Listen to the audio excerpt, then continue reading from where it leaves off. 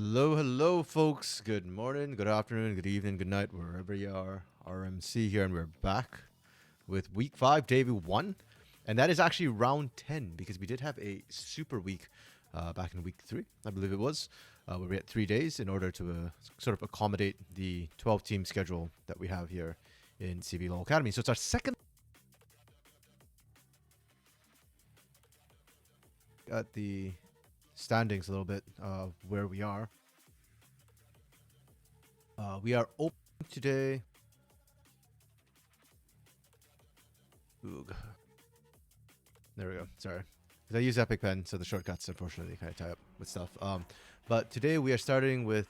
Ooh, that's a very thick... Let me reduce the size of this. Is this better? Yeah, there we go. We're starting with Kaboom and Tropa. And right now, it does feel like CBLOL is divided into a couple levels. There's the top 3 teams. There's sort of like the bottom 3 teams. And then there's just everything else in the middle. What is fun... every team makes it to the playoffs, and I actually really like this. I was just thinking about this and discussing this with Gordo the other day on one of the Interstellar Radio podcasts when we were talking about NACL, Tier 2 North America. And the whole point of Tier 2 is to develop players. So you want to get them as much games as possible. And I do think it's a little bit unfortunate if you can't make it to playoffs, because then, at least in CBLOL Academy, you don't get the experience of sort of the best of 3 style matches, and you get less games. Whereas here in CBLOL Academy, every team plays, basically. So your top 4 teams are seeded into an upper bracket.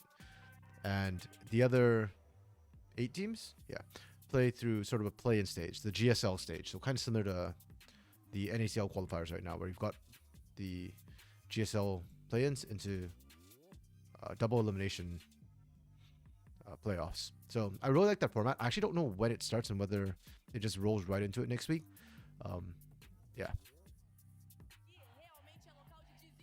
But yeah, I'm down for this schedule. I really, really like it. And so all this is more seeding than anything else. So even INTZ is 0-9 right now, and might end 0-11 at the rate they're playing, they will still get a shot at best of 3s. It will still be exciting.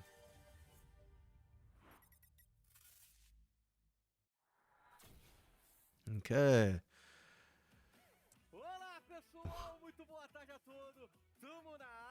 Kaboom versus Tropa. So Kaboom obviously very favored. They are really mechanically insanely good. I think they've actually picked up recently, especially when Vital is not playing Garen anymore. I'm actually really, really happy about that. He's such a good player, and I just don't... It's an okay champion. It'll get the job done for a given value of that, but I just feel like in almost any... There's always another champion who can do what Garen wants to do, but a bit better, you know?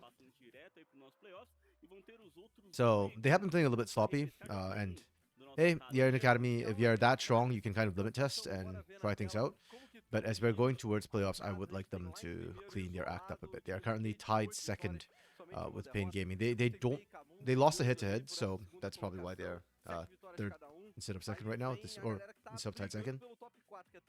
And the other team we get to start off with today is Chopa, one of the promotion teams through the Liga GG tournament. Technically, I guess you consider them tier 3 team, but yeah, they made it to tier 2. So, and I really like the promotion. I feel like CBLOL Academy is doing a lot of things right, you know?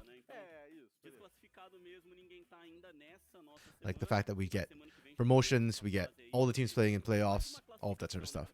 Tropa's an interesting team. I actually was higher on them from name value initially. I really did think, with Soweto and Avenger, they wouldn't be sort of bottom tier, but they have been struggling throughout most of the season. That said, they did just beat Pain Gaming, one of our top teams in CBLOL at that time, number 1 seed, I believe. So they beat them.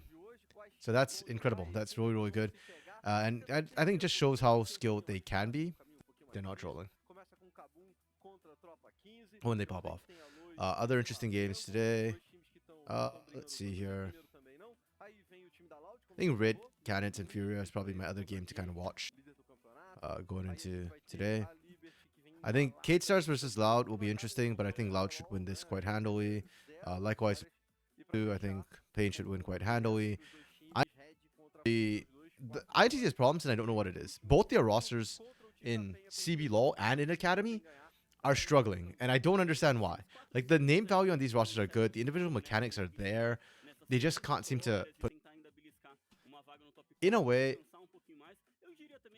that match might actually be more interesting than it looks on paper, because yeah, as soon as INTC can fix their problems, they will be a good team. Just right now, they don't seem to be able to fix that, and I do not know why that's the case. I do not understand. If I did, I guess I could be a coach at that point. Ooh, top 5 KDAs right now. Mortius is dunking everyone. It's kind of crazy. I mean, he is considered the best AD carry in Academy for a reason, and yeah, that right there. Not surprising to me that there's a lot of Kaboom players, even though they might not be the top team right now, and it's actually third. Marvin's another pleasant surprise. He was a new name on this Pain Gaming Academy roster. And last split, they had Kakashi as their AD carry, and he was pretty good, to be fair. But I did think like towards playoffs, it was more about Yoops and Cats, the solo lanes, than anything else.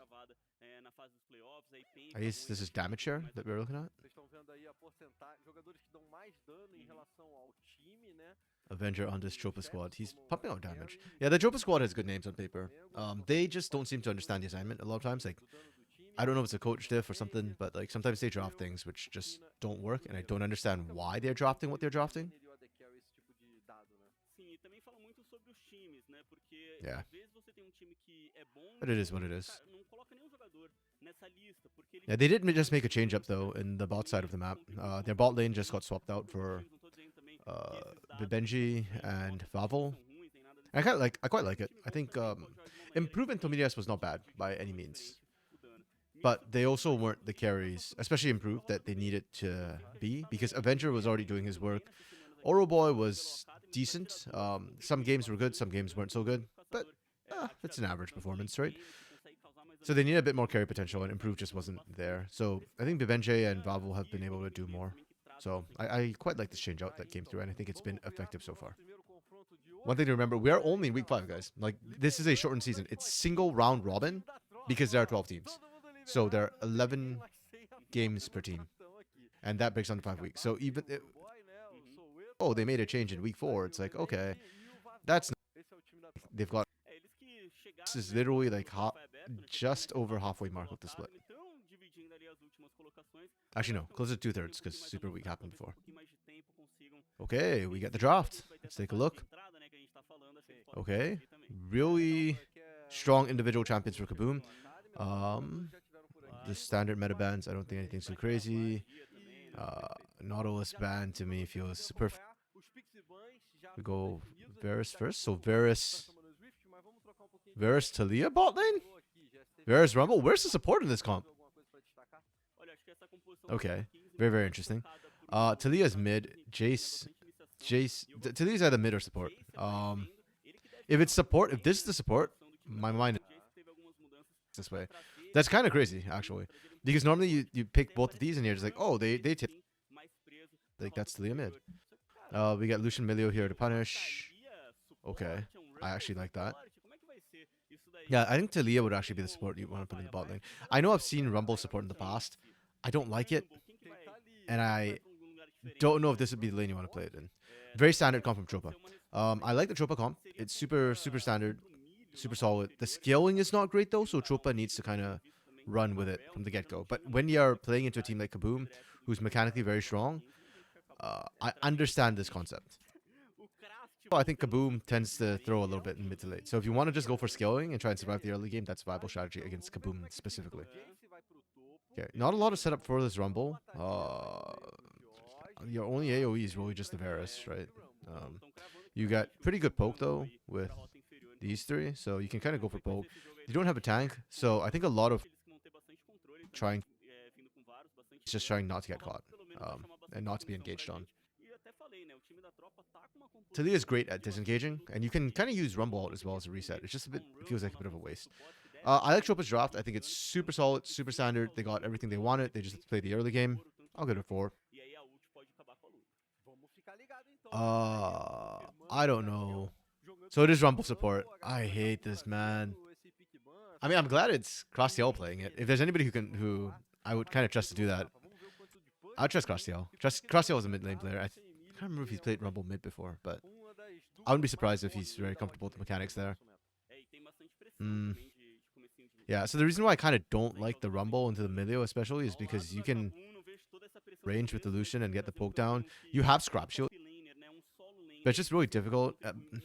It comes down more to Skuro in this lane. Skuro almost feels like the support with the setup, with the Chains of Corruption, and then Crosstail feels like more the damage dealer in this bot lane. Yeah.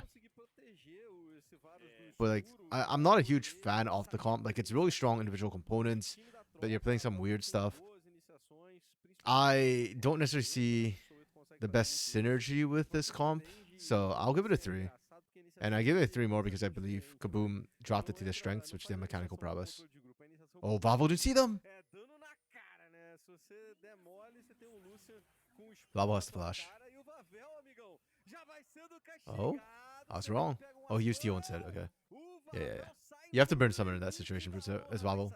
Good patience from Kaboom to do that.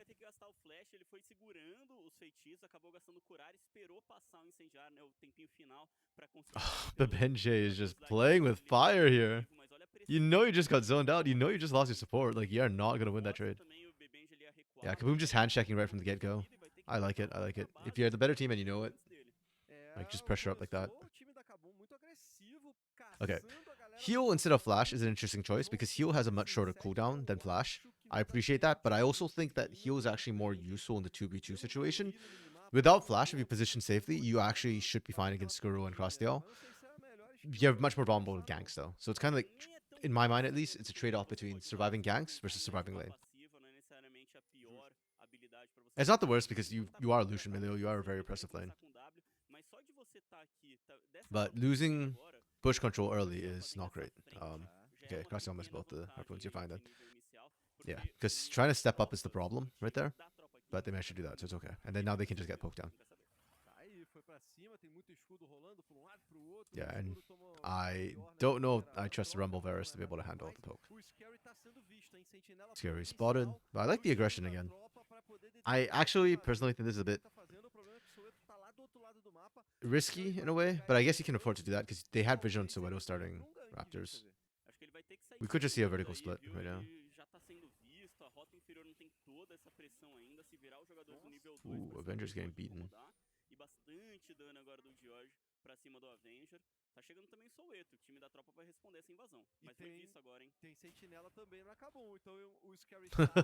Yeah, this is why I was thinking more vertical for Soweto.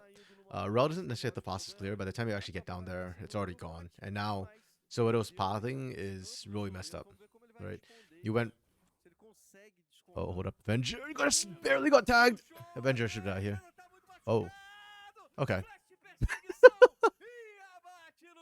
I kind of feel like Scary with the Flash Vault Breaker combo, but it does not matter because you just got range to auto attack. But yeah, pathing for Soweto, you go from Raptors up to Krugs, down to Wolves. And then where do you go from here, right? Like, it feels really bad timing-wise. For Soweto trying to find the back here, but I don't think it's the right goal. Oh, great flash forward from Scary. They can punish this. I don't think they get the kill, but they can really punish this. Oh, never mind. They did get the kill. Holy. I'm wrong. Yeah. So that's the risk that Soweto kind of took with that weird pathing there. It's very, very suboptimal, and now you're just going to get punished all the more. Dioj actually TPs down to this bot lane. Wow. Okay. I like that Dioj is the one who picks it up, because Dioj is the one who's paying the highest price right now for this roam. You've dropped an entire 2 waves right now.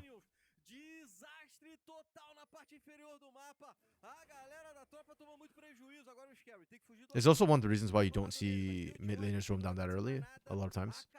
It's because the early waves matter a lot. Dioj is significantly behind right now. Can we check on the mid wave state? I think it didn't actually crash.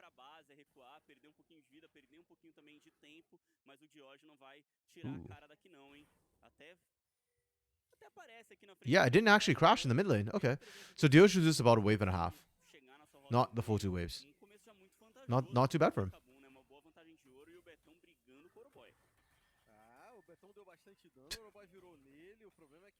Yeah, Orboy took a bit too much poke. Again, one thing I should mention as well, I'm really happy to see Patel on Jace. Like, I've been enjoying him on more carries or like champions with agency, so yeah, quite happy about that.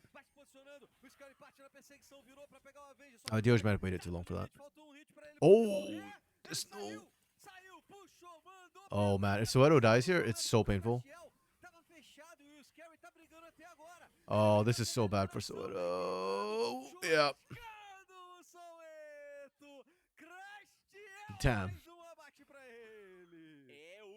Man, Kaboom is putting on a clinic. So, in a way, this is not really what I wanted to see from Kaboom. I would have liked to see more macro play from Kaboom, but at the same time, like I can't even fault them for this. They are playing this game so well right now. Scary's an absolute beast this game. He's just been everywhere. Anytime Soweto's looking for something, Scary's already there. So I guess you could argue that's good macro. But yeah, I mean, like Dioj pays a huge price for that roam down. Scary's actually falling behind a little bit despite the early pathing that Soweto had to take. There are prices for this. But then in exchange, Bitao and Skuro are so far ahead right now. Heck, even Crossdale do 2-0 and 1 on this support. Normally, get the kills, but this is Rumble, dude. Like, he can do work. Bitao just picked up a call at, what, 6 minutes? Okay, it's actually not that late. It just feels late because we've had so much action.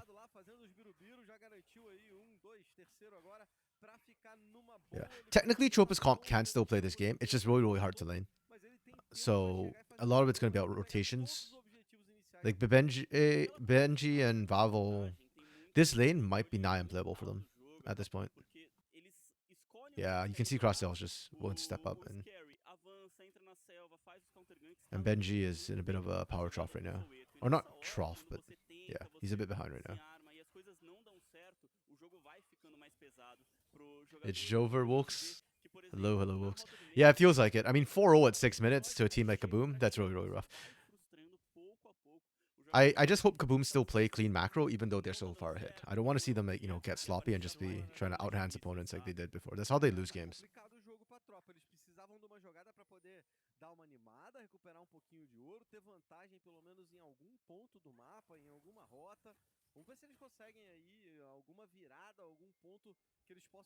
Yeah, Soweto is probably the most screwed person right now. Like, Soweto got put behind and now can't find anything. I think he's done a really good job, actually. He's like still being able to catch run in multiple places to at least still be there with Scary. Oh, I just realized I forgot to post on the community Discord that I'm streaming. Let me post on the community Discord. Que se apresenta mais uma vez. Aí você tá atrás no prejuízo, você gasta aquele seu rico dinheirinho, 75 moedinhas numa sentinela, coloca ela, o cara vai lá e tira. Não dura nada, não garante nenhuma visão ali importante para você, pro seu time. A rota inferior agora voltou pra base, ainda não tem nível 6 também, a dupla da Kabum. Diria que o nível 6 da Kabum vai ser uma grande desvantagem. Man, this guy gotta put 80 or else it doesn't link. Boo. Discord while you troll. Aí sim, uma vitória moral. Consegue garantir esse aronguejo, por mais que a rota inferior da Kabum tenha essa pressão aqui no momento. Consiga colocar. Man, I'm just waiting for Soweto, for Crossdale to hit 6. And then this bot lane's really gonna feel over. Okay, what is Tropa looking for here? Dragon's up, but it's funny because we're thinking of like Rumble as a top laner, so a lot of times it's that topside pressure. Oh, good catch. There's no flash for Dioj here. Oh, nice. I appreciate that flash from Soweto. If you don't flash, you might miss a stun. And if you miss a stun, the whole gank is wasted. So, I appreciate that. Yeah, but I was going to say, like, Rumble, we're used to seeing top, so topside control, but this time Crossdale's taking the Rumble bot, so they actually have dragon control. And this makes it so hard. Even with the kill onto Dioj, they still can't take it because they blew Shockwave. And the culling had to be used by Benji earlier. Hello, Dark Knight. You'd like another pick top for Tropa? This R5 Cassante in this patch, I don't like so far. Yeah, that's fair. Oh, too deep, Scary, too deep. And this is the Kaboom part of the game where I get a bit worried because they're ahead and they start feeling like they're really strong and then they start throwing the game. Well played from Tropa to punish it. this is what we saw from them last week when they played Pain. Like they're very good at punishing over aggression and mistakes. Yeah. Like Scary Doe was so deep, man, and then he went deeper too. No, that's illegal. Yes, it is Rumble support. I saw it in draft and I was like, wait, is it Talia or Rumble support? Because Rumble support is something we've seen a couple of times through the years. I've never liked it, but Talia support I've never seen. I thought it would do better than Rumble, but that's fine. I mean, the Talia does well into Oriana, so it's okay. If Graciel is 6, maybe. I think Scary dies either way, but I agree that they probably would have found at least a kill, maybe 2, if he was 6. Bro, with that CC from Scary and Skuro landing, if Crossdale can't set up the... No, man. I have faith in Crossdale. Right?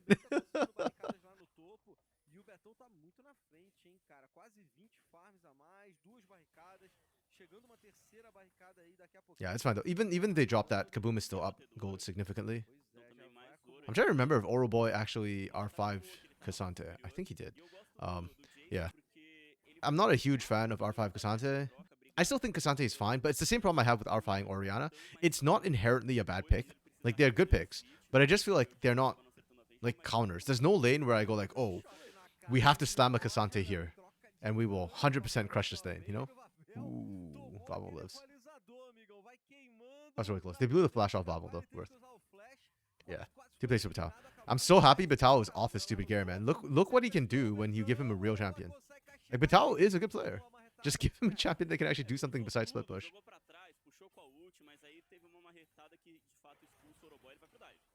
Oh. Nice. Oh, look at him breaking ankles. That's beautiful. Crossdale stuck behind the wall. Okay. Yeah, this entire game has just been happening in this bot side of the map, and then these two are just on like their own island, just doing their own thing. League of Legends is a 4v4 game, guys. Oh, good flash from Dioj. Actually, it's really funny because that looks really cool from Dioj, but actually, it's not. It shouldn't be that useful. It's because Avenger got aggro and tried to chase that it became a kill. If Avenger just walked away, like that flash looks fancy, but it doesn't.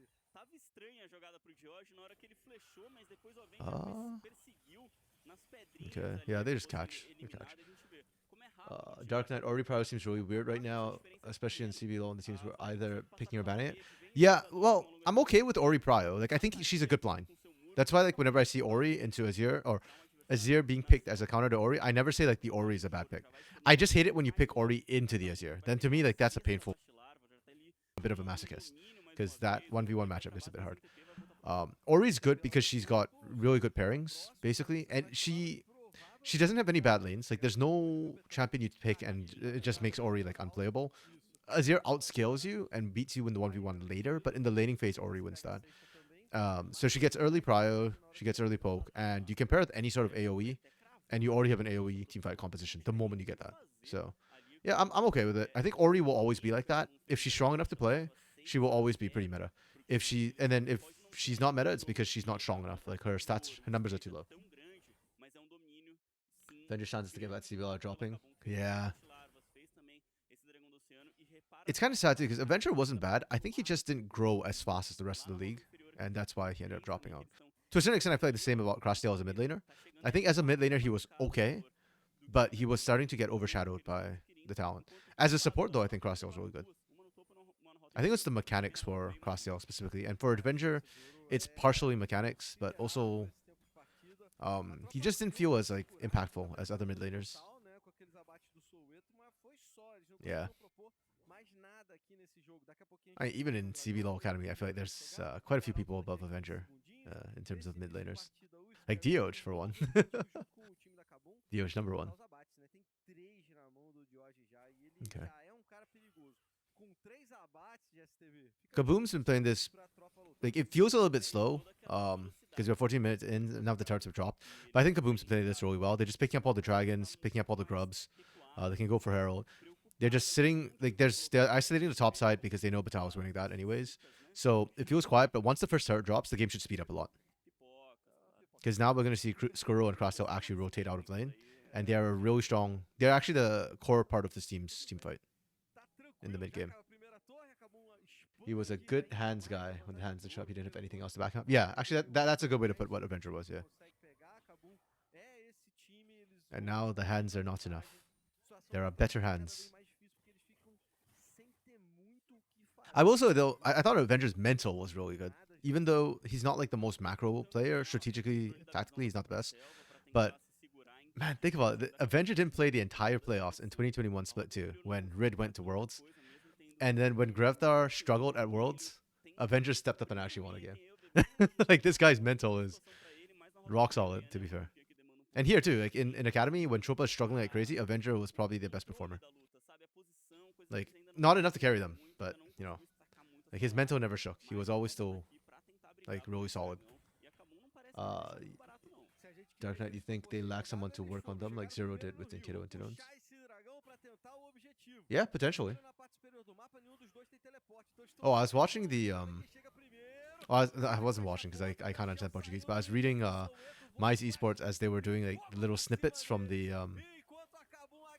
oh, what was that podcast? The one where Makes not Makes Drake Hero was on earlier today, and they're talking about how Fury like had all the staff, all the infrastructure, but the staff is not good. That's such a weird thing to me. Usually it's like even your coaches are good, but the infrastructure is not good. It's like the opposite. Oh, solo here. Bye bye, Batal.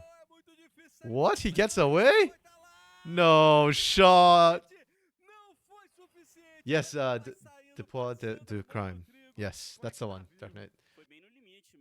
I actually really appreciate that both Ilha de Lendas as well as Mice Esports post clips, because I can Google translate like words, like they'll like do transcripts, and I can Google translate words, but I can't Google translate like audio. So yeah. Oh damn, Dio's just playing with fire. I think Orboy. Oh, okay. No, that's right. That's right. Yeah, good TP from Orboy. Actually, you know we were talking about how like Costream, if he's got the hands, his ult would have been good there. His ult there was not good. Unfortunate.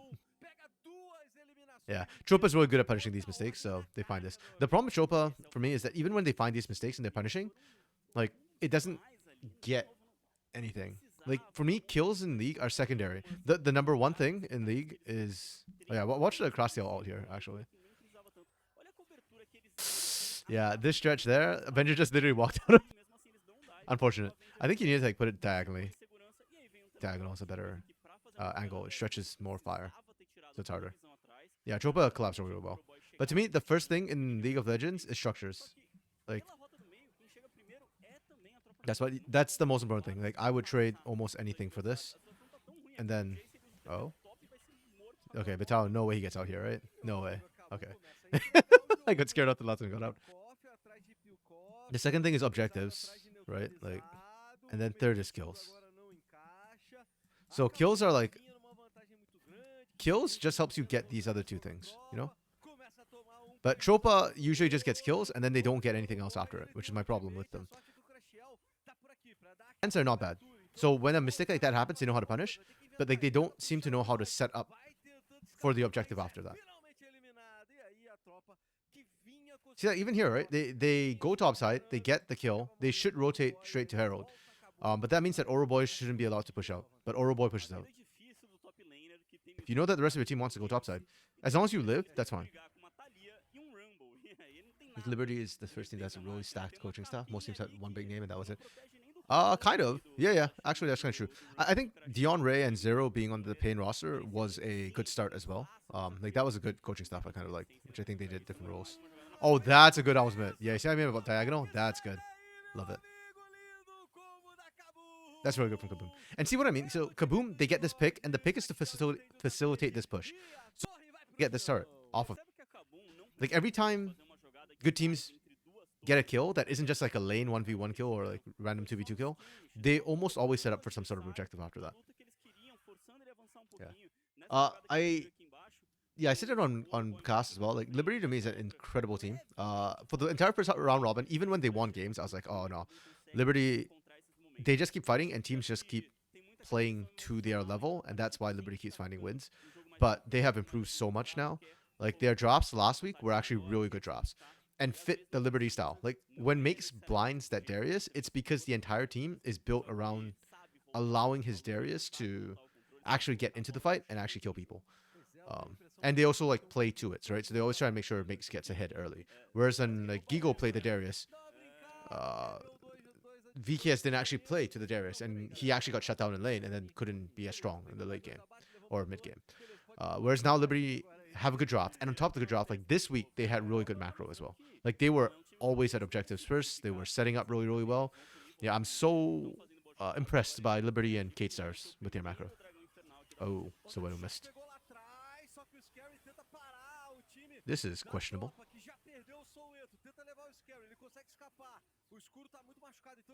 I kind of want to replay this fight. Yes, now that's an alt. Yes, Churrascado. Crosstail right up against that wall. That was perfect barbecue. Nice see Serpent's back from Squirrel this game. Oh, I didn't even notice that. Yeah. Lethality build. I'm so used to seeing on hit, but yes. That's actually really good. Yeah, one thing I really appreciate about Varus' kit and why I think he's actually really strong. Like basically, first of all, he can build any build. But let me yeah, this fight starts. We've got all of Kaboom is here. They don't see Dioj. So Tropa sees this. They don't see Dioj. It doesn't matter. Dioj has, so he can always get here quickly. So this is a 4v5. Where's the TP? Until I see the TP from Oroboy, this is a mistake. So Wedo goes, didn't get over the wall. So you only caught Crosstail, didn't catch Skuro, didn't catch Vitao. And Rumble just needs to ult. You can ult with the ult anyways. Oh, actually, he doesn't even have ults. It doesn't matter. Yeah. Dioj does an amazing job kiting or cutting off the rest of Tropa from actually getting to the fight. That could have ended well for Tropa, but Kaboom's too good for you to pray that they make mistakes like that. Yo, Orbital. How you doing, buddy? Saw you streaming last night. How'd your streams go? Oh yeah, seeing Varus. So Varus doesn't need to build heal cut. So he can just build Serpent's Fang, and he has heal cut built into his kit. So it's actually very efficient if you need heal cut and build pass and stuff like that. Varus just in general is a pretty strong AD carry. As long as and any build works. Oh, scary body. He vault breakered to stop Soda from getting over the ball. That was really good from Kaboom. Really good mechanics. And I like this from Tropa. This is a good macro play. We see this a lot, where as soon as you lose Baron, you just force a play. That was an escape getaway car. Best Costream teaching us stuff. Oh yeah, dude. Only Costream to make it off the rift.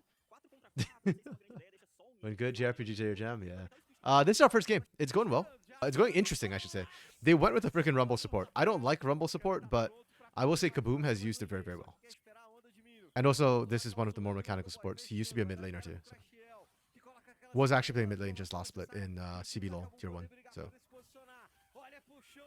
yeah, I think Soweto is tilted. That's a rough one. Yeah, the game is Jover, so I don't blame Soweto for kind of being a little tilted right now. Prefer Rumble support with Spellbook?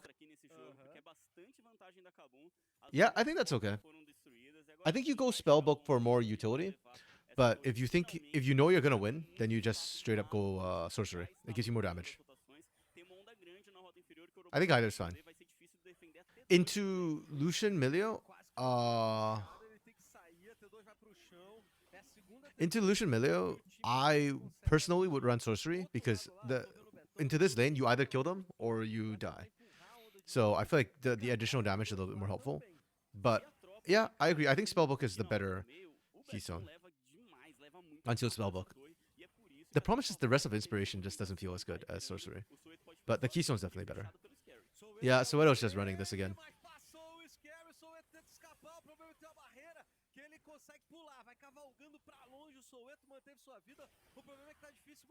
Yeah, at this point, even if Kaboom makes a mistake, I am not certain that Tropa can actually do anything significant with it. Oh, they are breaking Oroboy's ankles right now. Damn, bro.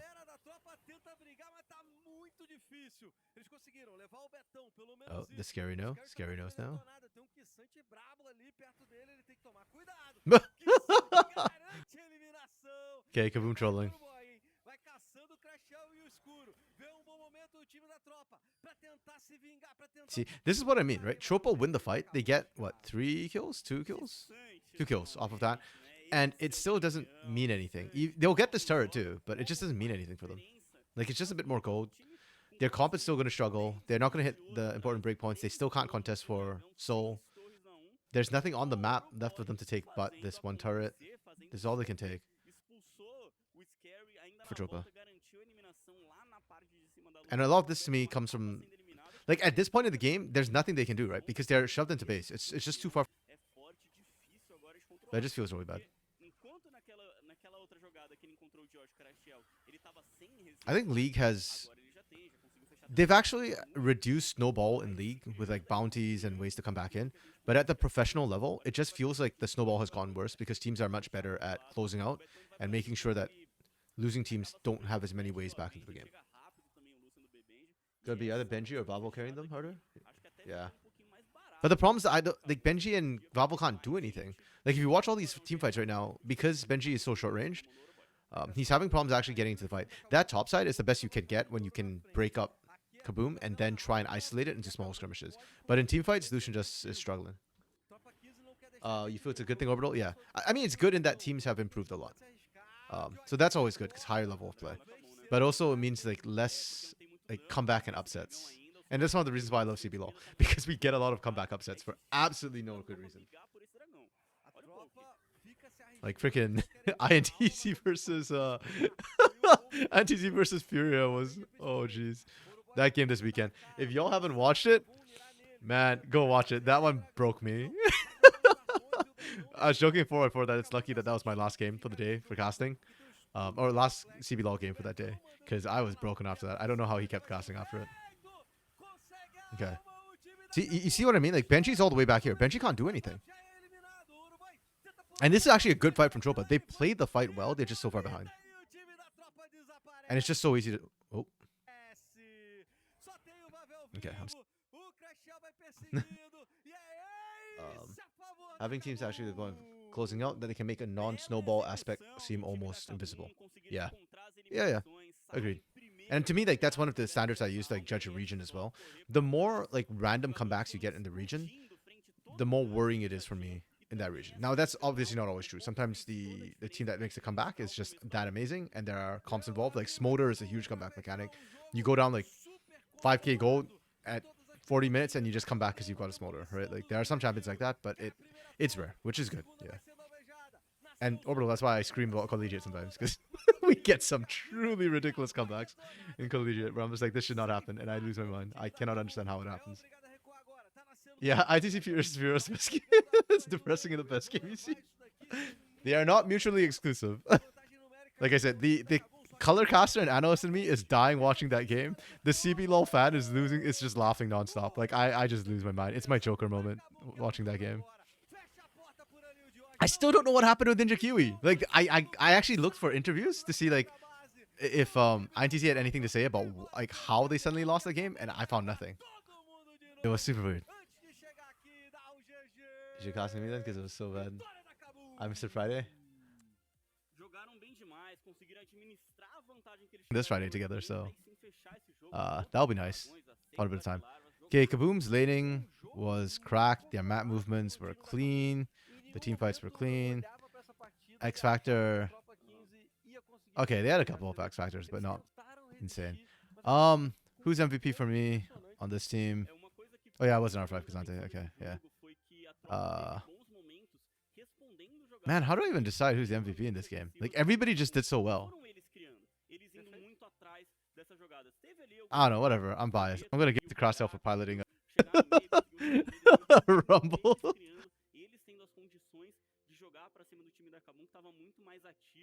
Muito mais presente no mapa, e não acho que é só pela composição. Acredito que eles souberam como a tropa joga também. O começo do jogo é uma boa leitura de como onde os jogadores iam estar protegendo a selva. Oops, not round 5, week 5. Onde eles poderiam punir. Scary MVP? I want to give Scary MVP, but Scary also into the wall. Like, he just ran face first into a whole bunch of people, so And also, I've given Scary so many MVPs, man.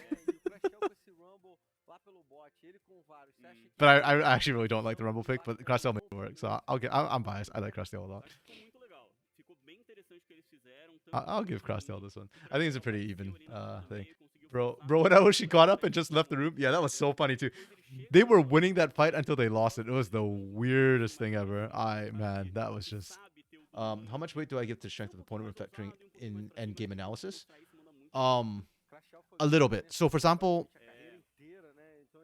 actually, no, I don't. I don't weigh their opponents when I look at the performance metrics here. The only one is maybe the X factor. Like, if a lower seeded team beats a higher seeded team, I'm more willing to give them bonus points for that. But when I look at their laning and stuff, for example, like, yeah, I generally don't look at the caliber of the opponent. At most, if the opponent threw the lanes, then they get a lower. Then I might not give you a 5 because your opponent threw the game instead of you doing that. But things like map movements and team fights, to me, that is independent of your opponent, right? Like whether or not you can move properly on the map has nothing to do with your opponent. So, like, the fact that Chopa lost this game pretty heavily, I'm still giving them a 3 for map movement because I don't think they did anything like wrong. I just don't think they were proactive with their map movements, but it wasn't terrible. Whereas I have literally given Kaboom on games they've won. I have given them like, wait, let's go look at Kaboom scoring because I gave them some. Yeah, see, like they won these games. Oh, they won this game, and I gave them a 2 for map movement because they were being stupid with their map movements. Like they were just not where they needed to be. They were just trying to kill the opponent over and over and over and over again, and it worked. But it's also not good.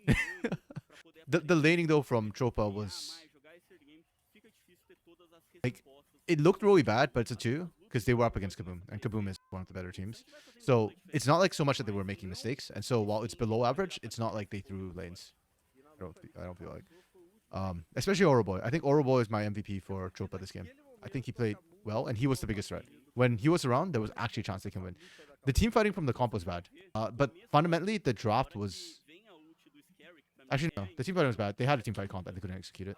So, X Factor, I'll give them a 1.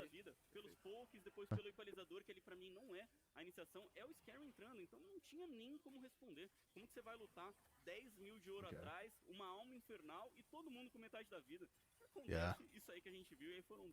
Next game up today is Los versus Flamengo.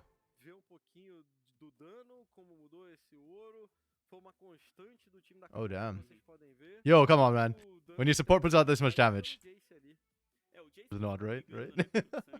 That's fair. It's based on proactive movements and not. Yeah, so the move, whether the move works out or not, Orbital for me is more under team fighting or laning, depending on how that works.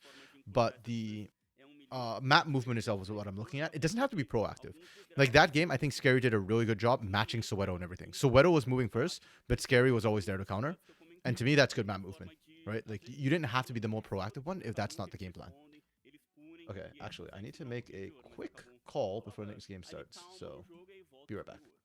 Num jogo tão controlado desse, meu amigo, quem é que se destaca? Pra quem vai o MVP desse jogo? Então, eu tava muito pensando no Scary, mas achei que ele que colocou essas jogadas agressivas demais pro time dele em alguns momentos da partida e acabei passando por Crashel, que acho que foi muito presente, tava desde o comecinho da partida aparecendo lá na rota do meio, depois de novo no momento que o Soweto tentou punir o seu mid laner, então ele tava toda hora ali. Teve um equalizador que eu não gostei, que foi aquele dive entre a T2 e a T3 no bot. Os outros todos eu achei que estavam muito bem posicionados.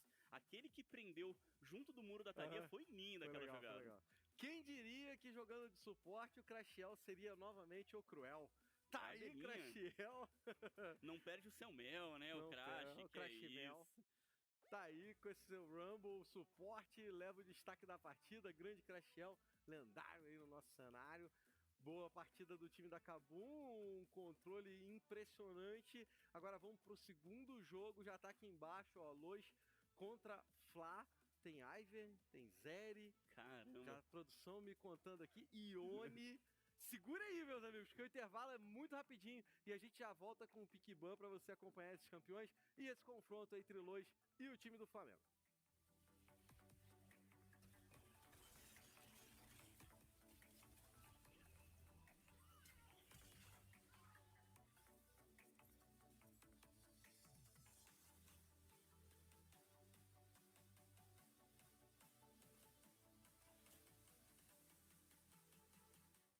Sabe como podemos mudar o jogo que a gente tanto ama?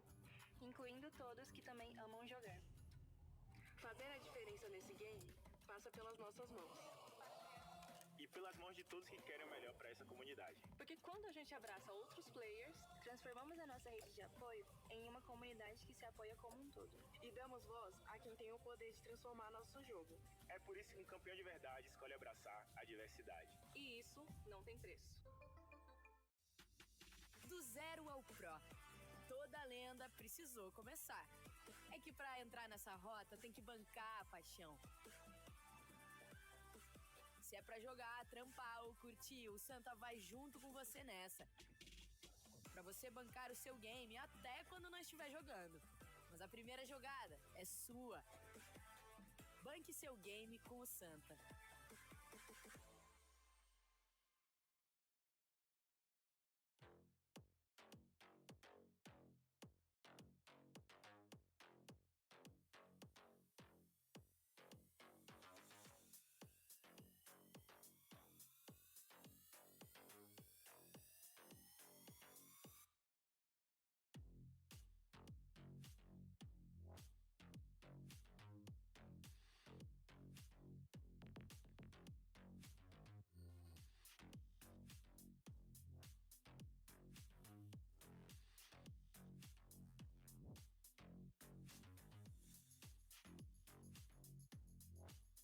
Okay, I'm back.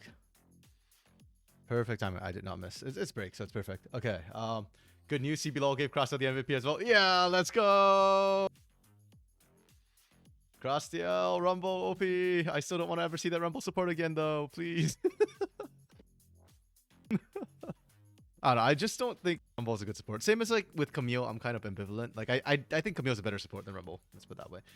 Or bro, so just did you make the move instead of did the move work? Yes, exactly. That is how I kind of view map movements. Yeah. I feel dumb for some reason. I don't know why, because you're not. You're brilliant. Very entertaining fellow. Very smart fellow as well. Though I think it's just our focus is different. You can feel another like no, Dark Knight, no, not like this. Yeah. We're on break. So Flamengo currently sat fourth, tied fourth with Loud. I think they're a good team, but they are indeed very slow, and we've been struggling with some of those. And they're up against Los Grandes, who is struggling a little bit. And I'll be honest, I'm a bit surprised that Los Grandes is struggling as much as they are. I thought they're better than this, but hey, I'm wrong. So Flamengo again, Goot, Blackie, Steps, Bounty. Like Goot, Steps, and Bounty all CB-LOL. Blackie to me is a very good mechanical player. Nin has been really solid, and I think it fits the team very, very well to have such a solid top laner. And then for Los Grandes, yeah, Dota Mez, like initially I was very low on them, and then in the middle of the season I thought they were actually picking up, and now they seem to be struggling a little bit again, and it's usually the laning phase for them. They tend to fall behind and then struggle from there. So this comp is gonna do the same though. Okay. Are they gonna do the same thing? No, they shouldn't. Okay. Am I check Wednesday my OBS? Oh yeah, sure. Is it still doing it, Orbital, right now today? Like, am I still having that cutoff and clipping and whatnot? Okay, we'll find out. So draft wise, okay, Kalista, Lucian, Ashe, typical bot side. Rumble ban. That okay. I will say this is not by any means. I actually think this is a good ban. It just kind of vanished for a while. And it just feels funny because we just had cross. I actually think the Rebel ban is good. It happened for about 5 seconds. Damn it, that's super annoying. Okay. Yeah, I've been checking my side. So, oh, true. Actually, yeah, we have no Smolder bans. This is super. Oh, patch 14.14. Did they nerf Smolder? I'll check after this. Let me. I'll check.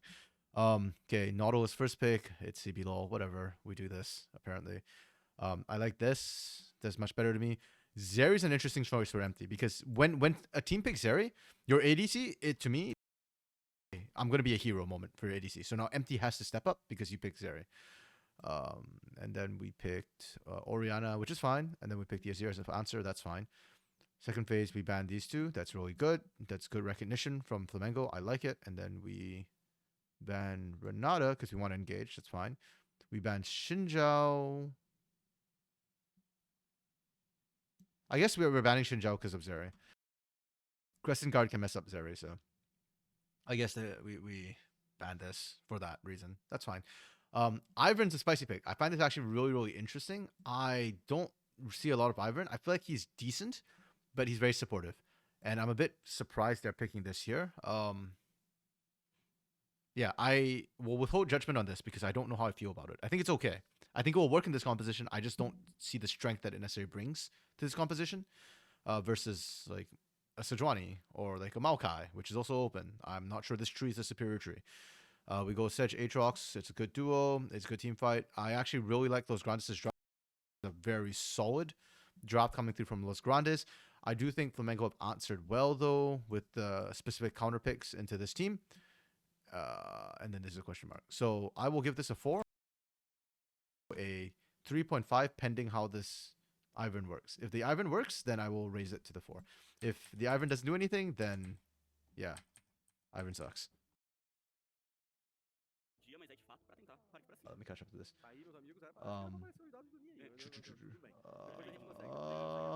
We just went from who is Smolder. Yeah, they nerfed this early. Oh yeah, it's Rel support. Sorry, not Ivern support. It's Ivern jungle. Ivern support is not a good thing. Let me just see here. Where? Oh, there are my patch notes. I don't know why my brain just could not see this. I was blind for some odd reason. Smolder. Oh yeah, okay, they did it. It was this patch. So this is not that big a deal. This evens out fairly quickly. So yeah, early game nerf. Achu cooldown is increased early, decreased late, reduced scaling. Okay, yeah. So Smolder's still as strong on this patch, basically, as he was before, because you didn't pick him for the early game anyways. That's so weird that he just vanished. Yeah. Yeah. If anything, I'd argue like that might even be like a small buff, actually, for Smolder in the late game. Also, damn, Bounty almost died there.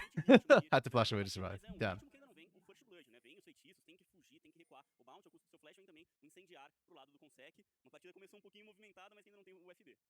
Aí não saiu então o First Blood, o time do Alois responde essa agressividade inicial que o Flamengo tinha. Vamos ficar ligado agora. Eu gosto sempre de olhar as sentinelas que foram colocadas e aparentemente não tem muita coisa profunda não. Tem uma sentinelazinha aí da Alois, uma ali do Flamengo. Agora o okay.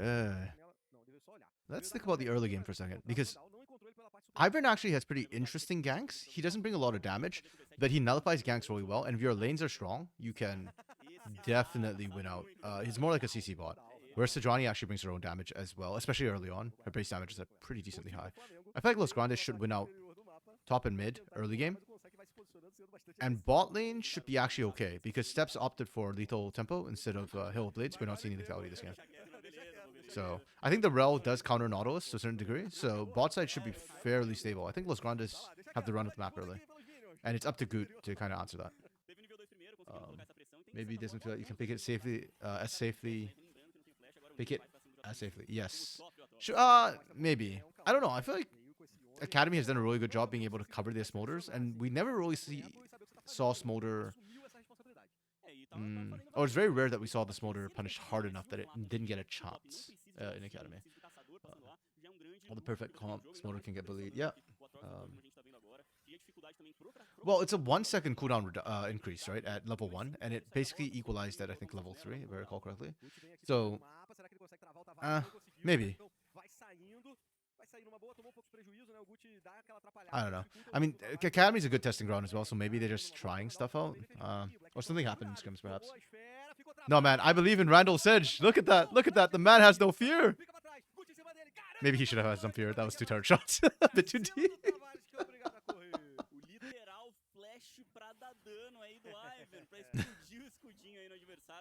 I actually don't.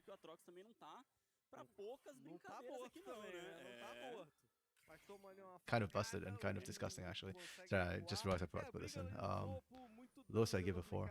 Wait, let's see how many turrets. Wait, okay. So Tavares just walks away here, and that's fine. But this, Randy Savage in the house. Randall just goes nuts. He went too deep though. Yeah, 1 shot, 2 shot, 3 shots. Yeah, if he took 2 shots, I think they can still get out and be fine, but just a little too deep there. Unfortunate. trabalhar pouco mais na sua movimentação, já tem a botinha ali fechada. Crazy guy rattle strikes again. Hell yeah. Voltar pelo I'm here lado do for it. Flamengo pra dar vantagem pra sua I actually think, equipe. yeah, I think I said this last stream too, but I think this aggression from Randall is what Los Grandes needs. They need someone to play, you know, a little bit crazier. Konseki is not that aggressive when it comes to engages.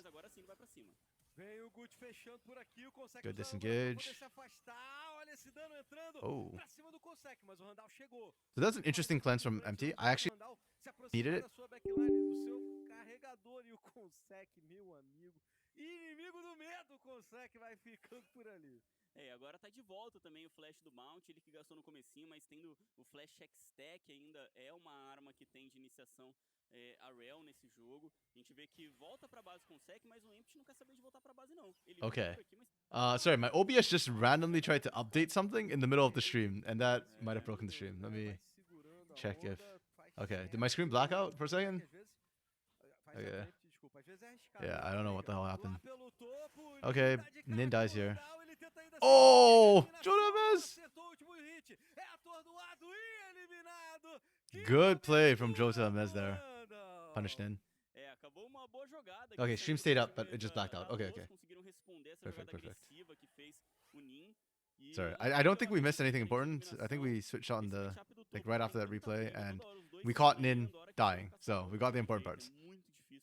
Yeah, Jota Amez to me was the best mechanical player in Los Grandes initially, and Randall is like their go button. So I like it when the top side's popping off. I think that's how they win. And Flamengo, unfortunately, their kill went over to Goot and not to Blackie. So I'm not a huge fan of Ivan getting gold. I think he's kind of like support jungler, you know? Não conseguia fazer o dragão, agora ele chega, dá uma olhada aí pras vastilarvas, aí fica olhando, não tem muito o que fazer, né? Pois é, o Randall ele até apareceu, né? Conseguiu tirar pouquinho da... Okay, what can Goot do? I've not been impressed with the Ivan so far, but I didn't expect to be, so. Counter matchup behind already. Well, I mean, it happens, right? Like, Aatrox into Yone. Aatrox has a better early game, because Yone needs one item to actually come online. If no Blade of the Ruin King, he doesn't win yet. Like, he's half a champion without the Blade of the Ruin King. Wow. Oh my goodness. Damn. Yo, if they had Hill of Blades, that'd be a kill. Like, twice now. Damn.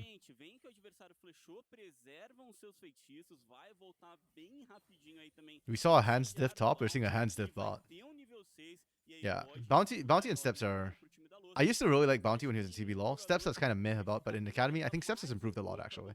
So, yeah, I think Bounty's still good. I think Bounty's still CB LoL playable.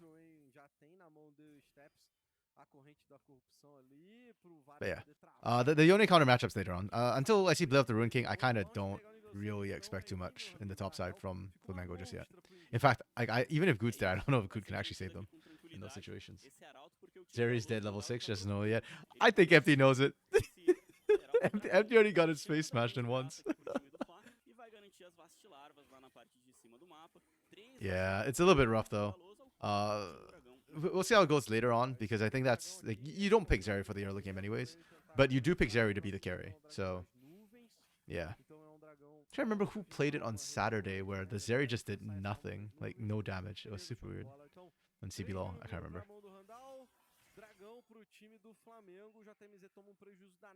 Damn. Goots. Goots just there for the moral support. Yeah, like you called Wooks. Was it Natuno? Yeah, I believe that. Oh man, Natuno looks so different from last time. I think his time on Los Grandes broke him. Oh. Oh. Wait, Nin, no, not like this. Oh, this time Randall gets on the live. I am 50% sure that Randall missed that ultimate, but I'm only 50% sure because it was such a good position. It actually blocked anything from escaping. Yeah, you're just so dead there. flash, mas não é flash, é ult, ali as correntes da corrupção. Yeah, Flamengo is just outhandsing Los Grandes right now. And this is the problem with Los Grandes. It's really weird because their team fighting mechanics are good, which means that their mechanics aren't bad, but their laning is always so rough. See, like it ends up actually making sure that Nin can't escape. So if it was planned, that was a 5-hit move, man. From Randall. Kaboom looks broken. Yeah. It's super weird too. Like, man, this is why CBLOL is so hard to analyze in a way, because teams that do well in the early part of the split almost always do bad in the second half, right? And it's always the opposite. Like Red is now improving so much. Loud is looking like they're coming to playoff form, and then Pain is starting to crap the bed, and so is Kaboom. Cade Stars lost their game too, which was a little bit surprising. Lonely not worth the import slot. Yeah, I think it was 4x4 who was it 4x4 or Solari kind of mentioned it, I think, about Lonely, the fact that it's 4x4. He looked good on the Kaboom roster that was falling apart. But it's easy to look good when a team is falling apart by not dying or not looking bad, you know? Like you just have to be average and you look good. And I feel like maybe that's what happened with Lonely. I don't know. Like I was high on Lonely last split too, so I'm guilty of the same thing. True. And that's why Kaboom's never gonna let go of Dioj, man. They already let go of Super Clever. That Kaboom roster was busted. Oh! Wait, Bounty didn't stun? Did he not have it up? I thought you killed Empty right there. Damn. Bounty just running at you. The scariest thing on the Rift. Oh, good sidestep.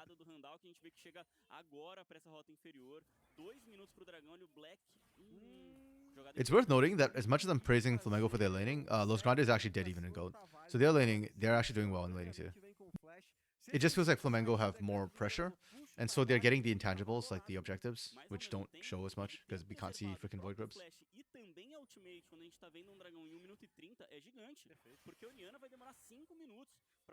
I actually didn't see how many Void Grubs each team got, so I think there's only one set taken, so there should still be another set.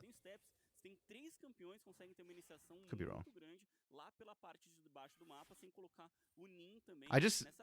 Man, I so badly need the leagues to actually put Void Grubs like somewhere up here, you know? Like maybe here or something. Like over here and over here. Or like underneath the dragons, or like on the other side of this. I don't know, just somewhere, man. Remember if I don't see it.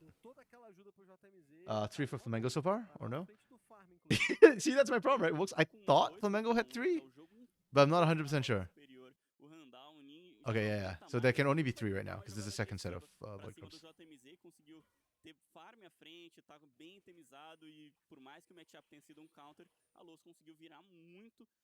That's interesting, that Los did just take one.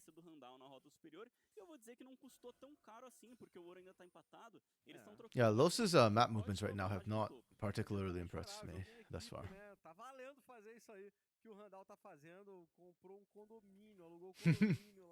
Too many objectives. There is more than one. Yeah, I'm bad with that. Like whenever the drops happen too, I actually screenshot the drops after we're done in CBLOL so that like I can look back, or else I won't remember what we dropped as we get into game. Okay, does Nin have Blade of the Rune King yet? Ooh. Had to flash away. Good read from Nin. Oh, but he took the damage outside tower range. Oh, I think that was a miss from Nin. What the hell? Bro, how many things? Nin bought so much time. He dodged so many things. It's crazy, dude. They've killed him 3 times, and he's still going toe-to-toe with Jodames. Just built different. Já tinha 2, acaba aparecendo o terceiro, aí fica sem nenhuma chance dele reagir, acaba sendo eliminado. A torre vai cair, a primeira torre do jogo, a favor do time da Luz. O Fly está... Orbital, I see a message from you in Discord. Is it urgent, or do I just read it after stream? Desculpa, Sorry, I have too many windows open, so I kind of don't like having to switch tabs and stuff. Oh no, okay, yeah, I'll read after stream then. Yeah, really good play from Nin. He could have ulted to tier 2, I guess. I think the idea here was to actually bait Randall under turret and outplay under turret. I don't know if his fate sealed here was a miss, because like right there, I was wondering if we're trying to catch Jota or Mez to get turret aggro onto him. I'm not sure. Because, yeah, I agree. Like, you could have just dashed out to safety in the first place. If you opted to go back in, I assume it's because you're trying to outplay, right? But unfortunately, Tavares rotated first, so... Flamengo didn't even get the first set of grubs. Okay, so there's only one set of grubs. Yeah. Okay. See, this is why I need a void counter right here. Because I don't remember these sort of things, so... Yeah. And on cast, a lot of times you'll hear me not talk about grubs because I forget. Who took grubs or how many are gone? So I only talk about them when the graphic comes up there. If not, I just like ignore. I'm bad. Vai direto para a itemização mais pro dano, não passa pela lágrima da deusa, pelos stacks para fazer arcanjo, vai direto para tentar causar mais dano nos adversários. Okay. Flamengo initial map movements were good, but they've really slowed down a lot, and I wonder how this is because of the Ivern pick right now. Like, I don't know what Ivern's supposed to do, you know? Like, your lanes have done okay. They're starting to scale up, and there's a lot of skill on the side of Flamengo, so they can't do anything early. But Ivern can't do anything on his own, right? Like, if that was a Graves or like an Udyr or like a Xinjiao, you can get objectives yourself. Ooh, crazy guy Randall getting a little bit aggro. A little bit too aggro.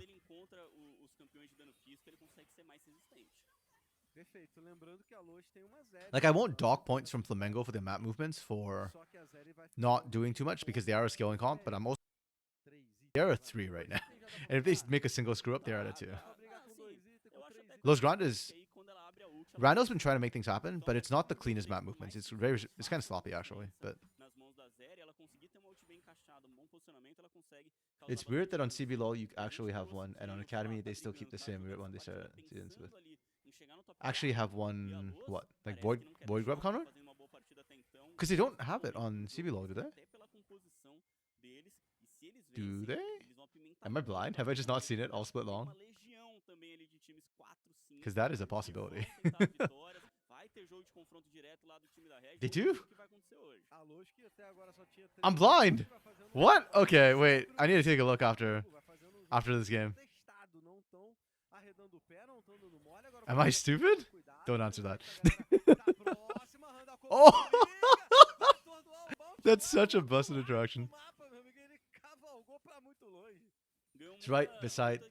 deslocamento, né? Mesmo com a ultimate do Randall na cara dele, ainda veio a ultimate do Consec, mas o Gurt coloca arbusto e fala assim, bom, gente, vocês vão entrar no arbusto mesmo pra tentar matar essa Rel?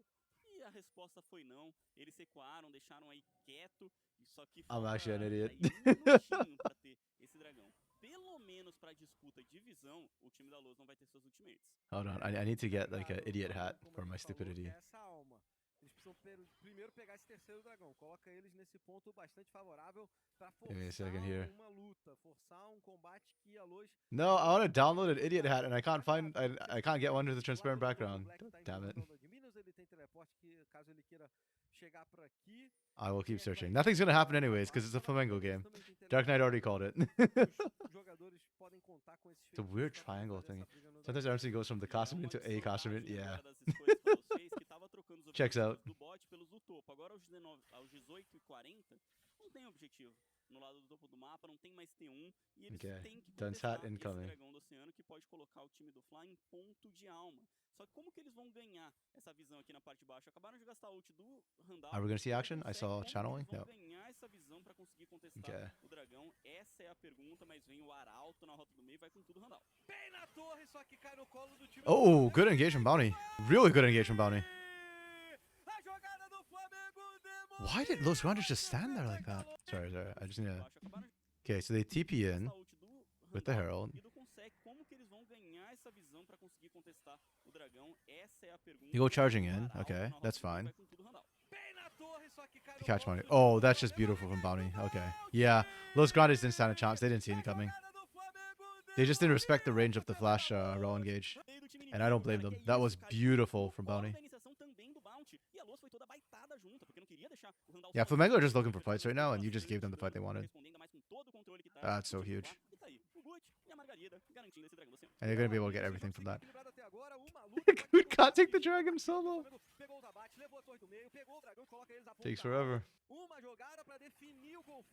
I mean, I don't think Los Grandes' mistake was right here. All three of these guys stepped up to try and help Randall out of the situation. That was then it's such a small mistake too. Like, it's not one that you normally think of, right? Because it's such a minor thing. But then Flamengo just really punished it. They did that really well.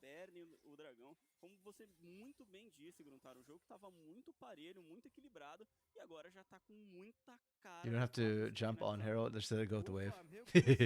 But then you wouldn't be Crazy Guy Randall if you didn't do that. And additional damage. They didn't even take down the turret, so, like, yeah. They wanted to get the additional damage to try and take it down. It's like Lee Sin Q. Yeah, no vision. Yeah, that's true. The bush I think was really well placed from Goot to be able to hide people in there and catch anybody hopping in.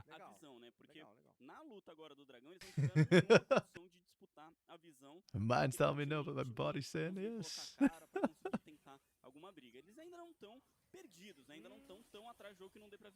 Bro, Randall, please. Like, I love watching Randall play, but also sometimes when they're losing, it's really painful to watch them keep doing it. Do Barão por ali, é uma visão que o Flamengo não vai conseguir limpar, então o Flamengo se reposiciona, limpa o que dá, coloca um pouco de sentinela, mas sabe que a luz está próxima e eles têm que tomar cuidado, eles não podem começar esse Barão assim de bobeira. Assim, eu sei que o Fla tem campeões que vão jogar bem no late game, tem o Asgir, tem pra mim também o Ione, que eu acho overall, you gotta go to work, yeah. Have a good day, man. Appreciate it. No, my mind has been inured to this. CBLOL Academy, ironically, is actually less insane to me than actual CBLOL. Actual CBLOL actually makes me cry sometimes. But yeah, thanks, man. Have a good one. I'll see you tomorrow or Wednesday. Tomorrow if you're gonna watch the stream. Wednesday if not. Yeah, like CBLOL Academy to me is almost like therapy, you know? Like, it's a good way to come down the craziness from the weekend.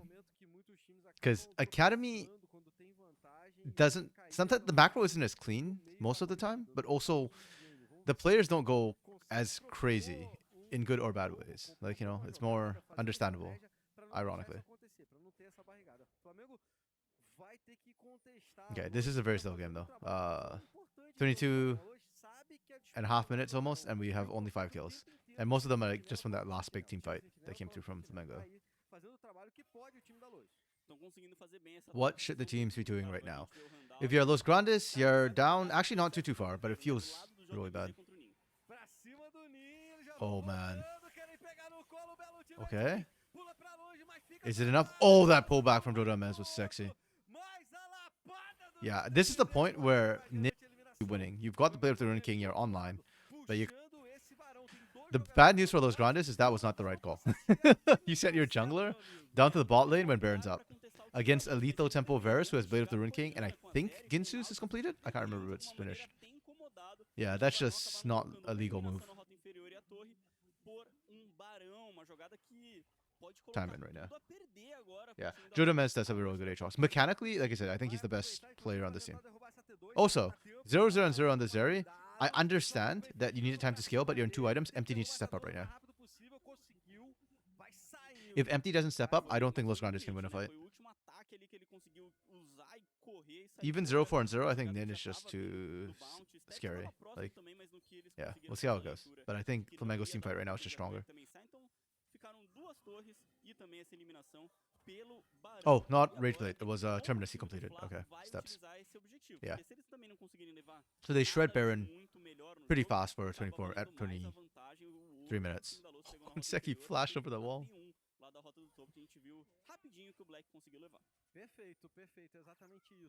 Ocean Soul, Los Grandes needs to contest this, but I don't think they can. They're just too far behind. They don't even have vision. Like, they're struggling to walk up. Their vision ends here. So getting action near the dragon's rough. Okay, Bounty. Okay. Oh. MT actually gets out there. Bounty's playing so aggro. I love seeing it. Conseguiu passar pela parede, o Empty, e sobrevive uma jogada que o time do Fla tentou garantir a eliminação pra cima do Not tech adversário, pause, mas no. não conseguiu finalizar. They can't kill. They just can't kill anyone with Ivern. Yeah. Ivern's gonna make it really, really, really tough. And the positioning from Blackie and from Steps has been so good. Like, they're the only two you can realistically kind of catch out. Like, maybe you kill in. Maybe. But I think it's really hard because of his knock-up and everything. Yeah, man. Why is it always... Okay, I know why it's always like this, but, like, still, it sucks. Yeah. Sad RMC right now. Last time they delayed like 50 minutes to the point where we couldn't even actually watch the rest of the game. But actually, you know what? That lets me check the Herald counter. Because I am an idiot, so I actually did not notice the Herald counter. Oh, that's sweet. Close chat because I can't read it. Oh, is it this thing? Is that the Void Grab counter? Wait, this is new, right? Hold on, let me go back to last week.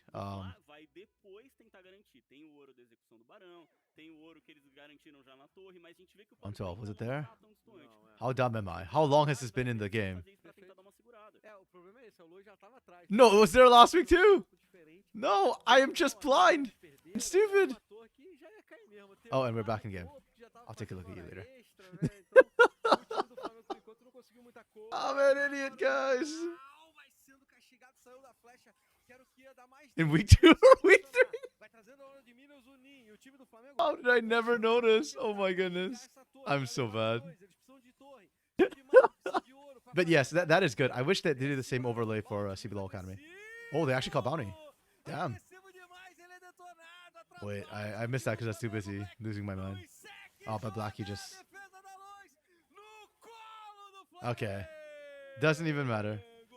They tried so hard and got so far, and in the end, doesn't even matter.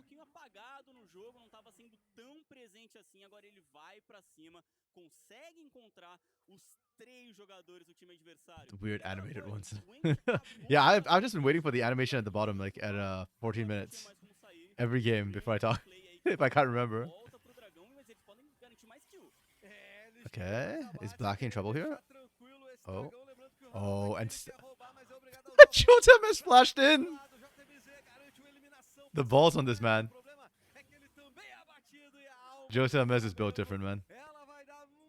Yeah, this bot side is just so quiet from Los Grandes. This Zeri's not doing anything.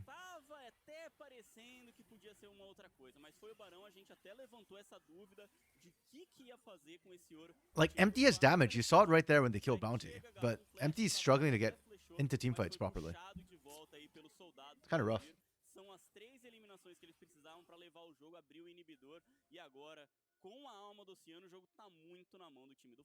Pô, amigo, o soldado do Azir pegou o Tavares pelo tornozelo ali. O Tavares já tava pulando pra longe, muito longe, distante. O soldado pegou no tornozelo e trouxe a Soriana pra cá. Okay. 26 minutes. Flamengo. Baron has worn out at this point. So the push is a little bit harder. Oh, this TP? What can Jodamez do here? He TPs in just to immediately disengage. Okay, ball's too big. They got caught. Actually, this is really bad for Los Grandes. Oh no. Oh no. That's really bad. It's amazing Flamengo finishes before the 40-minute mark. Los Grandes has done the impossible. But I guess this is why Flamengo always takes so long to close out, because they don't really like drive the pressure in that much, right? Like even this is because Los Grandes got caught in the jungle. Like Jodomes was just way too deep. If not, Flamengo just play really careful with how they close out. Like it's not bad for the team, it's just that it takes a very long time.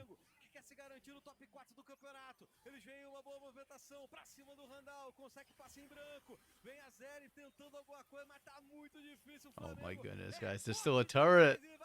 They're just ignoring the turret in favor of killing people. Okay, surely this is in. You've got super bot side too. chão, chegam os Super Minions pela rota inferior. Tem a Margarida também, tudo pra Oh, Tudo pra cima okay. do engage do Bounty. O Tavares é detonado. Fica por ali o Nin Oh, Empty does no damage. que fica sem ferramentas pra poder brigar. I know he built Static Shiv, but that feels bad. Margarida vai sendo detonada. Eles querem muito o abate. O Randall é detonado. Okay, that's a wrap. Levar a torre, deixar o Nexus pelado e Damn. garantir a vitória. Damn, that is brutal, dude. Eles ainda querem o KDA. Aí virou Yeah, passeio those pra galera those do Academy. E a GG It's so like I'm so confused, man. Okay, we'll do Flamengo first. The laning was good, but not like overwhelming to me. Their map movements were average. Like they hit time, but they didn't really pressure up. The team fight was good from them. I'll give them that. I won't give them a 5 because they didn't group up enough for my liking. Like I feel like when you got that big of a lead, just group up and push. Solid. I'm gonna give them a 3. I didn't like the Ivern. I really didn't like the Ivern. X Factor this game. I'll give you a 1 for Bounty because Bounty well, but if not, none. And Bounty had great engages. Yeah. One of the less impressive Flamengo games in general. It's not bad, just not impressive. The laning for Los for me was also pretty good, I think. They were actually going toe-to-toe the entire time. The map movements were worse. They looked lost. They don't know what they're doing. The team fight was terrible. Did they ever even team fight? Like, I don't remember seeing a ball delivery shockwave into a team fight. I actually don't remember that at all. I mean, they had some funny, pretty epic plays from Jota Mess. I'll give you 2 for Jota Mess. But...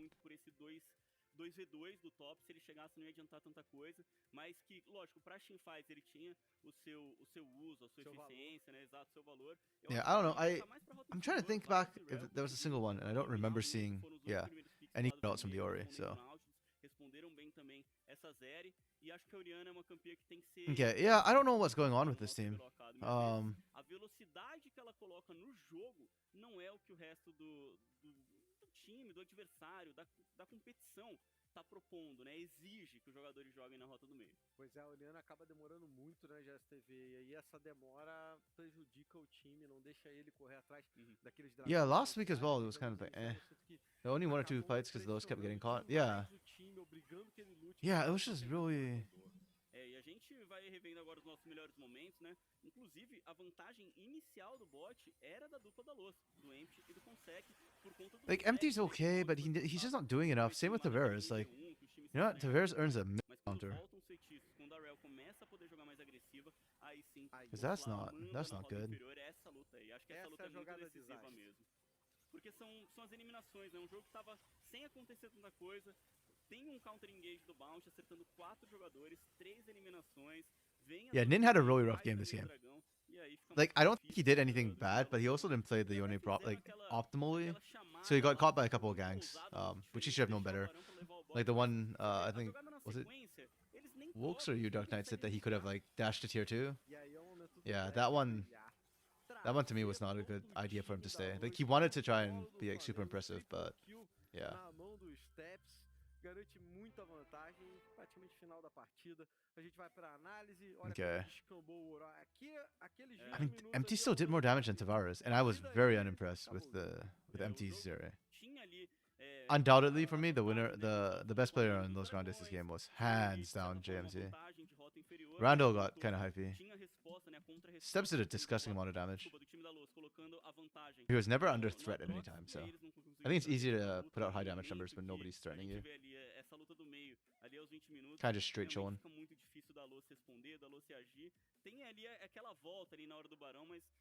Yeah. I give it to him. I gave it to Bounty. Yeah. You also saw my spreadsheet.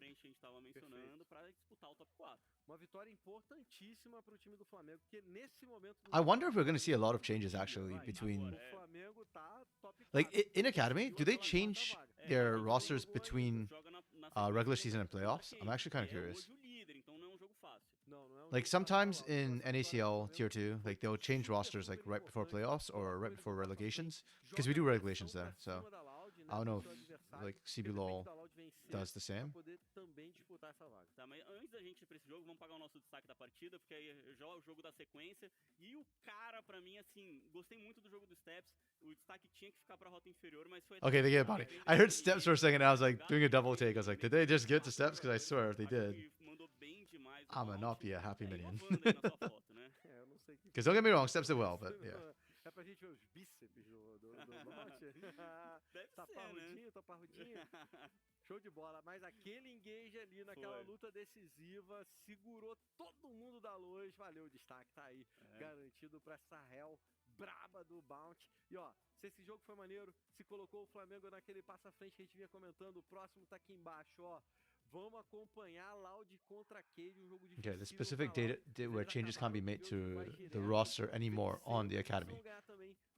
The roster gets locked on that? Okay. Yeah, because I know like there have been some late changes for sure. I just don't know like when the actual lock is. In NACL, I believe the lock is 1 week before playoffs start. So like during the regular season in NA Tier 2, you can change at any time. Oh, I should change that, right? It's Loud versus Cade Stars. Ah, Cade Stars for me is a pleasure and a joy to watch. They have some of the best macro in both CBLOL and Academy. So it's always nice to watch them play. Good macro and like solid game plan. They don't sit back and wait for things to happen. They always try and make things happen, even when they're behind. So that's always nice. Yeah, so I'm looking forward to this game. Loud Academy has been a pretty good team as E pelas mãos de todos que querem o melhor para essa comunidade. Porque quando a gente abraça outros players, transformamos a nossa rede de apoio. yeah, they've been stepping up. Sent and Annie have all been stepping up. Bulisha has been pretty good recently, popping up a bit more. So yeah, Loud Academy has really been skilling up in my opinion. E isso não tem preço. Yeah, I've actually moved them up to like right below Cade Stars. Toda lenda precisou começar. The other one who's been moving up for me is Red. I might move Red above Flamengo at the rate we're going, because Flamengo is solid, but they're really, really slow. Which to me speaks of hesitancy. Curtir, o Santa vai junto com você nessa. Pra você bancar o seu game até quando não estiver jogando. Mas a primeira jogada é sua. Banque seu game com o Santa.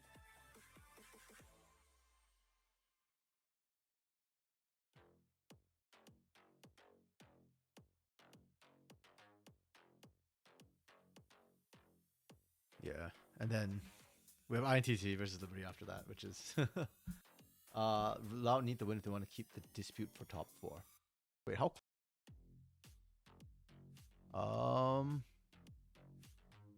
Yeah, because Flamengo. The problem for Loud is that this is just rough scheduling, right? Later today, in the game, it's not. I wonder if they're going head to head. Let me see what the strength of schedule for Loud looks like. If Cade Stars and Los, oh yeah, that's kind of rough.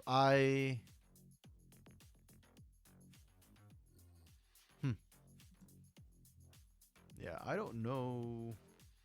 Probably 1 win, 1 loss. Fluxu have pain. Oh, Fluxu is about to get screwed and fisted. Oh, they're 6 though, so it's just Flamengo. And Flamengo have who tomorrow? Who's their last match? Tropa. Yeah, I don't think Loud's gonna finish top 4. That's a strength of schedule issue. I think they took too long to scale up into form. So, why does this keep going to 12? The frick? That was okay. Broke my spreadsheet for a second. Yeah, that's fine. I said it at the beginning of the stream. I'll say it again. I really like the CBLOL Academy format where every team gets to play. So you're just playing for seeding. So 4th and 5th seeding is important because top 4 get to skip the sort of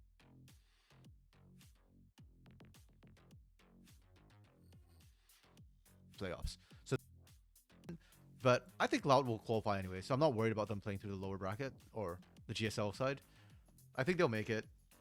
And if anything, it might actually be better for them to get more experience anyways through this. So, yeah. I'm okay with that.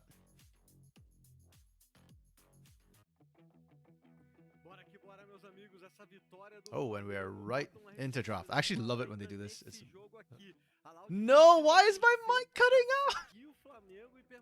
I am so triggered right now. I need an angry emote, actually, which, yeah. Anyhow, okay.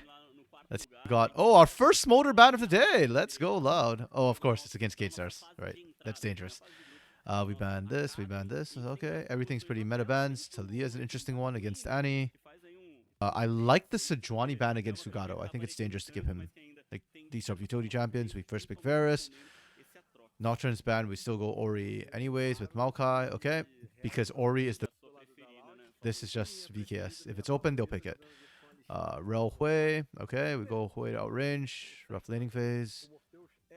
And then we go Aatrox blind, and we ban out Yone and Olaf. Okay, I like this. I like this a lot. We ban out Zeri and Lucian because Mortius is so scary. But we leave open Callista. I don't know how I feel about this one, Chief. I feel like Mortius is scarier on Callista than Zeri in a way. We'll see if Sant can survive the lane. I am just worried that Sant will not survive the lane. Like, I think Zeri is very scary late, but if you can't get off lane, it does not even matter. And then we get Gwen as a counter, and then Lee Sin. We get Alistar. Okay, I like Kate Star's draft a lot. This is very good to me. This is a 4. Loud is a bit more mixed with how they want to play this. I assume this is Hill of Blades Varus. Yeah, this is probably Hill of Blades Varus. This is scaling, this is scaling, this is early. You've got a good mix of the two. This really counter Aatrox. I don't think it's a hard counter. I think this is a good matchup. I don't see cohesion in this composition as much, you know? It's like strong picks. I'll give them a 3.5. I want to give it a 3, but if you can execute it, I'll give you a 4. I'm not super huge fan of this. I think it's a good drop to answer what Kate Stars have dropped it individually, but I think in terms of comp doesn't work together, and the comp doesn't answer Kate Stars. Kate Stars want to run at you, and what's this comp going to do? Like, kick one person back, and then that's it, right? Like, the more I talk, the more I'll give them an extra point just because they're so amazing. But I'll probably give it to them in the wow factor more than anything else. Like, it's not a terrible draft. It's just not amazing for me. It feels like you just didn't respect what the other side did. Mr. Luffy, boost viewers for free? No. I will not. In fact, I will just ban you. Bye-bye. Okay. Sorry, Dark Knight. Let's see what you said there. Super Maokai and Tyran's Aatrox. Yes, that's very, very scary. And Callista's at least decent nowadays. I don't know if I think she's decent. I think she has something she can do. She's not completely useless, but I still don't like her. Like, I think I'd prefer Lucian over Callista, personally, actually, in the mid to late game. Like, I think Lucian does more. Heck, I'd almost want to take a Draven over a Callista. Callista to me is like good for the Fate's Call late game, like where you can use your support to bait things out, and then like after they burn everything on your support, you just yoink them out and then re-engage.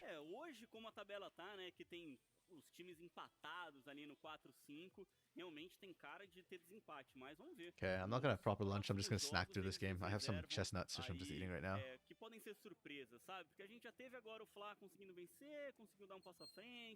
They're kind of hard chestnuts, though.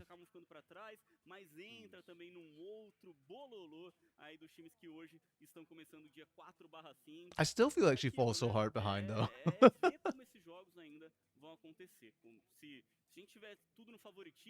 I don't know, maybe I'm biased. I fully admit I have a lot of biases. I'm a Pain fan. I don't like Nautilus. Maybe because this is better than I think she is.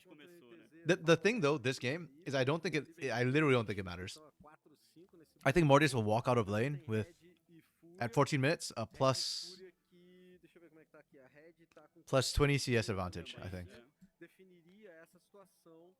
That's my call right now. I think Mortius walks out of the plus 20 CSD at 15.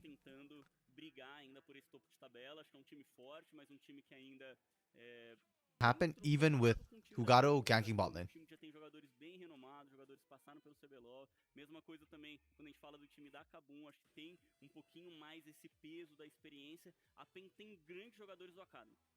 I have to see the versus Lethal Temple or Hill Blades, though. I think Hill Blades might survive it better, but then Heal becomes very weak late game. De qualquer maneira, são 4. Not again, guys. What the hell? Every game. Okay. Muito fortes que vão brigar Not mais every game. Our forte first game no didn't have any campeonato. pauses. O time do Flamengo e a galera da Loud correndo por fora aí. O resto da galera, obviamente, sim, também tentando se desenvolver. Você deve ter percebido que estava quase entrando no jogo. A gente teve um pause, estamos esperando aqui para ver o que vai acontecer e a gente vai trocando essa ideia enquanto o jogo realmente não começa. Tá ali pra iniciar, mas ainda não veio. Aqui já vem informação. Why do you hate him, Dark Knight? Safe. Já tá quase começando então. E é aquela coisa. Just né? curious. Eu Not saying I acredito disagree. que a gente Just pode ter uma you coisa hate him, muito diferente, specifically. uma surpresa nessa nossa fase aí de entrada, na fase de Okay. grupo. Yeah, it was Porque here. I'm just an começa idiot. as disputas no formato melhor de 3, 2 chances aí pra todo mundo. Então, olha, nesse momento a gente já viu em outras edições da Academy, não vou dizer uma miracle run, mas o crescimento ali da Road of superior, ASMR da craft. NTZ. Então, eu acredito que Why am I being recommended this? essas equipes podem nos surpreender From por watching crescer CB LOL. muito no formato MD3. E são Academy. jogadores novos que vão aprendendo aí, literalmente aprendendo enquanto o campeonato está rodando, né? Vão ganhando experiência, vão se firmando e aí depende realmente do desempenho de cada equipe e da evolução de cada jogador. Já tá na sua tela? Okay, it is lethal tempo Varus percent, so yeah. Começa do I think it's lado gonna be hard. esquerdo, jogando de calções azuis, enquanto a Cade jogando do lado direito de calções vermelhos. Vamos ver esse embate. A Loud precisa muito dessa vitória. A Cade quer se manter lá no topo da tabela. Tá valendo demais esse confronto aqui no nosso querido CBLOL Academy. É isso, Gruntari. Os times já se protegendo, né? Essa movimentação aqui, essa posição do mid com o suporte já tá To pass the time when the pauses eventually a come. gente já viu em outros jogos, inclusive aqui no dia de hoje.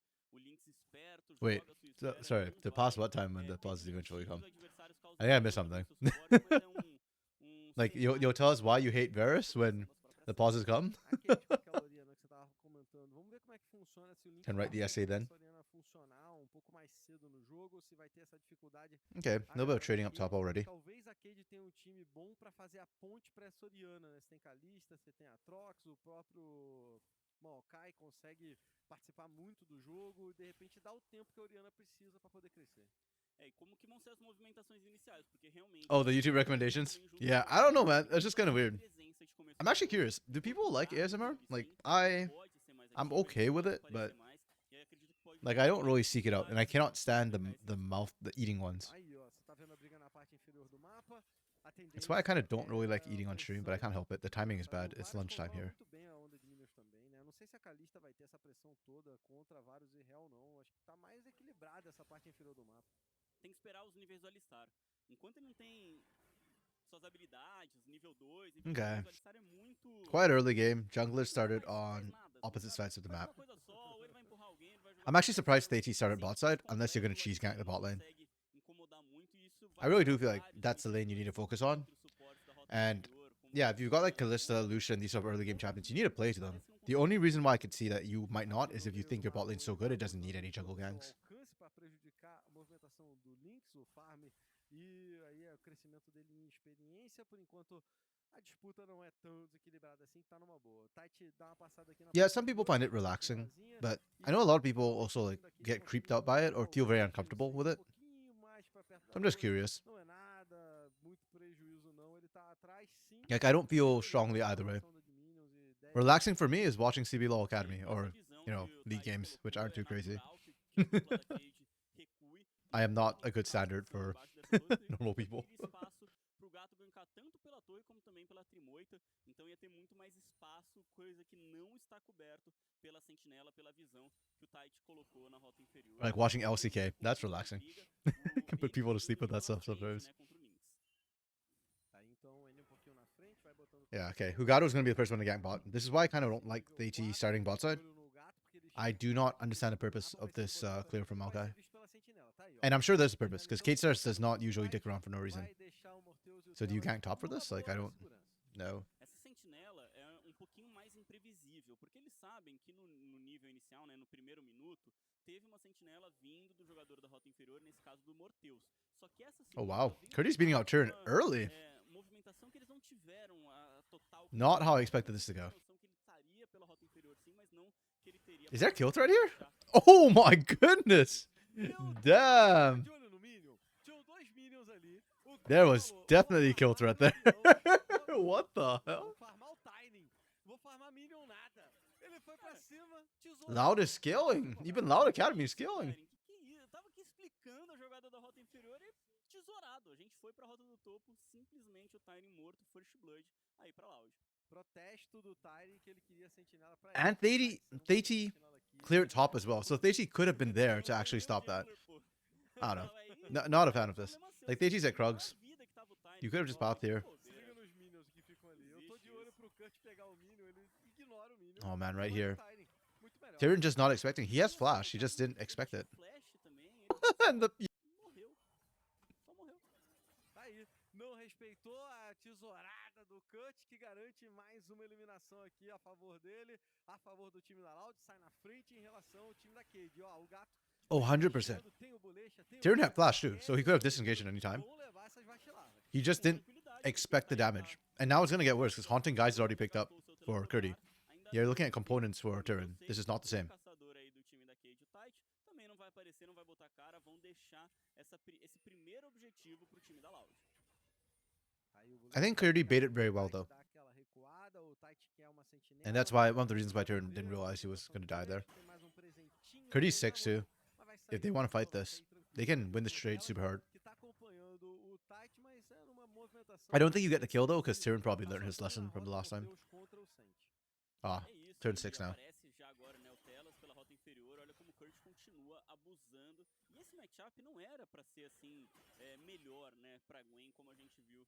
Curdy's still winning the trade though. O Tyrion consegue responder bem, consegue se movimentar bem, só que essa primeira eliminação aí não era pra acontecer ainda mais. Okay, down bot. We're at 6 minutes. Looking at a Avanço aqui também na onda plus da 7 parte do CSD. Vayne. Vão colocando pressão aqui o time da Loud, mas o Tight mesmo assim inicia esse dragão. E é um I called for plus pouco 20. volátil lá I pro still have grupo, né? another 14 minutes or Box, quem 9 não minutes. sabe, Oh wow. normalmente costuma I cannot write. Save my carregar life. pro Plus resto da 20. partida.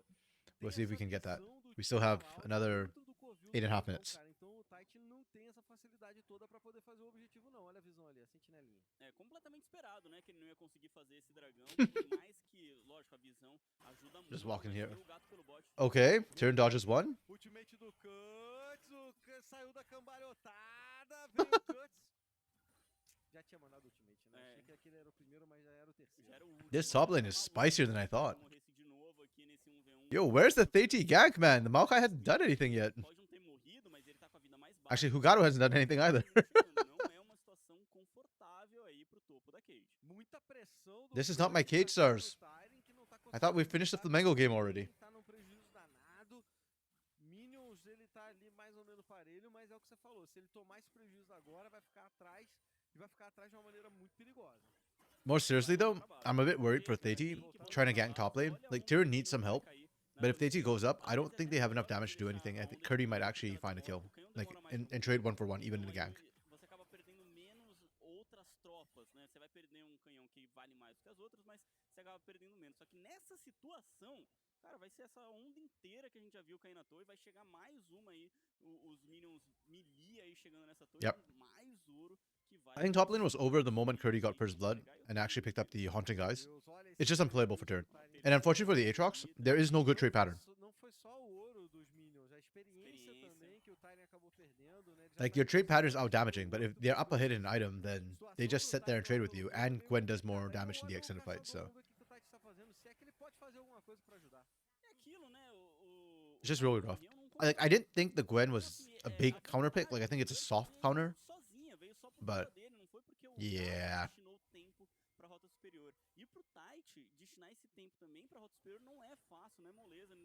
Dá pra ver que não estão tendo sossego aqui pela rota inferior também, porque é onde o gato tá jogando. Não é uma tarefa muito fácil aí pro time da Cade virar isso. O Tyrion pegou o item ali da fome. né, 13 que é CS up resistente, for que Mordius, traz even um without dano any pro ganks. usuário. Nice. Vale a pena porque já tá ruim, já tá toda hora tomando bastante dano. Vamos ver se ele consegue se recuperar.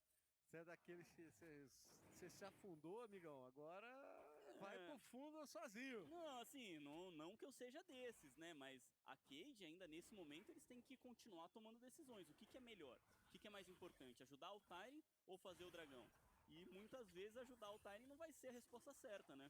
Então tá aí, a Cade vai pra No essa contest, certa 9-minute pra Drake. fazer esse dragão, o primeiro dragão A little bit later than I tentar esse expected objetivo, with ficaram Mordius and isolados, Telos' os early game primeiros pressure. ficaram com o time da Loud, aqueles primeiros. Então, pelo menos a Cade consegue um dragão importante, um dragão do oceano. Sorry, talking a bit in my mouth though, so pardon the muffled sound. E aquela coisa que a gente já falou no começo do jogo, aquela ponte que a Cade tinha pela composição dele. But the early game's been so quiet, I figure I can grab it from food. You've been ganking her side due to W? Yeah. É uma coisa assim que uma jogada Yeah, that's exactly my point, right? It's so dangerous and hard for AD to gank that lane. Tyrion doesn't have enough damage yet. I'm surprised Hukado actually hasn't ganked that lane. Like with the damage that Curdy's putting down, it's so easy to just land that the Sonic Blow and the kill. Oh. Mas de novo vai perder experiência, de novo vai perder minion. A galera da Loud vai se dando muito bem nessa parte superior do mapa e o gato vai garantir os Birubiru. São aí. Yep. Good use of the pressure from Loud. They are dominating the top side, so they're going to just doing it. And for K-Stars, because you didn't help Tyrion early, you can't do anything now. Like if you go for those void grubs, Curry just comes down and punishes you. Sleeper game. Oh, here we go. Here's the dive.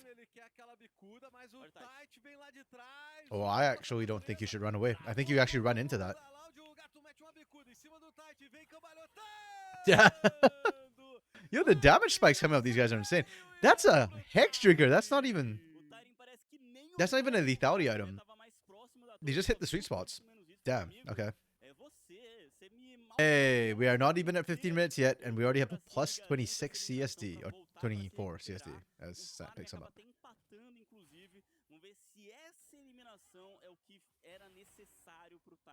Yeah, this is a very uncharacteristic early game for K-Stars to me. There's still a really strong team fight, and Ori, I guess, is waiting for that one item power spike sort of thing before you start grouping up and making something happen. Second Drake, maybe?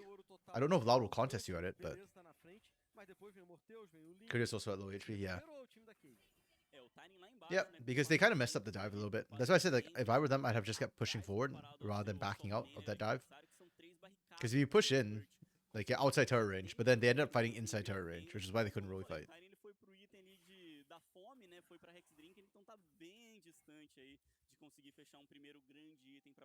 Is it enough to salvage that lane, though? You're still looking at Riftmaker versus Brutalizer and Hex Drinker.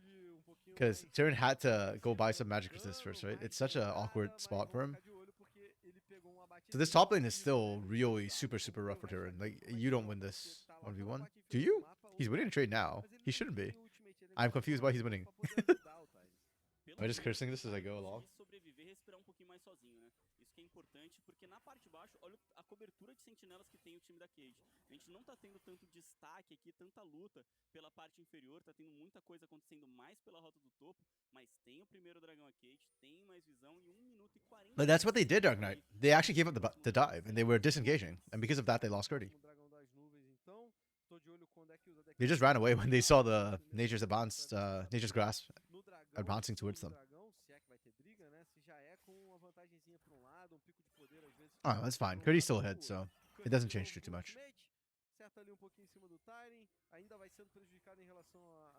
Oh. Oh, here we go. No! Who got a whiffed? No, that is illegal. Oh my goodness.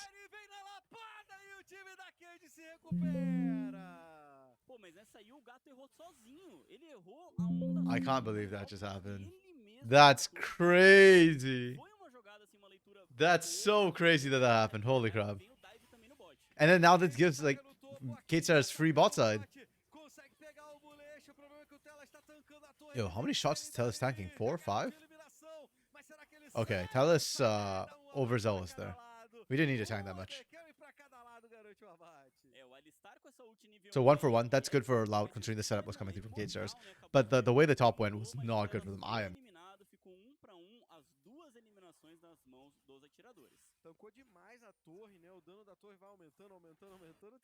I'm with you, Wooks. I don't know, man. Yeah, let's count the turret shots on Telas. Because the initial engage is good. Right? And then 1, 2. And right here, like, Telas could actually have stepped out a little bit more. Like, you didn't have to take this shot. 3, 4. Even there, too, like, he kind of got body blocked a little bit because he didn't move fast enough to get out the way. Damn. Just damn. But the top side was impressive. The way Tyrion turned that onto Curdy.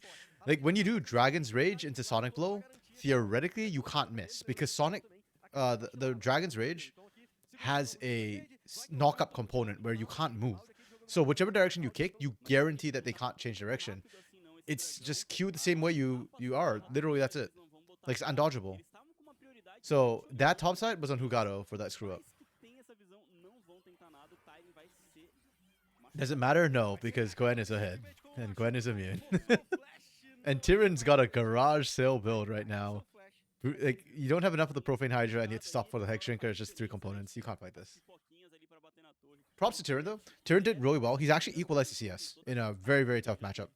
So even though he lost the turn and everything, that's completely beyond him. The fact that he's still staying relevant is very, very important. Because you're just looking to play for team fights now. Like, you're not trying to hold the side wave. Ooh, the screwed up dive messed it up. It's only plus 15. I call for plus 20. They were at plus 20 earlier, but yeah, the screwed up dive messed up the CS differential. Boo. I don't know. K-Stars have played the early game so far. I actually like the way Loud has been playing the early game. A little bit early from Militia, but that's okay. You still disengage. Oh my goodness. Telessa is out, so I don't think you die here. Yeah. Good face call.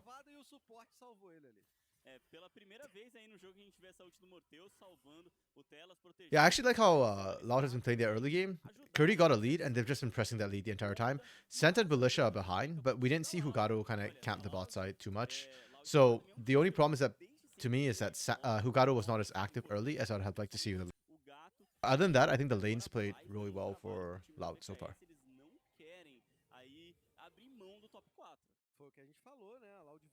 Yeah, this is a roster that has been really growing throughout the split. I'm quite happy and impressed to see it.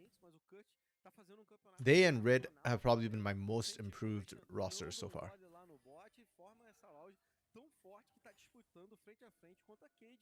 Los is fun to watch, but I wouldn't say they're most improved. they have their ups and downs. That team is just so volatile. So in a way, they've improved a lot since the beginning of the split, because the beginning was really, really rough, but then they've also deproved from the middle of the split, so...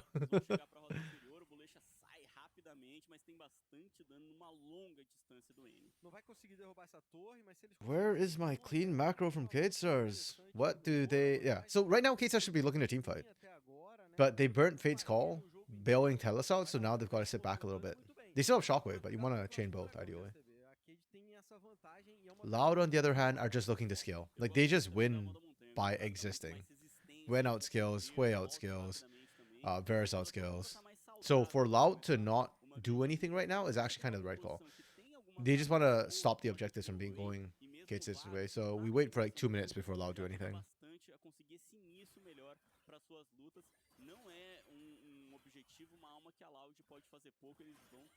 Of course, that's in the macro sense. In the micro sense, they still need to shade their lanes, right? Cover, make sure Annie doesn't get busted here. Make sure your mid lane's still shoved out. Curdy's still doing Curdy things in the isolated 1v1.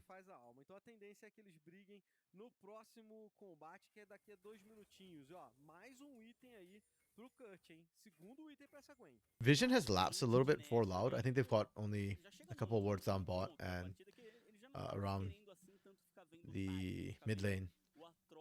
But that's fine. That's all they really need, right? Like, you've got your turret still, so you can kind of push out that far. And you don't care about top side. Curdy can handle himself. Ghost is almost back up too. Nash is still completed. Tyrion's actually caught up and started exceeding in CS.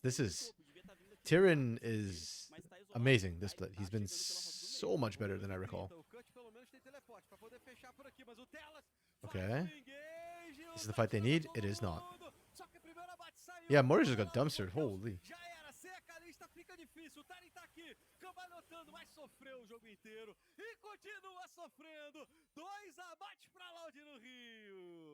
Yep, now just sit back, wait, find the pick. And K-Stars again, right? Like, I don't know. I need to see the replay. Were they set up right?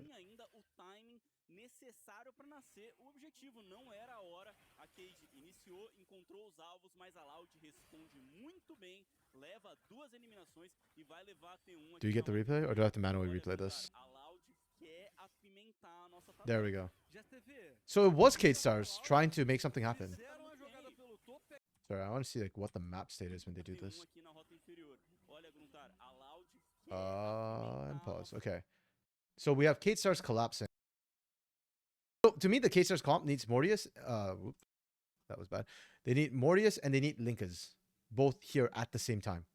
Like if not, I don't think you win this. You're kind of far behind, and the damage was because part of them went for part of them went for Hugado. So they can't actually get like where's the threat on Annie? Got 2 tanks on Annie. Where's the damage? Like generally, where's you've got Tyrion over here, you've got Mortius over here, you've got Linkus over there. There's just no threat into this backline.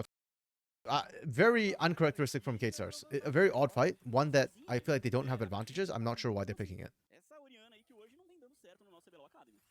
Fez uma movimentação muito boa, conseguiu vantagem no topo, vantagem no bot, pegou abate nas lutas. A briga pelo dragão ainda vai acontecer de novo, digo eu, porque ele vai nascer agora, 5 segundinhos, o Barão tá passando, então 20 minutos, Barão é uma realidade, o Bolecha dá de cara com Telas, não é o alvo que ele quer iniciar. Então Telas vem pra cima do Kurt, que se reposiciona. A Cade tá aqui, a briga tá armada, os dois querem muito esse objetivo, pode ser ponto de alma pra quem. A Loud quer parar esse crescimento, eles que estão I mean, the good news is Fate's Call is still up, Shockwave is still up. So Kate Stars screwed up the last fight, but they can still win this one. Like it's winnable. And also you've got Callista, so you can stack that rend, right? That to me is like the use of Callista in the mid to late game. Okay. Oh. The zoning is too strong. Kate Stars is too far behind. Shockwave comes out now? Honestly, not a terrible fight from Kate Stars. It's just rough to watch. Oh. Oh, okay. Okay. Oh, Curdy got distracted. Curdy tried to get both. Okay, that's huge from Kate Stars. They actually genuinely really needed that win. And so it's massive that they got it. Huge for them. Oh, so I'm going to take the dense hat off. I actually can't. It's blocking some stuff.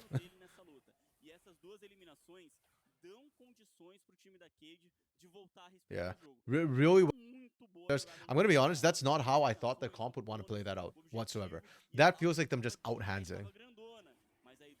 So they have the advantage with trying to rend stack and then burst it, but Curdy just zones all of them out, right? It's so hard to get that. And Bulisha, they just kind of go in. The fight should be over here. Mortius gets the stacks, great. That's good. 4v4 though, and you're kind of low on health. But yeah, they're just able to do that, and Tyrion is still the monster that he absolutely is.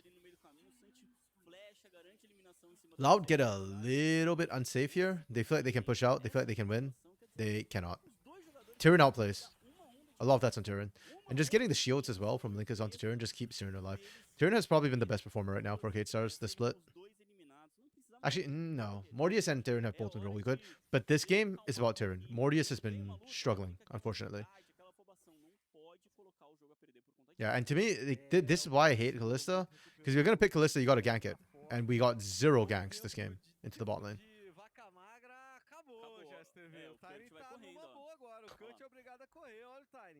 Aatrox wins this matchup? I thought Gwen wins this matchup, but Aatrox is just dumping right now.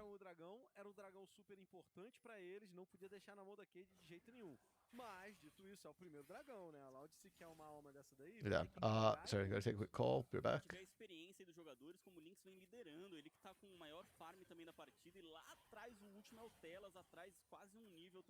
Do Bolecha, mas a VKS respira bastante no jogo. A diferença dos dois top laners também é grande. O Kurt que dominou o jogo inteiro tá nível 13 e o Tiny já tá nível 15, colocando pressão nele. É o senhor dono aqui do split nesse momento, Tiny.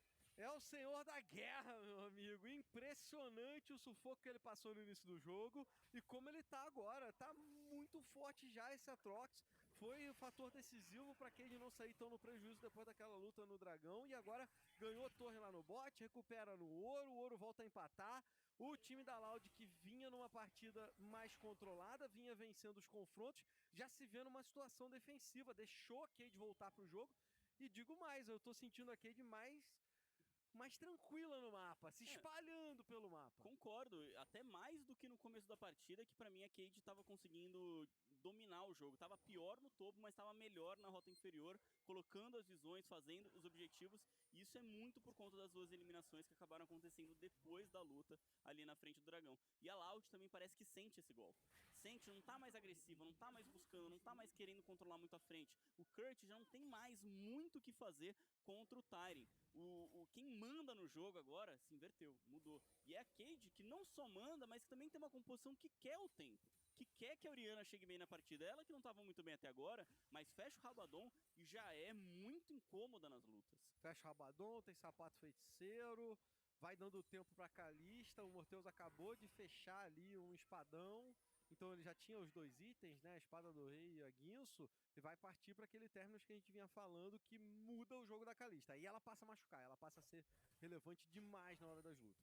É que não conseguiu criar tanta coisa até então, né? O Morteus, ele que até teve uma rota boa, uma rota estável. O Santi conseguiu ficar com bastante eliminação quando a gente fala dos 2 atiradores. Mas o jogo ele realmente dá uma mornada. São 25 segundos para nascer o dragão e não é alma para ninguém. A Cade não conseguiu garantir o seu ponto de alma. Então também não tem toda aquela pressão para eles quererem controlar. A pressão da Loud tentar atirar. E o foco fica muito mais próximo ao Barão, que para essa altura da partida é um objetivo mais relevante. Então fica ligado, como é que os times vão se comportar a esse dragão agora que nasce daqui a menos de que 5 segundos. A Loud pisou primeiro no Rio, tá vivo. A Loud pisou primeiro, mas a Cade não precisa se enfiar numa posição ruim pra brigar esse dragão se eles não quiserem.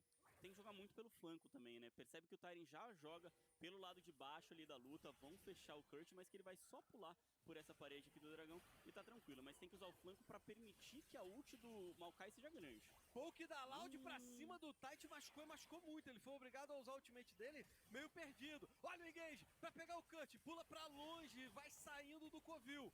Telas vai ficando nessa frente, segurando a onda, enquanto as lanças vão acumulando no dragão. Quem é que leva? Fica com o time da Loud, garantido o dragão, segundo dragão do jogo pra eles. Mas uma decisão importante e inteligente do time da Cade. No momento que o Tite, ele sofre todo o dano que ele sofreu e ele flecha dando uma ult pra trás que não teve uso nenhum, ou a Cade ia ganhar no individual, ou eles iam só abrir mão desse dragão. Abriram mão do dragão, mas o Barão pra Loud pode virar completamente o jogo. Olha a chamada de decisão do time da Loud. O Barão vai sendo feito muito rápido, não dá tempo da Cade chegar. Vai batendo em retirada a Loud com todo mundo bufado. O Barão vale muito a Loud. Bro, I step away for like 2, 3 minutes and Loud just blew the game open. Holy. Okay, so I was on the call, but I was still watching the fight.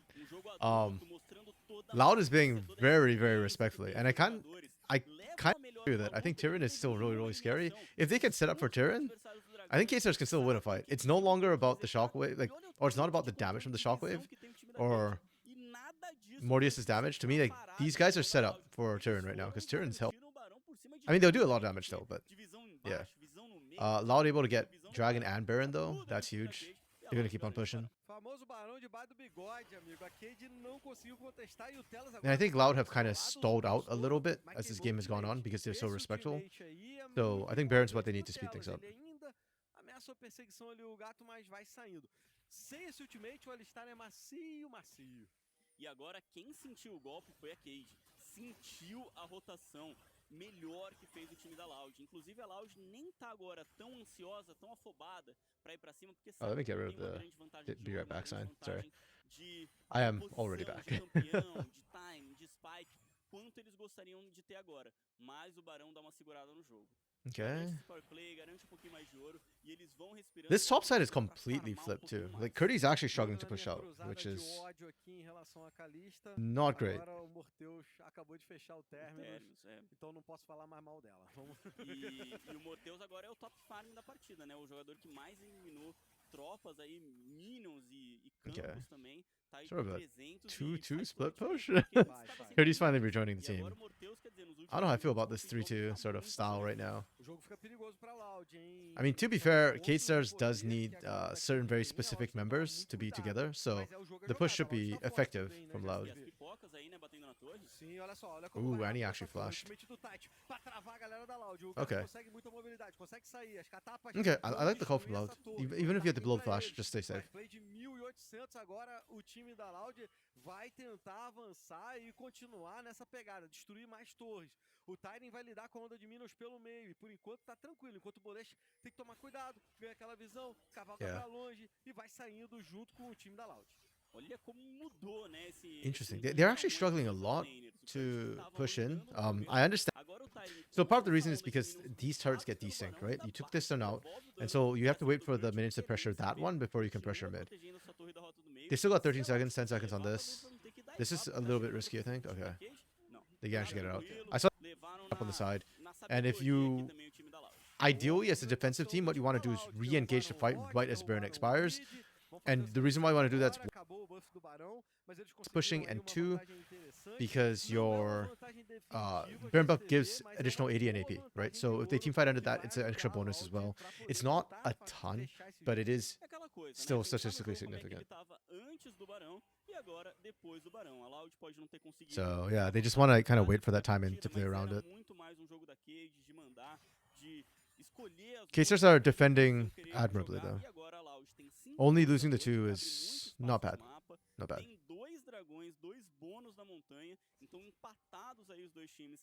This game feels like it's just evolving down to team fights and dragon stacking. The Gwen pick has not worked out the way I thought, and I suspect the way Loud thought it would work out. Oh, here we go. There's the split push from Curdy. Curdy has TP, but not a ton of wards to play around. I think the only ward is the one in... There's one there. There's one in pit that's going to expire. You have minions out here. Yeah, so there are some flank angles. Loud's just stalling as long as they can. Tyrion's already moved out. Tyrion has TP too. Okay, guys. We have yet another pause. That's like the 3rd freaking pause. E eu sinto que a Loud está tomando essas decisões de manter o split um pouco mais demorado, tem teleporte para chegar, então segura. Aconteceu isso um pouco mais cedo na partida. Man, E tá valendo. you know what? CBLOL Academy knew that I'm still working while doing this, you know, so they give me time to actually get some of my work done in between games. That's why we've got so many tech pauses. Surely that's it. We haven't even finished the first 3 games yet. This is so incredibly unfortunate.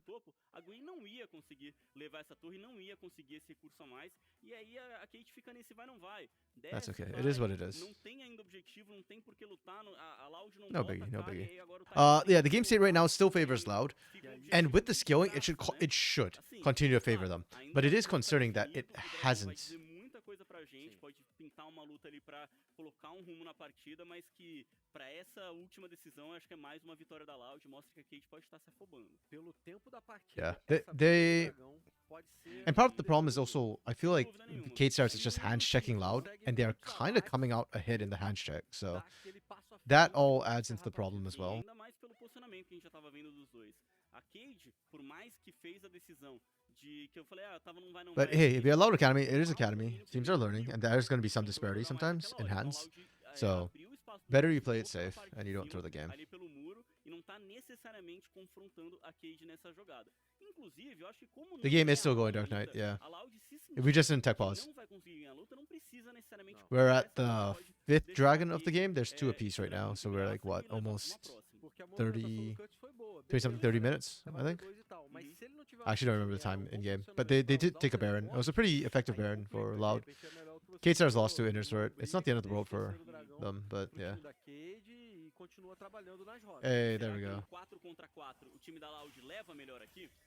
Não sei, meu amigo, vamos responder isso nos próximos segundos, porque o dragão. Yeah, so we're seeing this. Curdy took the nether top side inner turret, so Loud's not in a bad position. They're all grouped up. TP's being committed for Tyrion as well now. Okay, stacking the engage from Balesha is beautiful. It's amazing. It's not enough. It's not enough. Mortis is kiting them. They're getting hand checked. Loud is just straight up getting hand checked. Oh my goodness, no, not like this. Oh no. Okay. This is so bad for Loud because Loud should be winning, but they're not. Do Tyrion nesse jogo faz toda a diferença agora pro seu time. É dragão garantido pro time da VKS. A Loud chega primeiro, compra a iniciação, mas não consegue eliminar ninguém. Oh man. Yeah, they just keep getting run down. The good news is because Loud's in the state they are, the game doesn't end here. Oh? Wait. Oh, they actually killed her. Oh, that's... I don't know what's going on anymore. I'm losing my mind. The Academy is supposed to be relaxing, but it keeps going back and forth. This is crazy. Oh my goodness. This is actually nuts, that series of events. Dude, okay, so VKS did overextend, but at the same time, they deserve to overextend. They won that fight that they shouldn't have won.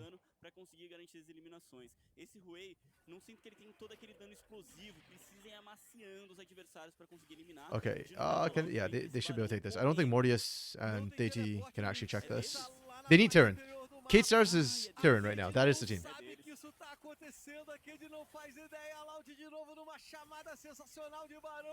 Vai garantir o objetivo e seguir na liderança do jogo. E pros 5 jogadores, não tem ninguém mais morto aí no time da Loud. O Gato garante aí o objetivo. Na verdade, o Santi garante o objetivo, volta pra base e fecha o seu Terminus. Um jogo que já tá aí nos 33 minutos e não tem dono ainda. Loud and VKS really want to reenact. Okay. Whoa, Dark Knight. Let's not, please. To be fair, I don't think that's what's happening this game as much. It's just that... Okay, let's break this down. The Loud comp has scaling, right? Your Hui technically outranges and outscales the Orianna. Your Varus Lethal Tempo outscales the Kalista. And your Gwen was supposed to outscale the Aatrox. But it's this top side which is breaking down right now. Because it's not working. Like, not better than the Aatrox, especially not in the team fight right now. Tyrion's putting out too much damage so quickly. And Curdy needs a bit of time to stack up the damage. And more importantly, the Aatrox is winning the 1v1 split push as well. So now Loud is getting stalled out. And in the team fight, somehow Mortius is surviving long enough to get damage down, whereas Sant has to run. So it's... The Kalista gets to kite while running. And that's why this game's kind of dragging out. Loud should win this. If not for the fact that Tyrion overchased in the bot side and Sant got the reset and the return into the fight, Loud would not be on the front foot right now. They're on the front foot, but this is Baron. This is... VKS is literally warping this game with their hands. This should not be the case. Será que é agora? Porque o Tyrion vai ganhando espaço. O Gato sozinho não vai conseguir levar esse canhão pra torre. E levou. A torre tá tomando dano do canhão de novo. Caçador split push, meu amigo. Vai fazendo seu trabalho aí, o Gato. Vai fazendo seu nome, enquanto o resto da Loud avança pela parte inferior do mapa. As duas torres já foram muito danificadas. A Cade não encontrou um ângulo para poder atacar, para poder fazer um engage. Então vai dançando. Okay. It's a very slow push, but it's working. Oh, interesting. No Baron power play stats. Huh. I guess they never did. Okay. Okay. I can kind of low-key relax for Loud now. They finally broke the base open, which is the critical thing. That's the hardest thing to do, is actually break the base open. Once you get that, it's so much easier from there. So they did the hardest part. They did the thing.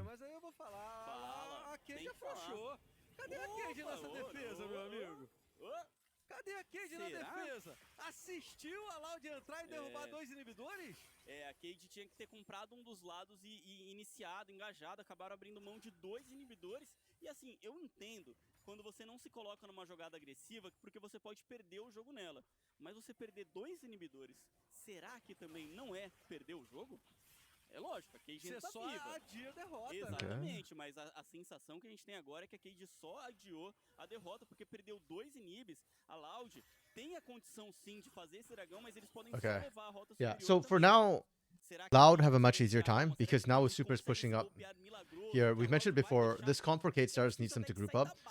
Specifically, Aatrox, Orianna, and Kalista need to be together. So that means nobody can effectively answer that, and so Loud gets free push topside, they get pressure, and they get priority everywhere outside the base. All this belongs to Loud. Oh, Curdy's got Ghost, so you just run. Yeah, there we go. muito o seu feitiço. O fantasma é muito forte pra sair de uma situação como essa. O Alistar não conseguiu encaixar exatamente o controle da forma com que ele gostaria. E aí o Yeah, you Kurt just consegue run right sair, there. volta pra base, And then fecha just pick that up. o That's fine. vazio, e o Dragão You've got pressure on the map for a bit. está If anything, you want to kind garantido of... da Loud, empata Loud should want to finalmente group up. no They último really should. bônus do Dragão, 3 pra cada lado, os 2 em ponto de alma, mas da forma que a partida tá agora, não é necessário que uma das duas chegue na alma não, viu, Gruntar? Pode acabar antes disso. Tem 3 minutos os inibidores destruídos ainda, né? Vai demorar 3 minutos. E o Barão nasce daqui a 1 minuto e 40. Se a Loud trabalhar essas rotas legais aí de maneira a forçar... 35 seconds for next Drake, yeah. That Drake is not contestable. I mean, for Kate Stars because of all that pressure, yeah. Sorry, I read your message after. O que o time da Loud, da Cade, perdão, pode fazer a respeito disso, porque é complicadíssimo. São os 2 inibidores mais distantes do Barão, ondas de Minion chegando na sua base, e você ainda tem que brigar contra um time que tá na frente do ouro e levar melhor, e levar o Barão. A Cade vai mais ficar na base, e a Loud não tá com pressa pra acabar o jogo. Vai só ganhando um pouco de espaço na selva, se alguém der mole, eles eliminam. Tyrion ganhou muito tempo na parte inferior do mapa, fez certinho o que podia. O problema é que o Telas tem que dar a cara pra tentar Tyrion's still on the split push right now. I don't know if I agree with that. 4 seconds is a long time in these fights, especially when Tyrion is kind of like your biggest person.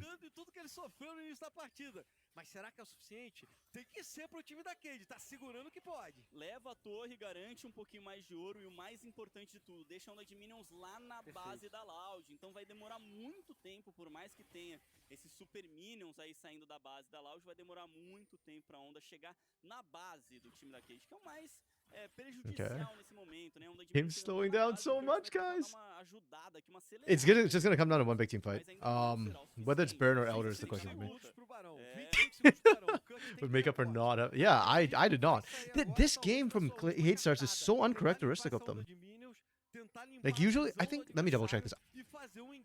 Lowest average game time usually. Tenso o jogo, chegando nos momentos decisivos, a Loud inteira juntinha na rota do meio. O Kurt ainda vai avançando nas Minions lá. The longest game is 49:09. I don't think we get there. Ótimo timing na partida. Excuse me, I don't think we get there. Game time, game duration. Yeah, K-Stars have the lowest. They're sub 30 minutes on average. We are now cresting the 40-minute mark. This is insane. Huge props to Loud. Loud is also not a slow team either, normally. They are slightly faster than average. So this is kind of nuts. Mas será que é o suficiente? A última mudinha caiu. O Barão tá por aqui. Deixa uma sentinela por ali o Telas, mas vai ser prontamente eliminada. A Loud vai controlando a visão e tentando ganhar tempo pra onda de Minion chegar na base adversária. Man, that pressure, man. Loud really won that top 4. And you know what? They deserve it. Já não tem mais Super Minion. Então as próximas ondas não estarão com os bônus do inibidor destruído. As próximas ondas que chegarem já vão estar bem mais tranquilas aí pro time da VKS de lidar. Os 2 inibidores não viraram a definição do jogo que a gente mencionou, que a gente falou. A Cade se segura, ainda tem grande chance na partida. E aí a Cade foi inocentada. Aquela defesa frouxa valeu a pena. Não perder o jogo ali, ainda não tá perdido. Ainda dá pra voltar na partida. Perfeito. K-Stars have secured priority over this Baron. They've cleared out most of the vision. Keep an eye on these wards back there. That ward back there, because I think that Cody's trying to split push bot right now, so. Esse Aronguejo ajuda muito, porque dá toda a consciência que o time da Loud precisa agora sobre o objetivo, sobre se a Cade está ou não fazendo esse Barão. E a Loud parece que já não sabe muito mais como responder, porque não tem uma boa sentinela no flanco para teleportar, e eles vão ter que bater de frente. Okay, they've started up. We're so late into the game that these go down pretty fast. Okay. Oh, TT barely secured it. Can they survive though? If turn goes down, the game might be over. Oh, GA. Oh, who got a whiffed? No way. He's down! Raid boss down!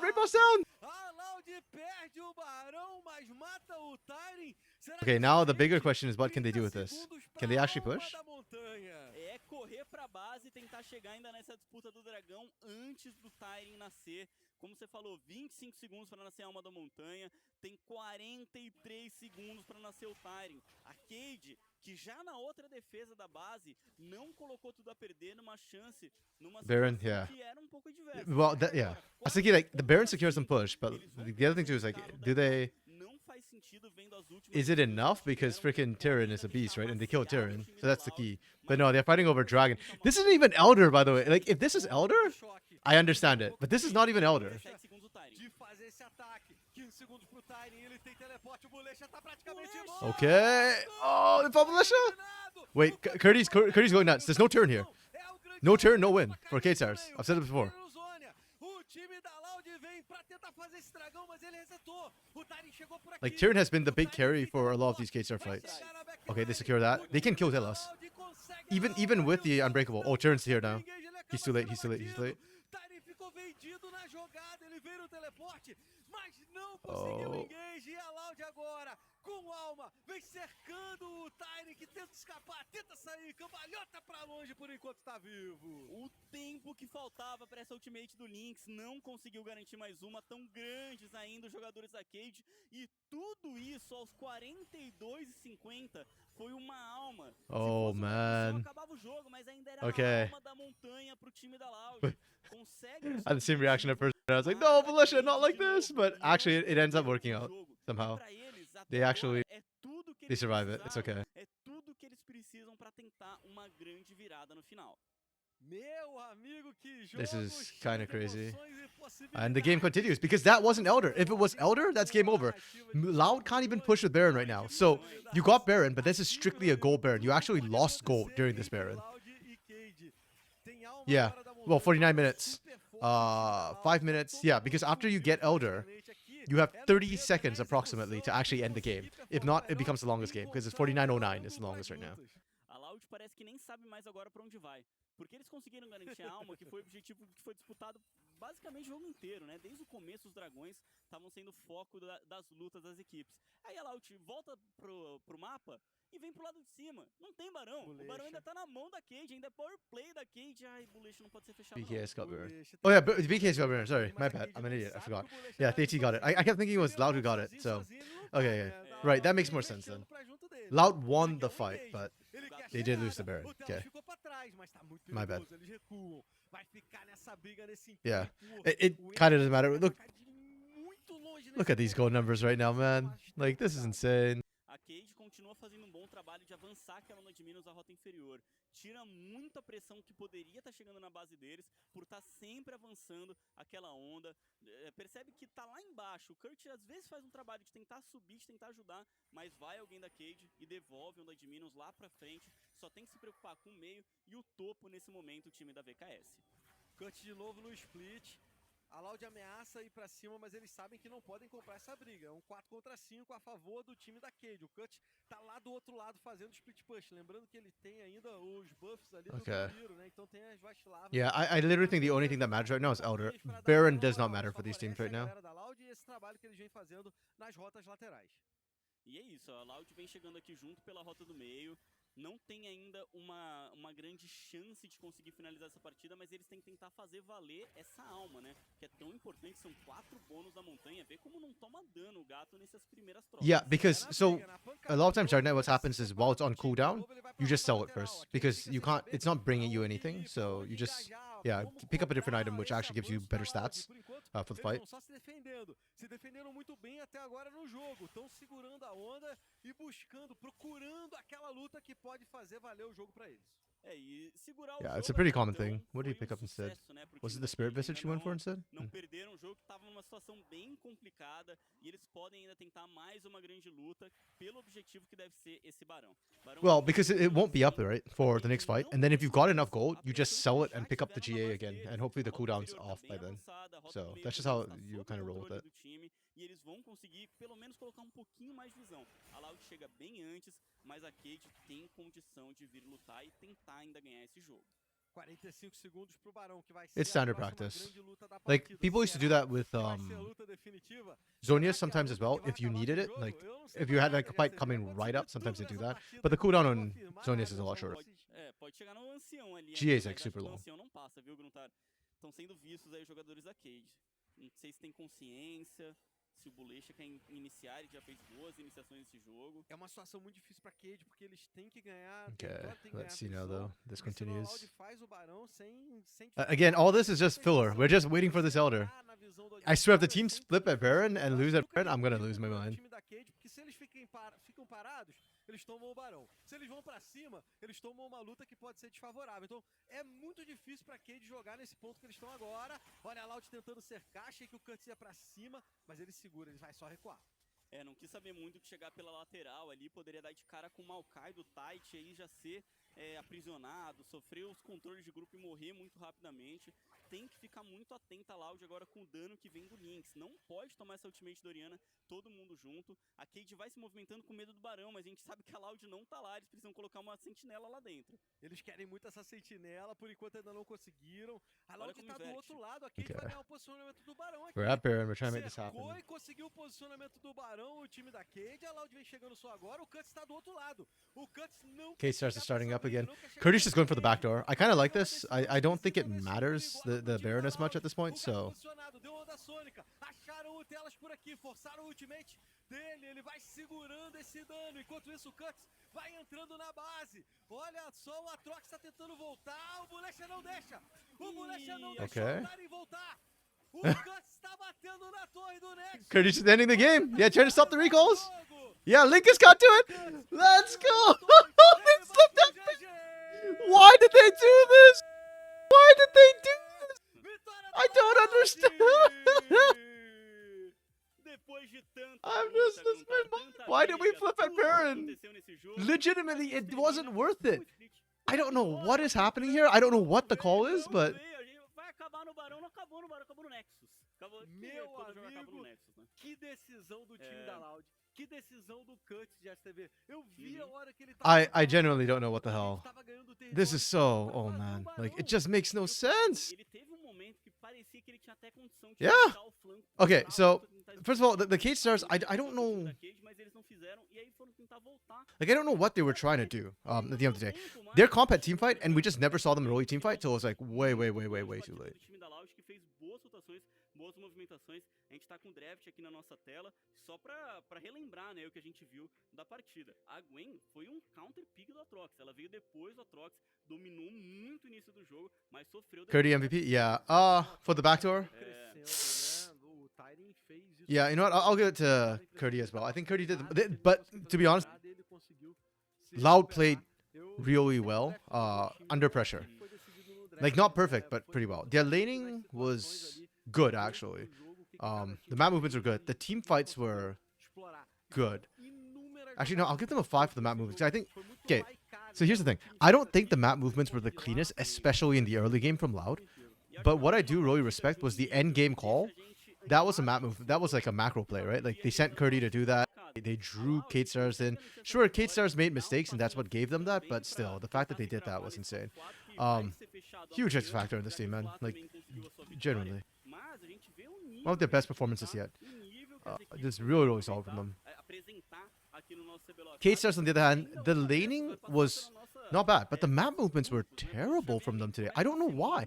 This is not their usual self. Like, usually their map movements are really good.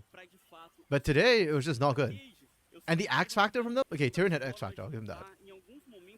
This game was like a Tyrion show, and if Tyrion's not there, then it doesn't matter. I'm so surprised. This is so uncharacteristic of them. I don't... Like, I'm not going to change my notes on them because I think overall they performed so well, but this one incident was just like, oh my goodness.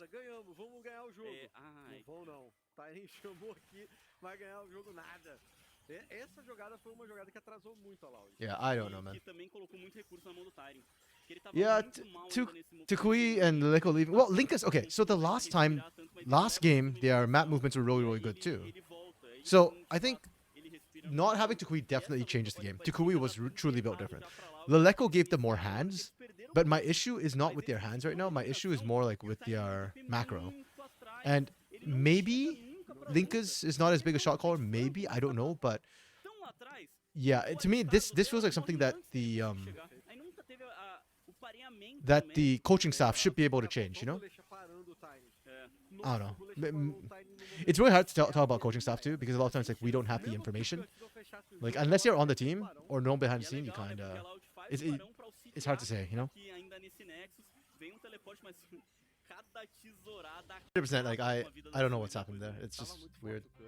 Conseguiu fazer essa jogada na análise da partida, uma montanha russa na diferença do ouro. Yeah, Curdy did a crap him. Sant actually did surprisingly little. I thought he did more than this. I thought Sant was quite impactful in teamfights, but I guess both AD carriers were running for their lives most of the time. Yeah, Mortius really struggled with this, and part of that's on Mortius, but I think the bulk of it's more on his team. His team's not giving him the space. The team's not giving him, you know. Yeah. É time que vendeu muito caro essa derrota. Porque assim, às vezes time que não tinha a tranquilidade dessa Cade, aquele momento dos dois inibidores, tinham iniciado, tinham ido pra cima e perdido o jogo ali. A gente falou, ó, só estão adiando a derrota, não acho que a gente acertou nessa, porque eles adiaram tanto a derrota que eles poderiam ter vencido o jogo, né? Poderiam. Concordo contigo. E aí, enfim, a Loud ainda conseguiu ganhar, mas não foi por conta também daquela assim, jogada. Daquela jogada, exatamente. Jogo dos top laners, dá pra falar isso? Dá sim. Inclusive, o nosso destaque vai pra ele, viu, Grutar? Vamos cravar esse destaque. Não tava sendo o Kurt, mas depois desse backdoor aí que ele finalizou na partida, não tive mais dúvidas, it's Curdy. porque ele teve um período do jogo que ele apagou muito. On the dot. Que ele não conseguia bater de Dark frente Knight, contra o on the Lion, que ele não conseguia grandes flancos, grandes lutas, mas esse backdoor que foi pra fechar o jogo. O jogo não tava definido assim pro time da Loud, veio a decisão, veio o split e fechou a partida. Tava perigoso, inclusive. Se a Loud vem pra fazer um frente a frente naquele barão do jeito que tava ali, talvez desse ruim. Não deu. O Curtis fez esse backdoor, conseguiu essa vitória, coloca a Loud empatada com o Flamengo e assim, talvez amanhã seja definido o top 4. Pode passar porque pra se quarta tiver ainda. empatado, vai ser só lá na quarta-feira. Então deixa anotado aí na Oh yeah, I don't know what sort of expectations to have right now with that one coming up. Because like this one defied expectations. Maybe INT's defy expectations. Looking forward towards it. I am down for this. You know what? My mind kind of broke in that game. Actually, what's the final game time? I've got to check that game time. Let me double check. Did we break longest game? We didn't because we didn't get to Elder, right? Yeah, because they end at 48 something. Yeah, they were like 1 minute shy of the longest game of the split. 1 minute.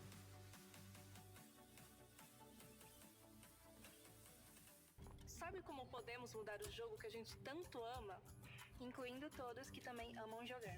We were almost there. Yeah. Fazer a diferença nesse game passa pelas And actually that just frustrates me. Pelas mãos de todos que querem o melhor. It should have been Elder. Who cares about Baron? Traça outros players, At that point in the game, it's just win fight, win game. comunidade que se apoia como um todo. Okay. Well, Liberty versus INTZ. É por isso que um campeão de verdade escolhe a INTZ, we already talked about this. Like they're just lost. They need to figure out what they're doing. Their hands have not been there. They can't hand check. We're seeing Perma Alawi ban against Lelis. Like Liberty, another top laner who's in good form. SKB's been looking really good. I like it. Leandrin, okay, kind of got the Draven pick and stuff. I think Liberty is starting to pop off a little bit more. Levison was also playing better last week too. Yeah. Yeah, I think Liberty is on the up and up. I think Liberty's coaching staff, in general, like if any of them are giving input to the academy team, I have no doubt that they'll continue to improve because the Liberty main roster has been working miracles right now. Yeah, cheering for Leandrin and hoping for the best. That's fair. That's Kina? I mean, I see Vlad, so I assume this is Kina. Os meus jogadores favoritos é o Tim, o Rookie, o Faker e o Chove. No Showmaker. Excellent. So no tank is here, Eu comecei a right? jogar LoL em 2013. That's how this works? Por conta do meu primo que começou a jogar. E eu sempre It is joguei Kina? mais Okay, thank you for Fortran, confirming. tudo Yeah. mais. Comecei a I was just ganhar assuming from the carinho champions. I don't know what most of the querer players look like. competir em 2017. Yeah, Kina's been doing pretty good Era recently too. World Champ, eu era Yeah, I think Monarca, Liberty is on the up and up. Yasuo, They are currently... muita coisa. No Cebolão de 2021, I had that pulled up a second ago. eu e meu time conseguimos ficar em segundo lugar. Yeah, currently tied in the soup for Nos 6, outros but I não think they foi- could go não up. foi Who's uma their last two posição opponents? tão boas, mas só a experiência já valeu. Oh, Pain. Okay, no, they're... Well, I mean, Liberty beat Pain in CBLOL. Maybe the academy team can beat Pain too. Chopa beat Pain. Sobre os bandos Vlad, eu fiquei um pouco impressionado. Eu achei que não ia ter tanto, porque, tipo, é um boneco que acaba não, querendo ou não sendo tanto, não aparecendo tanto. Tipo, é um boneco bem mais realmente de mono champion. Yeah, I'm actually, yeah, low-key hyped for Liberty. It's spilling over from CB LOL. They have made fans out of me. Axe has converted me. I'm still a Pain fan first and foremost, but I'm very hyped for Liberty this split. I think they've been performing really, really well. This is one of those teams going to playoffs that I think might be a dark horse in the playoffs and actually catch a lot of people off guard.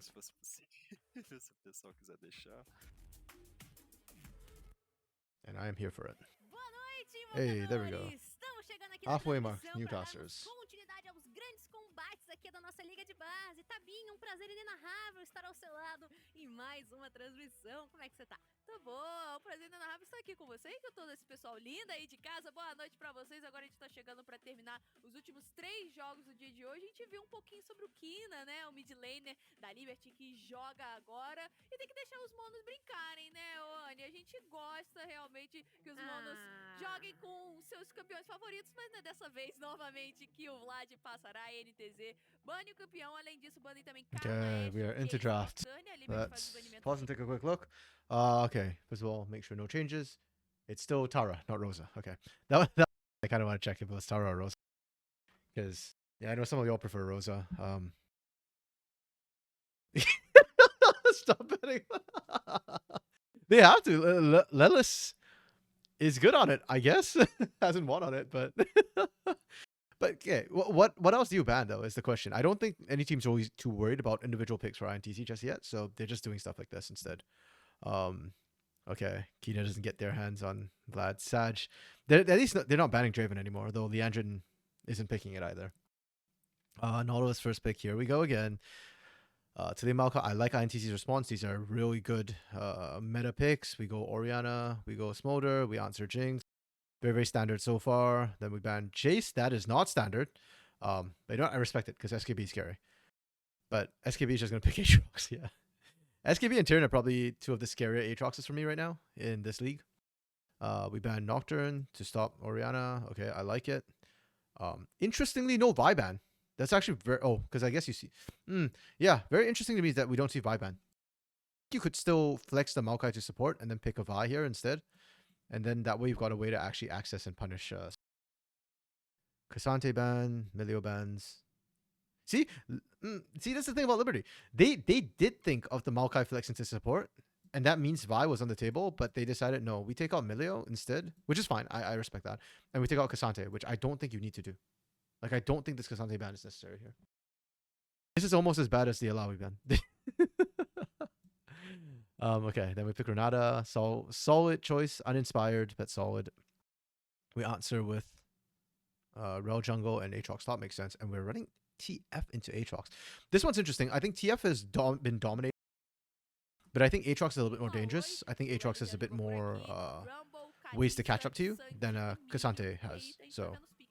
Or not say catch up to, but like is a little bit more bursty and dangerous compared to. Yeah. Consegue alcançar melhor nos seus ataques básicos o Smolder, e aí o Smolder que tá fazendo muito sucesso aqui na Academy, né? Tenta kills a rodo, então realmente é muito válido esse pick pra equipe da Liberty, que inclusive a Liberty parece que as duas line-ups da Liberty contra o CBLOL contra a Academy são ajustadas, porque quando a Liberty CBLOL começou a vencer, Okay. então...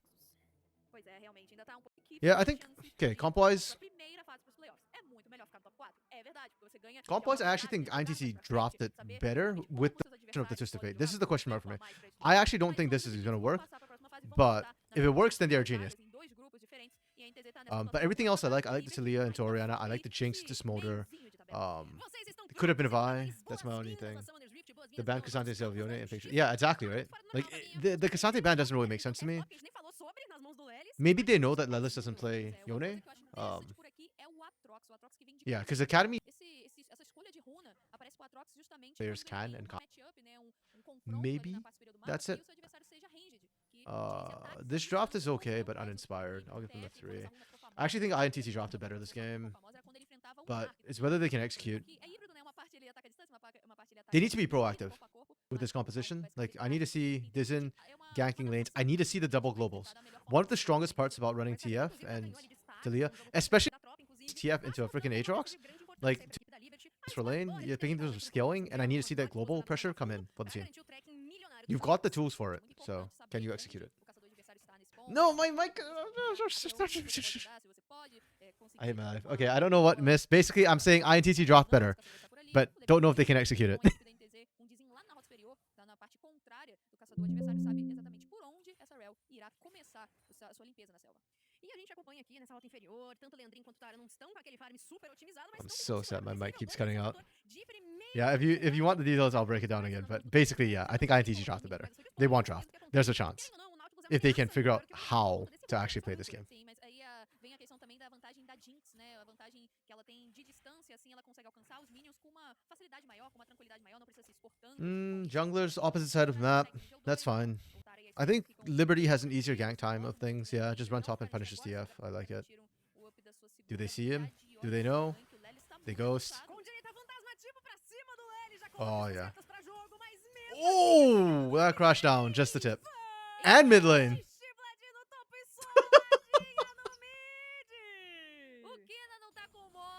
Really nice, really nice. I think Namir just didn't respect damage from ball. Yep, there we go. Oh, and then he walked back onto the slow again. Kina flash, yep.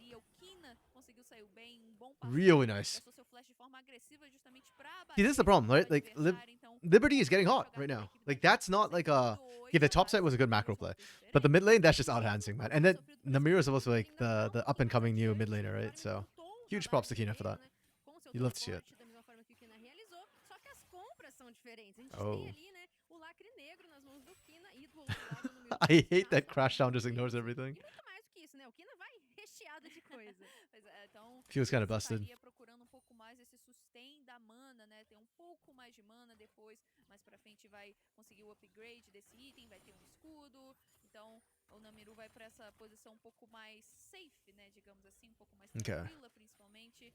Agora, pega o nível Dizen's still invading right now. Dizen can still go gank lanes. It's fine. And nothing is like too crazy. The only problem is this top side. We've seen this in CB LoL before. I think it was it Kiari who got completely dumpstered with just repeated ganks into his lane. Like that could happen here again too. Like that's how you shut down Twisted Fate and make sure it doesn't scale. Is just keep ganking it till it breaks. Até um pouco mais perigosa que uma sentinela, né? Por conta dano, né? Exatamente, o dano que vai ser ali em pequenas ondinhas. You still miss Rel's oldie. Actually, what was her oldie? I don't even remember. Did she get a major? She still feels like a newer champ to me. I know she's not, but yeah, I forgot what her oldie was. Oh, was it the magnet thing, like where you tether your ally and like anything between you gets stunned? Oh, nice counter from Dizen. That was the right and good call from Liberty. Just keep ganking Lelis, but this time Dizen's there to respond, so really well played from ITZ. Good hits up play. Oh yeah, the team like yeah. Oof. Oof. Oh. Okay.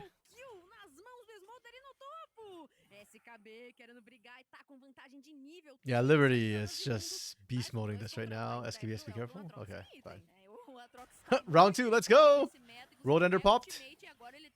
Oh, this is so dead. Oh? Yep. So, should be dead?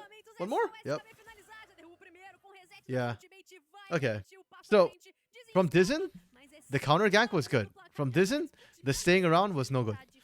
Two reasons. One, as you saw, you don't win the 2v2. Once Levison resets and you're not under turret, they win that fight. And second, you leached experience from Lelis.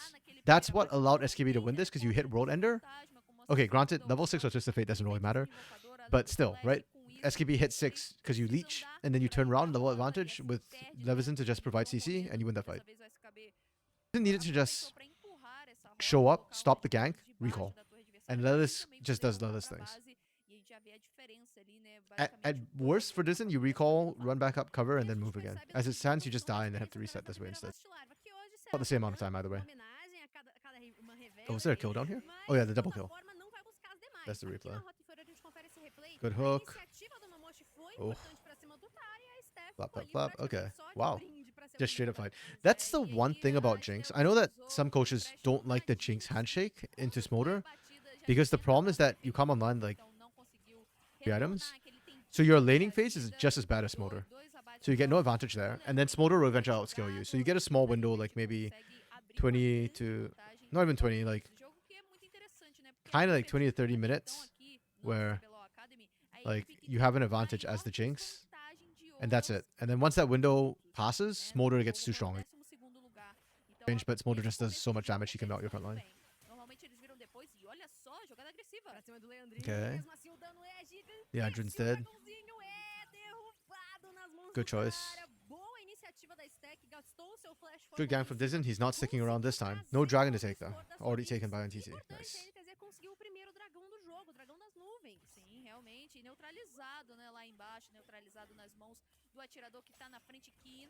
Okay, I like this gang from Lelis. I like this a lot actually. If you can't win your lane, don't play it. Just go gank other lanes instead. They even tried to get the rocket for Tara too. So I like what Lelis is trying to do since you can't win the lane, but it's worth noting for Twisted Fate, this is still a really rough way to play. Like, it's good for your team, but it's bad for you individually. As TF, you really want to hit that Kraken Slayer Ginsu spike as fast as you can. And right now, that spike is going to be so delayed. SKB is also going to become a monster, and we just literally saw Tyrion Beast mode on Aatrox. SKB can do the same. So you're trying to salvage and triage what you can, but it's limited. So have to be very careful. Yeah, exactly. You got a really big Aatrox refarming. Yeah. Vai pra cima, coloca então essa possibilidade de engage, não tem sucesso, mas olha a diferença de farm, Tabinha. Praticamente 40 minions no bolso do menino SKB. Good for NTT to got first Drake though, so they can buy a bit more time by sacking a Drake. Oh my goodness. Yo, this is bullying. Bruh. The Rammus. Okay. Tá difícil a vida desse TF, tá difícil ser o Lelis dessa partida. A equipe da Liberty tá lendo muito bem, a NTZ não tá conseguindo proteger o seu top lane, até porque é difícil nessa situação, você vai parar pra proteger. Yeah, sometimes like they complain that the jungler does not cover a lane enough. I don't even think this is Dizen's fault. Like, Dizen actually did come up top and cover the lane a couple of times. Yeah, sure, messed up a little bit, leached XP, probably wasn't as efficient a time as possible. But this is the matchup you chose. Like, you picked Twisted Fate into Aatrox. Like, you knew this was what you're playing into. I didn't think this was a counter matchup. So, actually, prove me wrong. They did not. So, they get downgraded to a 3. If this was a counter, that'd be actually a good draft. But you could have picked so many other things here. Like, you want to pick Rumble here? That's fine too. You want to pick Udyr? That actually works with this composition. There are so many other options other than TF. Yeah, full tower and blades. Yeah. I mean, usually, to be fair, TF doesn't usually run TP because you have Destiny and Gate, which effectively works as a TP. So, yeah. But agreed. Yeah, it is really, really bad and rough for Lelis now. Oh, good hook. Mom. Good disengage from Dizen.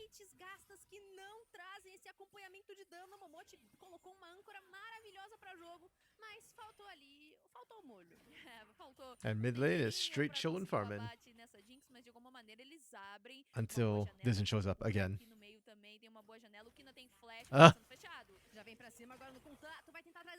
I think Kina can actually get out of this. He has flash. Oh! Okay, Kina! That is one of the few times a sombrero in League of Legends looks sexy. That sombrero, man, that was stylish. Oh, so good. Holy crap.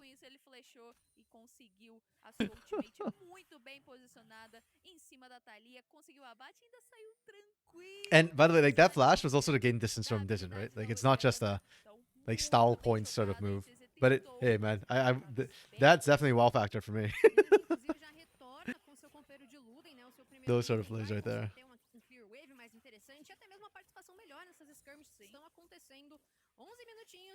That sort of style is what I wish like more of the CBLOL Academy promotions had. Like Fu has that style, you know? But Aithusa doesn't, sadly. I don't know what happened to it. I think he got scared in CBLOL. The pressure got to him. Colocam boas sentinelas, inclusive avançadas também, dentro da selva da NTZ. E o Levizinho, ele não para, ele quer mais dive agora pra cima do Namiru. Okay. Olha a pedrada vindo, chega, vai se cabeçam 3 contra 1, Namiru só aceita que dói menos, meu filho. Tá difícil Paybacks, se well, escolher da equipe for da all the NTZ gangsters pra in through mid, nesse that was jogo. payback from Realmente, Liberty. os dois jogadores, tanto o Lelis quanto o Namiru, estão sendo muito Same focados. caveat though. Ótimo Like movimento Lelis de roamed down, gank, got the gank. ótima You know, tomada lost de farm. decisão. Levizinho SKB agora going for the conseguiu gank. também um SKB We'll lose a little bit. Not também, much e because conseguir again, vantagem you're so far ahead. numérica pra começar o dragão. It's taking time for Levizinho, Les to Moji e o push out, but Leandrin devem Les just ajudar actually o time abandoned the lane. companheiro ali Interesting. na execução desse objetivo, ou não, eles vão pra cima. Okay. Mamãe tá chegando e colocando Oh. um dano excepcional. Can they get the Empréstimo bailout? condicionado, será que vai Oh, just before. milésimo de segundo não salva a vida dessa Jinx. Mas conseguiu de toda forma sair. I think Leandrin had Essence Reaver there, and Tara didn't have Kraken Slayer yet. Yeah. Tara just bought the Kraken Slayer, so Leandrin taking good advantage of the power spike. It's a 1-for-1, but it's a 3v2, right? So worth. ITC already lost this. It's just not official yet. No, Dark Knight, say it isn't so. Kinda though. It's looking a bit like it because of the top side.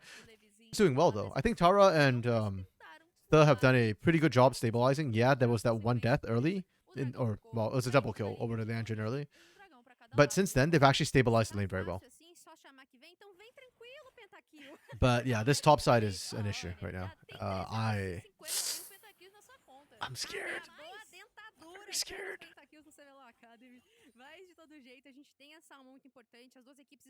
Well, as long as SKB doesn't show up in the team fight, I guess there's a chance for INTZ if they can hold. Porque só então uma foi conquistada, não, três, as três primeiras foram levadas pelo Levi. Ele fez em dois tempos, levou a primeira, conseguiu garantir a The visão ao redor, Kevins, depois the first batch retornou of Kevins were para picked up by colocar no Liberty. bolso. Tem então a chegada do nosso querido Arauto do Vale. Então a gente vai ver agora as equipes brigando, né, para conquistar esse objetivo da parte de cima do mapa. A equipe da Liberty tá... Yeah, one problem Liberty will kind of have is they are actually pretty short range in terms of trying to take turrets. Smolder has poke, but not a lot of actual auto attack range. So INTZ actually might be able to hold this for a very long time. Thalia, Jinx, and to a lesser extent, TF have good wave clear. So Liberty might actually just have to wait till Baron comes up to actually really break this game open.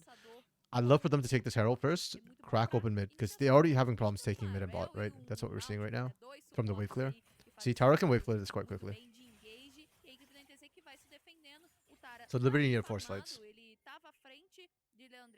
Oh, INTZ's looking at the Herald? This might be illegal. Part of me thinks SKB might be able to solo 1v3 Jin Tara and stuff. Oh, okay, but Lelis is there too. Can he solo? Yo, he legitimately just solo 1v4! Oh my goodness.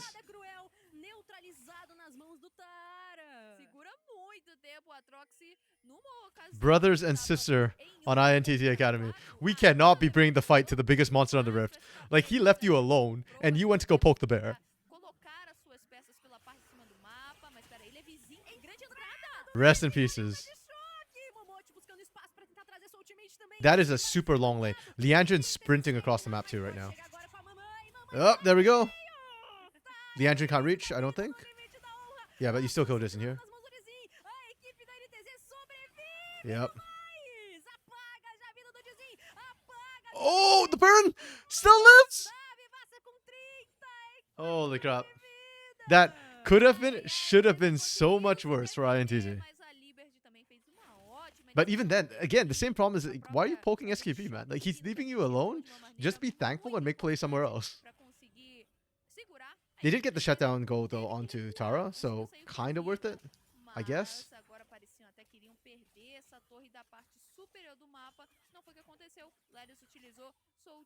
Yeah, Kraken Slayer picked up for Lelis. You're still quite far behind, but TF, when he spikes, will do a lot of damage.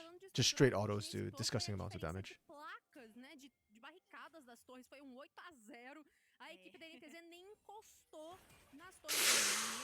Okay, Namiru is safe. I thought Namiru was going to die. Isso já começa a ficar ainda mais expresso no momento em que as T2 já são um grande foco, enquanto a Liberty tá tranquila, tá com todas as suas estruturas de pé. A NTZ tem essa recompensa de objetivo, caso The luck factor. ou o Arauto ou destruição e falando de No, man, expressão didn't you hear aqui, they removed crit City and vai dodge from the dominar game, so it's all skill now? Aniquilador de mundos pra Ah, I cima, agree, Namiru though. debaixo da torre. Too deep, SKB, abort, abort! A cartada foi dada, meus amores. O SKB sabia que o Namiru não tinha flash. Good thing he mas didn't have a bounty não on him anymore sabia que lá from the eles last estavam death to pra ele Tara. poderia acudir o seu companheiro, foi o que aconteceu. Então, uma boa chegada do TF pra proteger a sua Thalia. Yeah, Liberty getting a little too hyphy, but understandably, when you're that far ahead, like especially for SKB, yeah, you start taking some risks. Rocket. Wait, what the? Oh, Kina was basing. I got confused for a second. I was like, where did Kina go?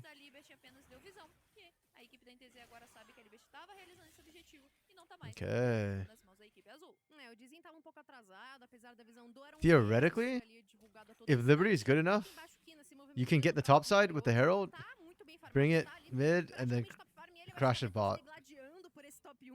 Actually, no, you can't. Because mid's too healthy. I don't think you can.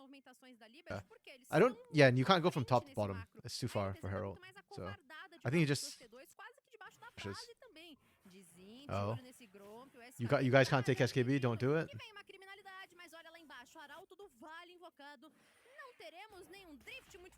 Okay, we did not write it. We are just walking it in. That's okay. I think that's perfectly fine. What are we doing here? They got baited. Oh my goodness. Momoshi being there is so clutch. Oh my goodness, dude. Oh. Oh. Yeah, it's too long Dark Knight to go all the way to the bot side. So it's only 2 crashes. But they crashed the top and they broke into the base. This is pre-20 minutes. Are we going to get our short split today? We almost got our longest. Shortest right now is 23:04. It was an INTZ versus Kaboom game, 23:04. I think Liberty can beat that record. They are, oh my goodness. MVP is SKB this game. Has to be, 100%. Like that man, that beast has been joining the top.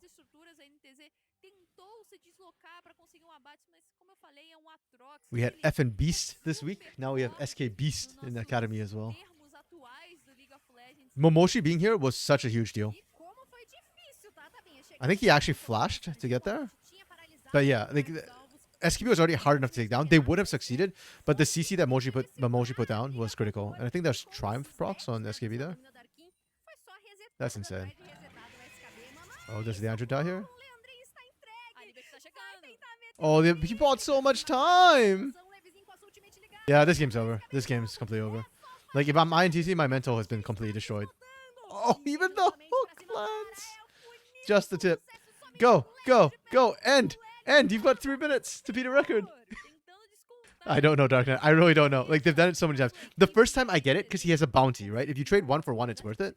Especially if you get the bounty on a carry. Okay. Oh no. It's worth it. You can make an excuse for it. But they keep going to this top lane, and I don't understand why. Like, SKB gets so far ahead every time you fail.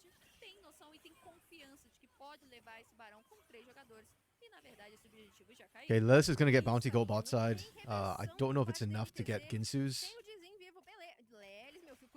I think it should be enough, especially if he clears this wave. Oh man, that super minion is beating up Ludless.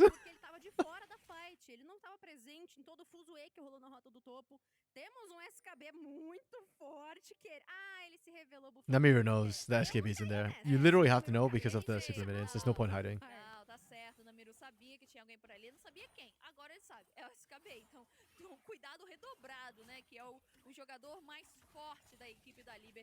Okay, let's push up Liberty. It's diveable, this game, under 1 turret. But I think you just push up mid, get the inhibitor first. And then, yeah. On the open ground, see if you can catch somebody.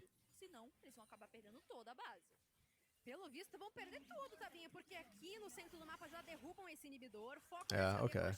Or just walking like that, because INTC have to see ground. Hook lands and Dizen, and he just melts, bro. Like, holy crap. Okay. Oh. Oh my goodness. Pull back. Oh. Tether just whiffed. Doesn't matter. The end. 1 minute to end this game. Oh. Tara's excited. Is it enough? Can they stop? I don't think they can. Oh, Shockwave whiffs. 1 minute, guys. 1 minute. We can end this. Go for the record. Fastest game of the split. This is down. Fastest game. Fastest game. Focus the Nexus. It's 22:15. We have the fastest game of CBLOL Academy this split. And Liberty do it. Oh my goodness. Liberty is nuts. Man, Liberty. What can I say? They're just so damn good. Okay, the laning from this team. Just for SKB alone, they get a 5. But to be fair, also bot lane was really good. Leandrin and Momochi found the solo, so that's really good. The map movements. I'm trying to think of the map. Honestly, I think the map movements were okay. It wasn't like the most perfect thing. Part of it was also INTC just running into them. And team fights, like how do you even rate their team fights? Because they were so far ahead. Like anytime SKB was there, they just win. So I'll give them a 4.5 because I don't know that it's them. Like they're so far ahead. It's insane. And the X Factor, yo man, this game, it's yeah.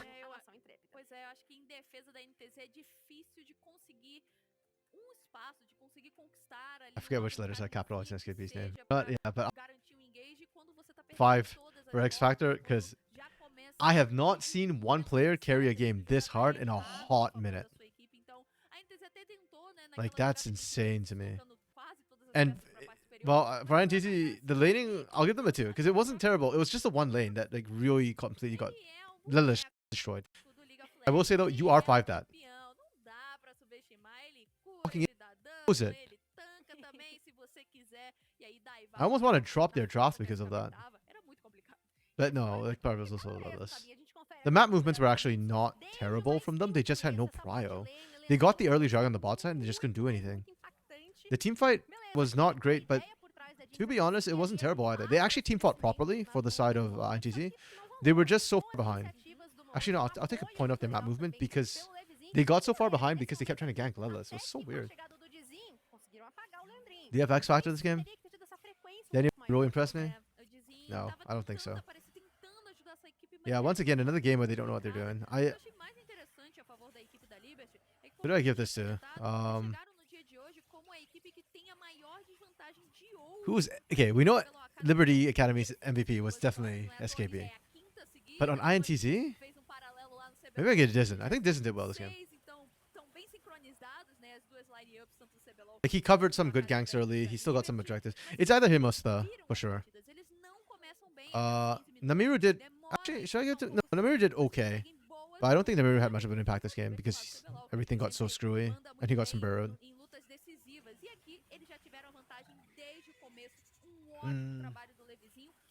Yeah, I'm still trying to decide Sta or...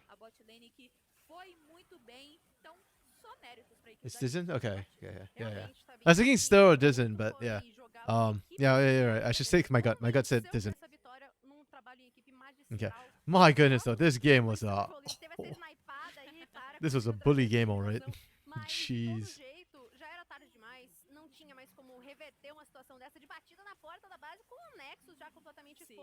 They've grown so much, it's insane. Like this Liberty roster. There's a fear because I was looking at the next match, changing the title. 5.9k damage from this Twisted Fate. That was a choice and a half from INTZ. Vão jogar a parte MD3, imagino que já estejam focando, né, nessa parte mais pra frente do campeonato. E olha o dano, né, que a gente vê da partida agora. Não foi muito tempo de partida, então não foi um dano astronômico, mas o SKB, olha, ele mandou bem demais nessa parte superior do mapa. Acho que o Levizinho também ajudou muito o seu jogador da parte superior do mapa a conseguir esses abates iniciais. E já que a gente tá falando aqui um pouco dos dois, e saque da partida, fiquei em dúvida entre os dois, mas o SKB... MVP? SKB, of course. This one, nobody can dispute. It had to be SKB. Like, legitimately. Anything else would have been criminal. Absolutely criminal. Okay. Next match is Red versus Furia. They are a tied game. This to me was a match I didn't want to keep my eyes on because I think it should be... Okay, I think on paper it's close. I think in reality, Red's gonna run this. First of all, Okay, I Coitadinha. blank Mas a them gente out so I don't encerra essa página just by e seeing them 33 there. Liberty já olhando I think pro Hakari jogo and com Red Vinicetti. contra Oh Fúria. no, Não wait, saiam how do I daí, pronounce it? Tabelão Vini Academy. Volta já já. Zecchi. Vini Zecchi, yes. Okay. Sorry, I had to I know 404 just taught me how to say it last week, and I just had to think about that. After this game, I hope teams stop banning Alawi to see what's up. I don't know about that. I mean, it seems to be working. They banned the Alawi and they got that Twisted Fate matchup. So, if anything, I think teams are going to learn the bad habit of continuing to ban Alawi because, hey, why not, right? Like, if it forces others into weird picks or Sabe como into podemos picks usar that are esse evento de suboptimal in the tanto ama, situation, then, incluindo yeah. todos que também amam jogar. Fazer a diferença nesse game It's really cool, by the way. I think I said this before, that the Ravella casters actually are in an ad E quando a gente with abraça outros MasterCard. players, That's really cool. transformamos a nossa rede de apoio em uma Yes. comunidade que se apoia como um todo. E damos voz I want a a nice quem tem o sponsorship poder too. de transformar nosso jogo. Yeah, Fury Academy, because they O campeão de verdade escolhe abraçar a diversidade. E isso não tem preço. they are pretty good, to give them credit. But I think Steiner and Shino were better and have shown that a little bit in CB LoL as well. So I think Fury have taken a small hit. And the other problem too is I think Red has been looking really good. Pickle has been looking insane. And now that Pickle's coming online, I think Dooms is having an easier time as well to play the macro. Yeah, and even if he screws up, it's not a big deal. So yeah, I think Red is scaling up right now. It's kind of in a really, really good way, in a really, really good time. So I think them and Loud were sort of the two teams I was thinking are really on an upward swing right now. Vini Sechi. Also, I'm saying the Z. It's Vini Sechi. Okay.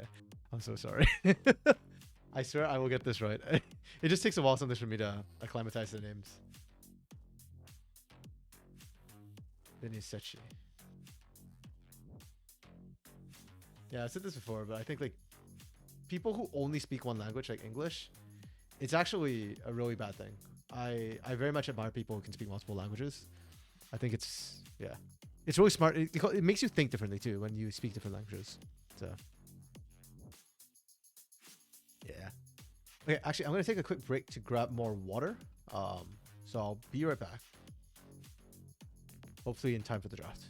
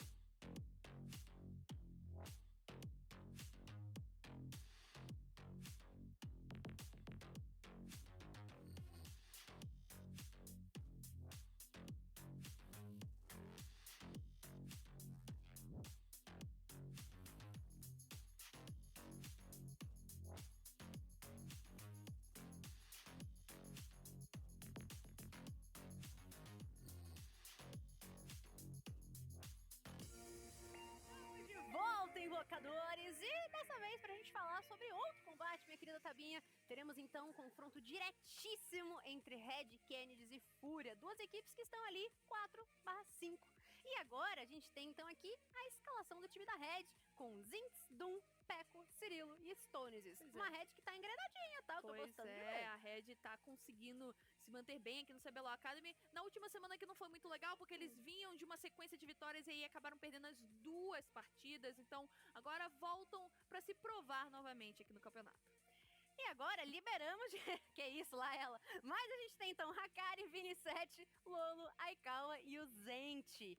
Quero ver como é que vai ser agora mais uma semana com esses novos jogadores da equipe da Fúria, porque já passou aí o tempinho de falar que não tem sincronia, não tem harmonia, mas de todo jeito me interessa muito acompanhar esse crescimento dos jogadores da equipe da mini querida Fúria, porque eles estão querendo dar um trabalhinho sim, viu? Pois é, a gente vê que esse pessoal ali do meio, né, da tabela, tá todo mundo embolado, então a gente vai acompanhar aqui esse jogo agora de Red contra a Fúria, coisas interessantes por aqui, banimentos eu diria até que foram justos para aquilo que a gente tá vendo, né, acontecer normalmente, e tem uma Kali, então I have returned and I see that the draft is up already. Let me just make sure Yuzin still playing. Okay, so all the names we expected. Vinny Sechi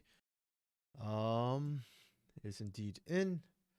Okay, drop is okay. Fairly standard bans. We're seeing the Rumble come back in terms of bans again. I respect this from Furia. That the color of my pen changed. Why did the? Okay, that's interesting. Oh, there we go. Sorry, easily distracted. I respect this because, like you said, Pekko has really been popping off. So I think banning out the mid lane makes a bit more sense when he has been the primary carry for the team recently. Or even if not the highest damage, the guy who's making things happen. We see Senna first pick. We've seen that a lot. Okay. I love that Academy has been picking up Maokai. I swear, like somehow I'm reading their minds or they're reading mine because we've been harping on Maokai and suddenly the Academy is really prioritizing it. The Nautilus with that, and then we blind the Azir. Okay. Yeah, we even see the Leona. I swear. What is going on? We are on the same page, Academy. I'm just a week ahead usually because I see their stuff, I guess, and then yeah. Okay. So we pick the Leona into the Nautilus. And then second round we ban Xinjiao and Lee Sin. Okay. We ban Hui and Corki because we picked the Azir. Okay, I'm happy with this. We pick a Kali into Azir. Okay, we've seen that before. It's a bit rough at times, but you will have a lot of agency if you can survive the early game. We see another Ivern. I don't know where this is coming from. And then we blind Renekton, which I'm not a fan of. I don't think Renekton's that strong in the current meta. I think Udyr, Aatrox, Cassante, all blindable. In any situation you're going to pick a Renekton, I feel like Cassante is the better pick. In any situation. I literally cannot think of a single situation where Renekton is better than Cassante, and Cassante is not bad. So, I mean, maybe you're worried about a TF pick here, and TF can beat the Cassante, maybe? I'd argue that it'd still be the same problem. I don't know. I'm not sold by these last two picks from Red.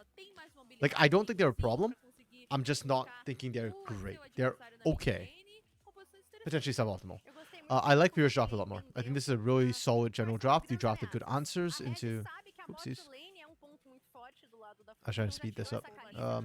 Yeah, I think good picks from Furia. I really like your draft. I think it's really solid. I don't think it's a Thanos draft necessarily, but I think the front to backs are going to be really, really strong. My only concern for them is how they're going to get past or the Emperor's Divide being a really good tool against Furia. That's my only concern for Furia's composition. Is this Thanos comp?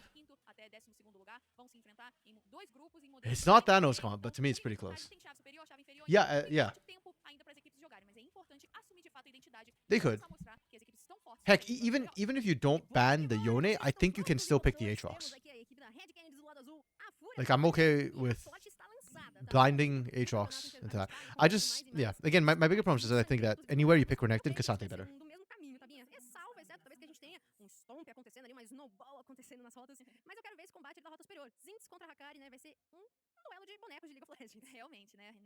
Put in the draft numbers first. Red to me is average unless they can prove, or until I can see why Renekton Ivern. Like, I'm just not sold on that. And then Furia. I like their comp a lot. I'm gonna give it a 4.5. I don't want to give it a 5 because I don't think it's like a hard counter where Red can't play this game, or that Furia like got 3 winning lanes plus a favorable jungle matchup. Was Rel banned? Oh, good question. I actually don't recall either.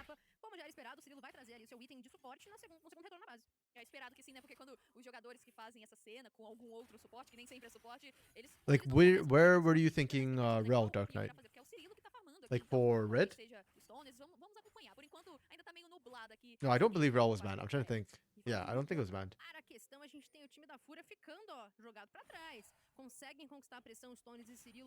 But I'm okay with all their picks, except, like, I don't see where Rel would fit in, except for maybe instead of the Ivern for Red. Because I'm okay with the support picks.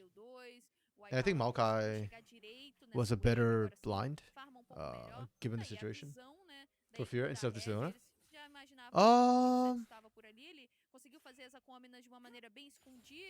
I personally think I prefer the Leona because I think her long range engage is better for this Furia team, and you can follow up the Maokai a little bit better, whereas Rel has to charge at them. Like, but yeah, I think Rel was fine. Rel would have been okay here. Personally, I prefer Leona into Nautilus as well. So with Leona into Nautilus, you don't take Zenith Blade. You start with Shield of Daybreak, and then level 2 you take Eclipse. And then you just stand in front of the Nautilus and say, touch me. And if he hooks you, you get your free engage. You don't even need Zenith Blade. But yeah, I think Rel would have been okay there too if they wanted it. They weren't trying to hide a flex though, because they already picked the Maokai. So I guess maybe you could threaten like Maokai or Rel, one or the other, and flex the two between the lanes in jungle. Maybe. Começou com uma poção de vida, já gastou e esse Renekton ainda tem esse recurso. Então, realmente, ele foi pra cima do Aatrox, conseguiu eliminar a vida do seu adversário sem precisar gastar esse seu pequeno recurso na itemização. Então, Pop it, Vinicius. There we go. Consegue uma vantagem boa já nesse 1 contra 1 e olha só falar em 1 contra 1. Wait, Ivern's winning this fight? Really?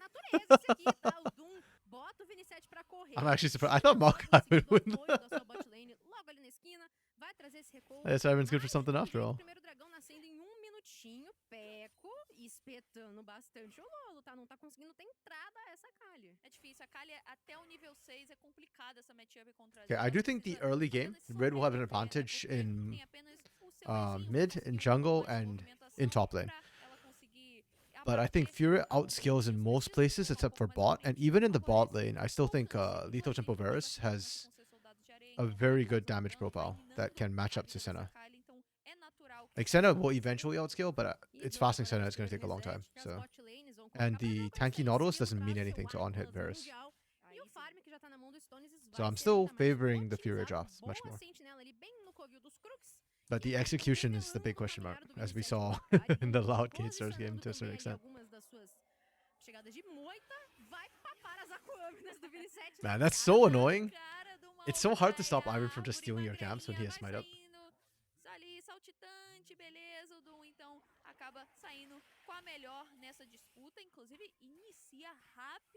Ooh, but when you can't secure the camps, oh, Cyril came up. I was gonna say, yeah, if you can't just peacefully take away the camps. I actually don't know how Ivern does grubs.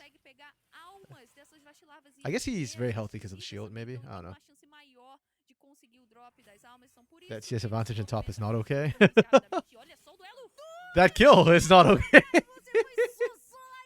First blood. I am 90% sure that is not how that should have gone. Like, I agree. I think Renekton should win that matchup early, but not like this, I don't think. Yeah. Okay, maybe the Renekton pick was better than I thought for Aatrox counter. Wait, was it an Aatrox counter? No, Aatrox was the last pick. Aatrox is R5, right? Yeah. Okay. So, Hakari... okay. I think Hakari might not be familiar with the matchup. We haven't seen Renekton in a while. He kind of fell off for a bit. And when he was in meta, Aatrox wasn't as popular at the time. But then they did match up sometimes. I don't know. Not like this. Yeah, Zinz is playing this well. Zinz is a very, to me, when I look at him, I think of him as a very solid top laner. Like, he knows how the matchups go. His laning's good. But I feel like in Academy, it's hard to tell how good some of these top laners are because they isolate their top lane a lot. Like, we don't see the top laners get involved in team fights a lot. Even last game, when SKV was like absolutely a monster, he didn't rotate out of lanes. It was VKS rotating into his lane, which was causing problems. And that's why Super Clever stood out to me so much as well. Last split on Kaboom Academy, because he was always at the fights. Like, his kill participation was really, really high. This is why I like Leona. You just go into them. and you win every trade anyways. Aikawa getting shot in the back, that's nothing to do with the Leona. That's beyond the Leona.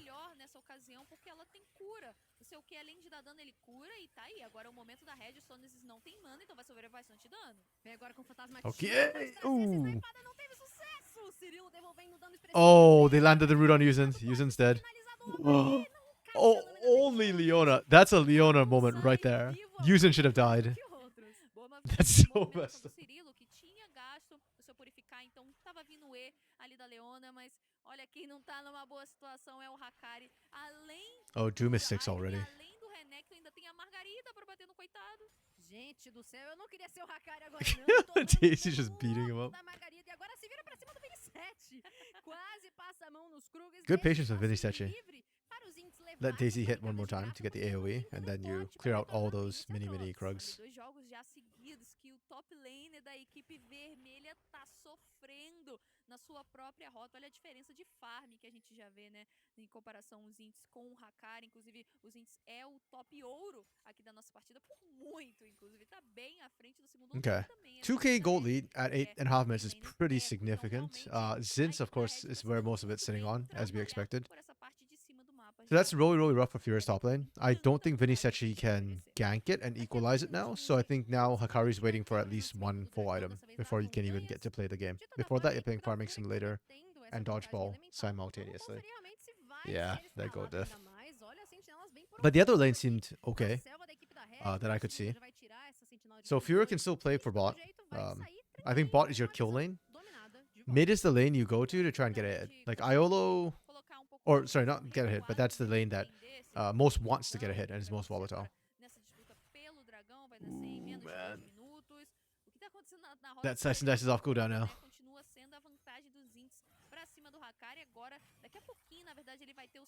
Okay, some of that healing from Hakari coming in there. Zinz is just waiting for his ult to come back off cooldown. Slice and Dice in 5 seconds too. They don't know. See, if this was a Sejuani, I think you dive this topside. But because you have a freaking Ivern, I don't know. I'm not seeing the value of this Ivern pick yet. Boa defesa agora com o avanço, apesar de ter queimado o seu flash, veio também as raízes, né, as garras da natureza. Hakari did World Ender though, so... A equipe da Red, e dessa vez é a Fúria quem chega primeiro no covil dessas vastilarvas, e é o que tudo indica, estão em choque, tá bem? Double control wards. No mesmo lugar.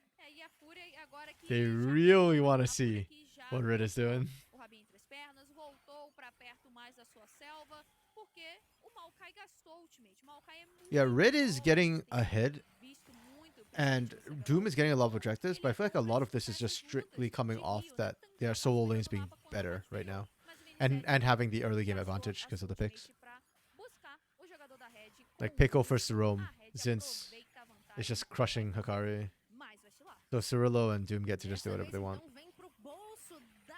Stones is doing a good job though. That's the second time we've seen Cirillo roam outside. Unanswered. We're not seeing Yuzin roam out. And Stones has been solo and keeping up. A pressão de rota vai ficar insuportável aqui na rota do topo, que o Zinz já tá muito à frente com o farm adiante, com também essa presença, vai conseguir derrubar sem a menor dor de cabeça. E vem aí então as vastizitas pra dar essa... não vai bater não, tá bom, Zinz. Ele tá sendo ainda mais inteligente, né? Tá negando farm pro seu adversário, porque... I like this from Zinz, just denying as many minions as you can away. Então o Hakari vai perder ainda mais esse recurso que ele poderia why not? garantir com essa onda de minions. Então pegou 5 barricadas lá, os Ints pela parte superior do mapa. Okay. A lot of times for Furia, when they find wins, it has been more team-oriented. I think Aikawa has been set up to be a carry this game, to be the legend. Maybe Lolo can do it too. But Lolo is a little bit behind, as is expected. Akali struggles early in pretty much any matchup. Faz-se muito importante a Florividente, que não somente vai estar trazendo visão como velocidade de movimento para o ângulo focado, e até mesmo tirar já ali uma lasquinha da sentinela se ela encontrar. E claro, né, os frutoméis, os comidinha, a Jaquintec, né, um beijo, mamãe, que vão trazer ali também esse bônus extra de regeneração, vai ter um pouco mais de participação, né, porque vai manter os jogadores mais tempo nas rotas. E olha a movimentação agora da equipe da Fúria, né? Eles fazem uma configuração de rota, agora já que basicamente a fase de rotas foi encerrada. Okay, they're trying to punish an Akali. O Lolo que vem pra parte inferior e inclusive you do have depth charge, and you do have quite a bit of CC actually between these three champions. A equipe da Red ainda não acompanhou essa mudança, então o Cirilo e o Stones continuam pela parte inferior. Iolo whiffed. The Void Grubs are doing so much work right now for this team. E pelo visto botou eles pra correr, tá? Porque eles começam a desenhar uma descida, ensaiar essa proximidade maior com seus aliados, revelados pela Florividência. Oh, Leona? Oh! Já tá tarde demais. mas com as suas shurikens não I thought pegou. Usage was just gonna drop a Ele solar empurrou, flare, a viu? fat solar Caso flare right there. se fosse pego por ali, seria I mean, that's why you picked the cancelado total, Leona over the teria Rel, right? eliminado Long o range Red engage Knight, beleza? versus A Red like foi having to safe, run nada fast. aconteceu. Agora vai começar A little bit uma disappointed we disputa didn't mais see pela that. rota do meio, os suportes That's se okay, though. movimentando por aqui. A gente tá vendo agora sim o Cirilla It's com not a o big deal. Stones vão confrontar ali a bot lane que não está mais no bot, agora tá na rota do meio, porque daqui a pouquinho a gente tem o Arauto, então é muito importante essa movimentação das equipes. Yeah, and Pico Principalmente just pra keeps equipe da pushing Red, que and pushing. tem uma facilidade agora, Holy porque crap, it's another toda CBLCK a Academy game. vantagem deles, a parte superior do mapa, ainda se mantém. Os Ints conseguiu a derrubada da primeira torre, mas olha, por falar nele... This is not a matchup Olha Lolo só, should pra want. cima Like, dos Ints, o Zinz can Lolo pop Dominus as coloca well. muito dano, sofre pouquinho, mas nem de longe é a mesma Interesting. coisa. I didn't actually Sofre think na Lolo was gonna win that, distância. but they Chegando did. o Viuzente, pode vir esse dive, tá? Pelo visto, vai pegar esse, vai Okay. pegando esse área. Using stop in the base. A Minions não tava tão bem sincronizada. E agora sim, com o Dominus ligado, passagem sendo feita. Really well Agora played from não Zinz there. faz finalização de ninguém. Zinz looks Agora really a comfortable Red on this chama Renekton. a cavalaria, que é o menino Peco. Oh! Minion no decreto Okay, they got it do anyways. Dominus. Nice, nice, nice. Really well played from Red. Ele Zinz looks super comfortable on this o Renekton. Zinz se defendeu bem, porque ele rapidamente agiu. Like, he utilizou baited o that seu so well with the Dominus, Dominus. conseguiu acumular mais fúria e partiu no flash pra cima do Lolo, que perdeu vida, mas assim, ele também limpou a onda de minions, então foi fácil pra ele se defender junto com a chegada do Peco. Mas Yeah, now that the tá Emperor's em Divide is tudo down, agora.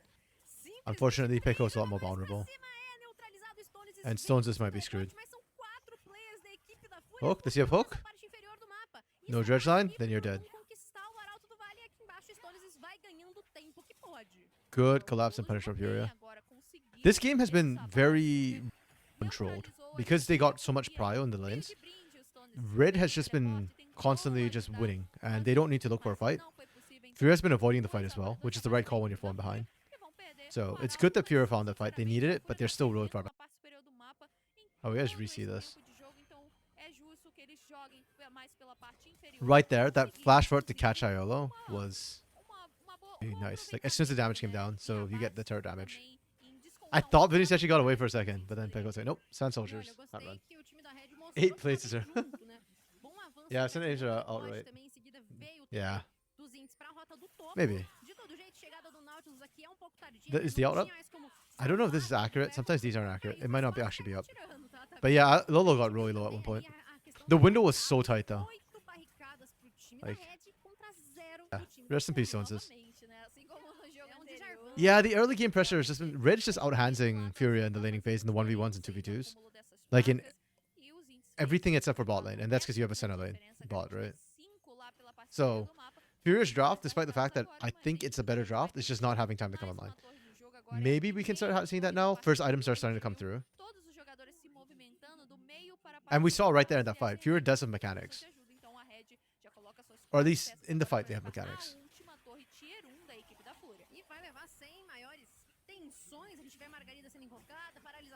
Ooh. Okay. I don't know if we need to burn the solar flare there, but okay. Realmente tá difícil aqui pra vida do Zente. Foi eliminado rapidamente. O Lolo que tá tentando descontar de alguma forma. Dragon's coming up. Agora pela parte superior, a Yeah. equipe da Red Red was basing. I'm glad they canceled most of the bases. Only Peko is basing. But I think Peko is TP. Because Dragon's coming up. Just go for that instead. Yeah, there we go. Drake for Red. Drake for Red, but also kill for turret. So I think it's kind of even if we look at it in the bigger picture. It's also Red's first Drake of the game. So I think Fury are okay with giving that over. I'm a bit cautious about saying that because Chemtech does benefit Renekton quite a bit. And between Senna and Chemtech, Zinz might become really hard to kill. Not unkillable. But yeah. That's the trade you got to make when you have Fury and you're behind, right? You're looking to skill up at this point. Hakari has first item at least, Propane Hydra. You're one full item behind Zinz. Damn, that's rough. Para garantir estruturas, eles garantiram da parte superior do mapa, agora o Hakari vai descontar nessa parte inferior. E a equipe da Fúria estava até buscando algo mais agressivo. Red have kind of lost control of the game for the first time, it feels like. Let's see if they can regain control or whether Furia can continue dragging this out. The more chaotic fights are not bad for Furia as well because Hakari and Lolo can both assassinate targets. that is AP, not AP. Lethality, sorry, Aatrox. If Red had any Drakes, Vinicetti was doing something wrong. True. I mean, Ivern is not known for his dragon taking abilities, especially when your bot side was winning. I don't know. I'm still not sold on Doom's Ivern. Like, he's not doing anything wrong. It's just I don't think Ivern does anything right now. Okay. Oh, we're looking for a flank here from Furia.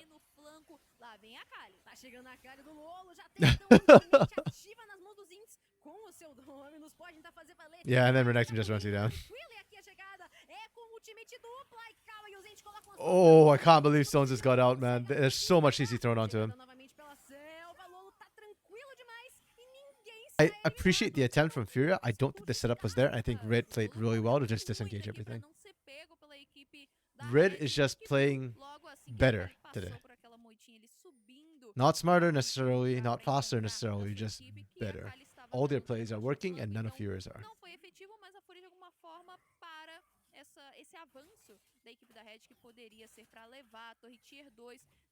It's a slow grind though, because we're not seeing the kills to accelerate the game. So Red's just like slowly just moving a little bit better, getting a bit more CS, getting that extra objective.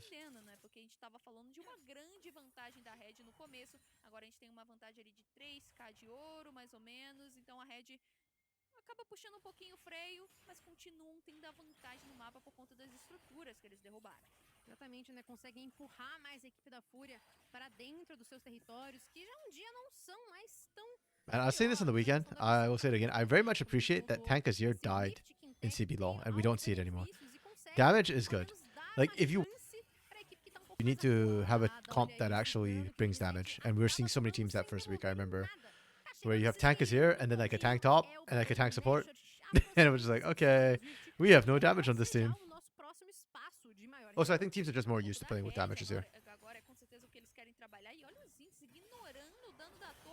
Oh, that's nice. Oh, Hakari, you're so dead.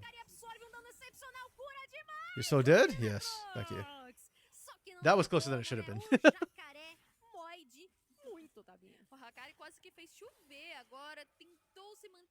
I don't think Hakari gets that sort of opportunity again.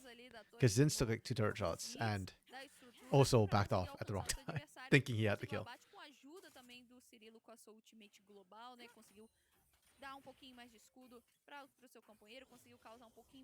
I'm actually really enjoying this game. I thought this game would be close. And it is. It is very, very close. And that's why I'm really enjoying it. In fact, the hands gap we're seeing a little bit from Red is a bit more than I expected. But even then, Furia is still playing this really well. They're not hemorrhaging. They're not picking bad fights. In fact, all the fights Furia have picked right now have looked kind of good in terms of the angle they're going for. Now, sometimes they skip steps like the Lolo flank, so it didn't pan out. But even then, they knew how and when to disengage so that they didn't lose out more from that play. And Red too, they're not in a rush. They're not trying to force things. Like right here, really good slow pick. Okay. Nice shuffle. But didn't catch Aikawa. Aikawa's still free firing. That's critical. Oh, that route. Did they bait Zinz? Can they kill him? No, they can't. Okay. Oh, Aikawa right now. Okay, I think that's the first fight we've really seen the Ivern pick work out really well. The constant shields kept people up, and also the threat of getting hit by the Ivern Q stopped Aikawa from just popping off and taking it over. Okay. I mean, I'm still not a super huge fan of the Ivern, but I at least see where you're going. It's a skilling pick, I guess, to go with the Senna. Shields and heals. Dark Knight, it's Baron time. Yeah. I think this is where the game starts to pick up, because I think we're going to see a lot more blood around Baron. Before this, they were okay like trading things, but yeah. Oh, the amount of shields, though, that kept coming out from Doom here was kind of nutty. Oh. Yeah. If I thought the strongest player, it should have been an ace. True. And Doom bought enough time that the strongest player Zinz could actually finally show up to the fight. Kind of late though. I don't think he got any kills actually by the end of it. Yeah, and that's the advantage that Red has been building up, right? Like, here we go. We're now 4.5K. Last I checked was about 3K at, I think it was about 16 or 17 minutes. And we've grown to 4.5K. And sure, yeah, Red is just moving better right now. Ever so slightly. Like, Fury aren't bad by any means with their movements. Red's just better right now. Man, some of the teams we saw play earlier had the macro of Furia. Some of those games might have gone differently.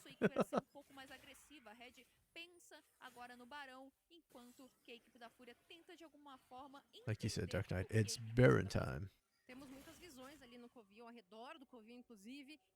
Zin says TP, just applying pressure on the other side of the map.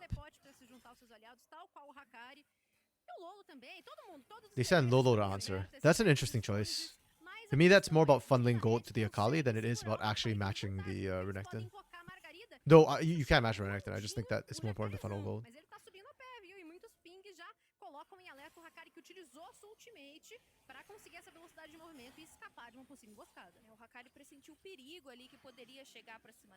Yeah, see, Red just rotated a little bit better, a little bit faster. Like, Furia is moving. They were just a little bit slow on that. And that comes from the control that Red managed to get down on the Baron. They're just ahead of the curve. Oh, the insta-cleanse from Cirillo is good too. But Leona's buying so much time. This is why I like Leona. I feel like she's perfect for CBLOL. Oh, Zinz is here. Rest in pieces. Rest in so many pieces. Oh, jeez. Man, that buff where they made Ivern's Q, when you click on it, drag you to your auto attack range instead of like range champion's auto attack range is huge. Like, everybody just dogpiled in on Viniseshi there. Is this game?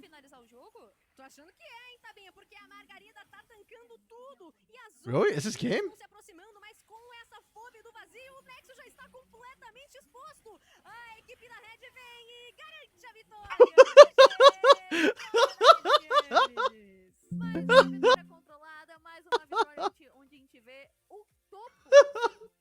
What the hell? In CBLOL so often, which is like out of nowhere, a team just wins. Yeah, you know what? Huge props to Red. I think they fully deserve it. This was a really good game from Red. Their laning, probably not the most dominant in the league, but it's very stifling. Like, they make very, very few mistakes. They had great map movement this game. Like, they were just always ahead of the curve. We didn't even really see like real big team fights. I won't give them a 5 for a team fight. I'm only going to give them a 3 because they kept fighting without Zins.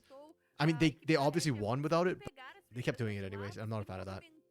The X factor from Zins was cracked. It's a Zins game.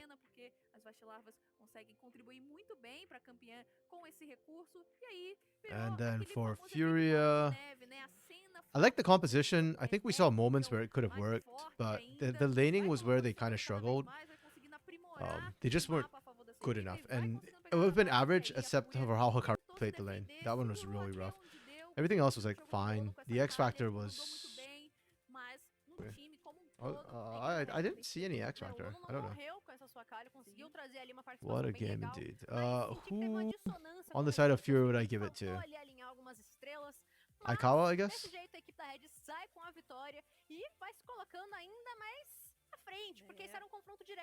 Yeah, actually. 3, I do count Curdy. I think Curdy made the right choice. So, yeah, no, I do count Curdy. Yeah, it's a top lane thing. And people say that the game is bot-centric. CBLOL's just like, nah. Screw the bot lane, man.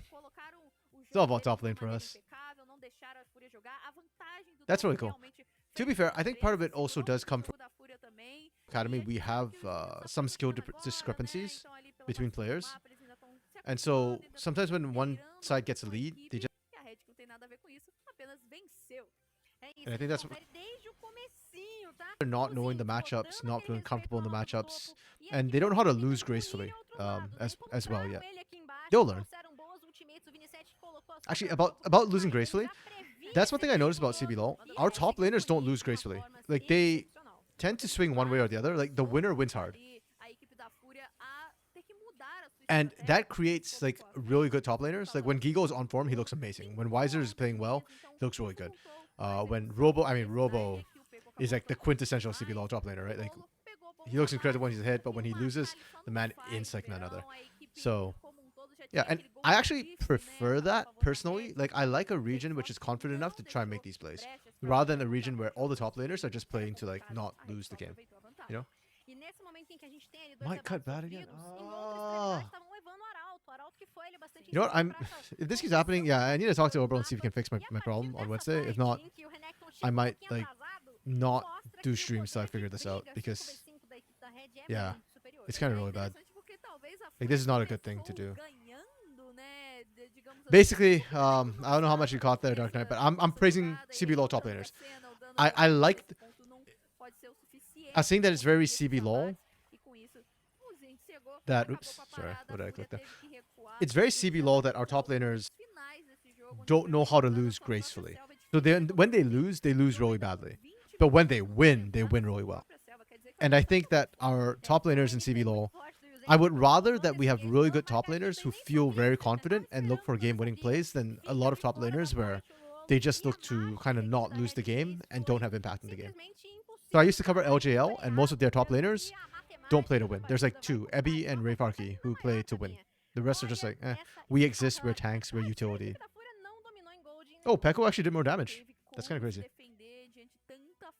Desse Renekton, que inclusive não foi o top damage aí da partida, ficou nas mãos do Aziz, que é de fato um pouco mais simplificado para ele chegar nesse alcance de dano, causou muito dano desde essa contra a Kali, né, já que tem essa do I want to change my thoughts on any of these players? I mean, they're pretty good.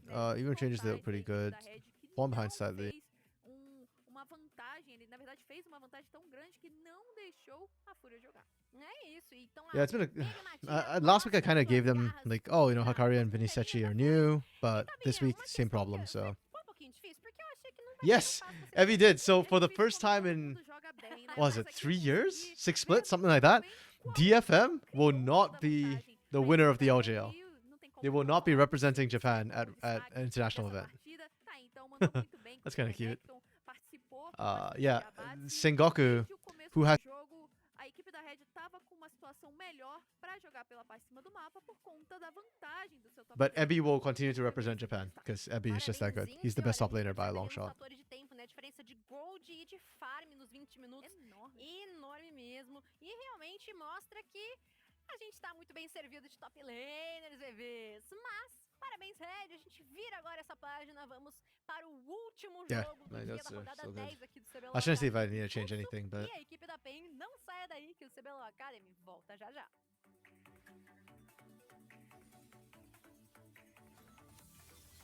Oh, hold on. Let me check something. They say that sometimes the audio mismatch can happen from, or my audio drop could be caused by audio mismatch. So let me see. How do I? Oh, okay, speakers. Sabe como podemos mudar o Sound jogo que a settings? gente tanto ama, Is that right? todos que também amam jogar. Microphone. Fazer a diferença nesse game passa pelas nossas mãos. 2 channels, E pelas mãos de 848,000. todos que querem o melhor pra essa comunidade. Let me check what my A gente in abraça outros players, advanced audio properties. transformamos nossa rede de apoio em uma comunidade que se apoia como um todo. Things. E damos voz a quem tem o poder de transformar nosso jogo. É por isso que um campeão de verdade escolhe abraçar a diversidade. E isso não tem preço. Do zero ao pro, toda lenda precisou começar. É que pra entrar nessa rota tem que bancar a paixão. Se é pra jogar, trampar ou curtir, o Santa vai junto com você nessa. Pra você bancar o seu game até quando não estiver jogando. Mas a primeira jogada é sua. Banque seu game com o Santa. Yeah, I don't know what's causing this. Huh. My stream name before I get Fluxu versus Pain. Already did that. Nice. Okay, peace out, Dark Knight. Have a good one, and see you tomorrow for the last day of CBLOL Academy. Regular season, of course. Actually, I'm gonna take a bio break since everybody's here.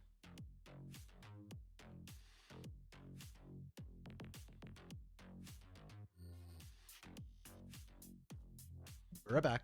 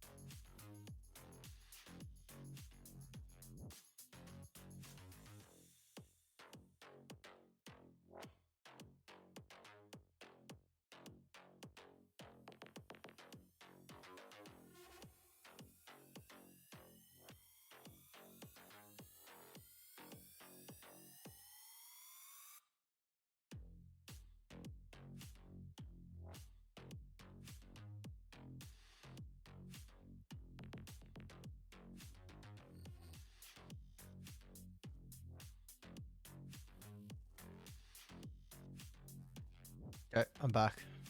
Music low-key kind of bops. I don't know if you can hear it on the stream. But yeah, CBLOL's got some pretty good musics. Okay, look. Last game of the day. Meu nome é Leonardo, eu tenho 19 anos, meu nick é Forlin e meus campeões favoritos são Gwen, Jace Gwen. e Atrox. Admiro bastante o FNB e That lá has to de be fora Forlin. eu admiro bastante Those o are all Flash. top lane champs. Okay. Meu nome é Nicolas, meu nick é Shoska e eu tenho 16 anos. Meus campeões favoritos são Catarina e Yasuo. Admiro bastante o Knight da BLG. E no Brasil, eu acho que o Shinos. Let's see. Okay, Fluxo Academy, honestly, I am surprised they are struggling as much as they have been. They take a lot of risks, which is why they end up like struggling, because they're now sitting like 6, 4, and 5. They probably should be higher, honestly. Julia has not been as dominant, unfortunately. Zoska has been super mid to me. NL has come in. I don't know, man. Like, he's not bad. He's very aggressive, but I thought Ankrith... I still don't know why they swapped out Ankrith. I thought Ankrith was really good. Like, NL's fine, but... Yeah. I don't know. Yeah, there's a lot of talent on this team. The problem is they're up against Pain. Now, Pain did play a horrific game up against... Who did they just play last week? Oh, Tropa. Yeah, they lost a horrific game against Tropa, where they just could not teamfight to save their life. It was super weird. I hope they've kind of fixed that a little bit, because you know what? It happens once in a while. It's okay. It's a learning experience. But if it keeps happening, then that's no bueno. That's a massive problem at that point. And you all need to fix it. It's only one match. I'm overreacting because I'm a Pain fan. That's what I first said. I'm the harshest critic of teams that I support in a way. Okay. Ooh, Sejuani bans. We don't see too many of these, but I actually think this is a good thing to ban. Like, I think Sejuani is still one of the strongest junglers. Maokai ban, I appreciate that. Pain banned the Twisted Fate and Fate. I think that's probably from scrims or just something about Forlin. Like that. So we go Senna, that's fine, we set up. That's good. We go Smolder Rel in response. This is a flex pick, which is good. We go Nautilus to kind of match. Yep, standard. Talia, standard. Also deny away from Cats. Cats picks the Orianna instead. To deny away the Orianna Nocturne. I actually don't like Orianna into Talia. I think Talia is more than happy to go into this lane. So to me, this is more of a deny than it is a, like, just straight up this. Yeah, we get the Vi ban, and you're not as worried about Nocturne because Orianna's already on your side. Aatrox, Gnar, Tom. Okay.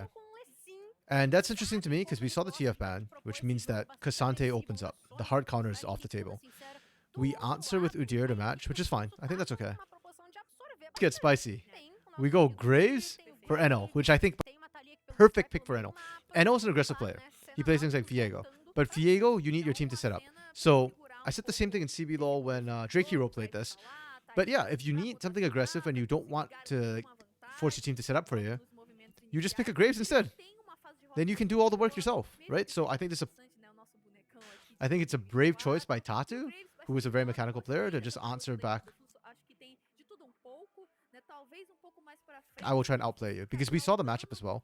Decent higher burst damage, Graves kind of tankier, and actually will opt into this. So when you pick this Lee Sin here, I don't think you're looking to duel this. You're looking to gank the lanes instead. So you're not dueling, you're ganking. And it's gonna be an interesting one, because Smolder, Senna, I actually prefer the Senna side of the matchup, especially if we run Duran's Blade first. But patch 14.4, we might not see the Durans here. Duran start. If no Duran start, then I think the Senna lane is not as strong early and can't really punish the Smolder as hard. Then your Orianna, Talia, it's such a tough pick into the Talia. It's so hard. I think Tatu's choosing to play this in hard mode. Draft-wise, I think both are average. I like Pain's draft more cohesively, but I don't think it's a great draft into what Fluxu have picked. So this would normally be a 4, but I'm going to downgrade it to a 3, and I think this is a 3. This is a 3 because of the draft on the other side. So.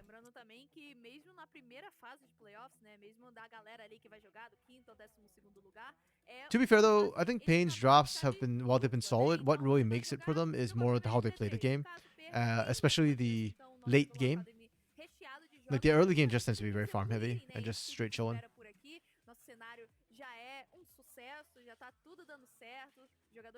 Whereas Fluxu, they're a hand stiff team. So maybe they can hand stiff in the early game. I guess that's why you took Enel in, was to accelerate sort of the hand stiff and speed up the game.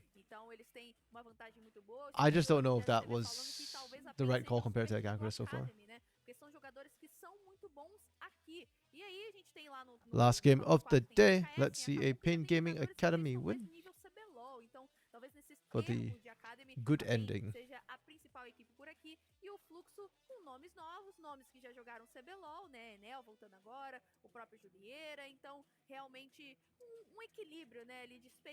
Yeah. I'm just looking at the show and just thinking over, like, literally all the lane matchups are slightly Fluxu favored, actually. I'm just trying to think, like, how bad do they win this? Is this like 3 winning lanes, losing jungle situation? And I might be biased. I'm trying to make sure that I'm not like, being overly biased and hammering that Pain draft more, because the Pain draft is kind of sus a little bit. Like, it's really good in isolation, but yeah.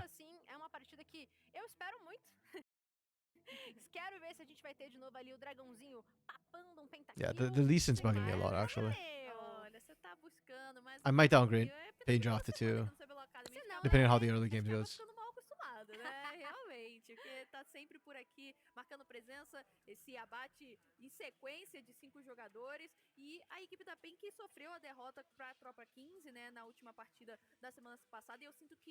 Okay, hopefully we don't get tech difficulties. Usually right after they pull the draft, it's like pretty short into the game, but unless there's tech difficulties, but they haven't shown the tech difficulty sign yet, so I'm hoping, yeah, we're just a little bit of slow start, so hopefully.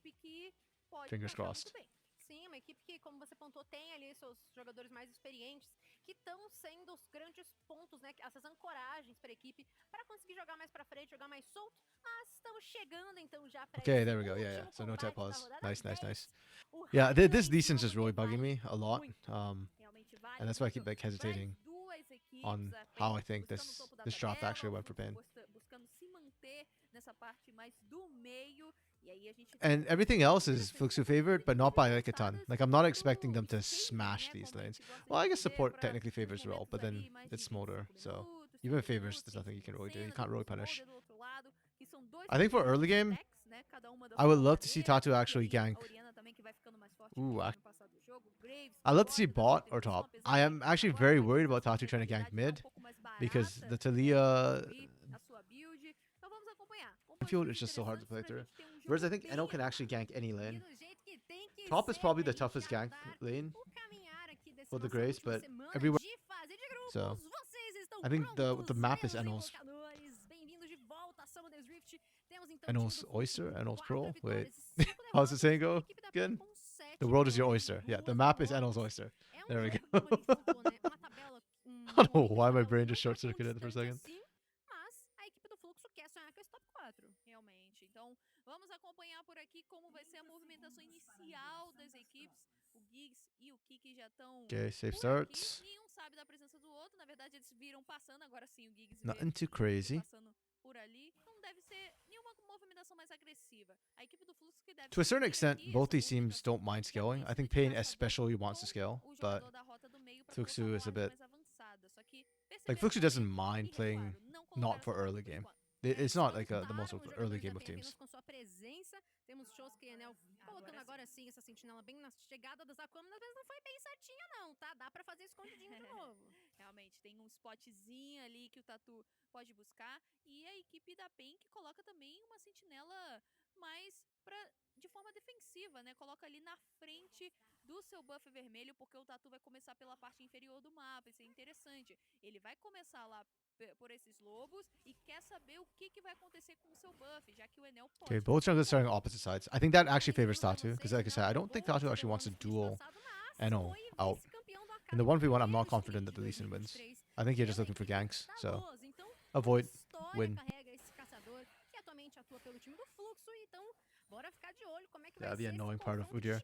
Porque o Tatu evoluiu e muito do ano passado pra agora. Sim. Tá sendo uma das Oh. peças chaves. Era até engraçado a gente ver quem ia tirar o MVP do Tatu nas partidas Okay. que quem tava ganhando. Realmente foi muitas vezes o Quartz, a gente viu até o Marvin, mas o jogo agora é pra ver quem We're skipping vai camps right sair now. na I kind of like that, frente. considering how volatile this topside is.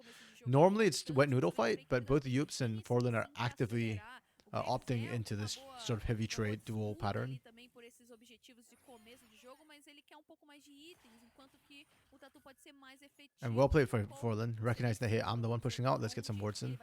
Let's track where Tatu is.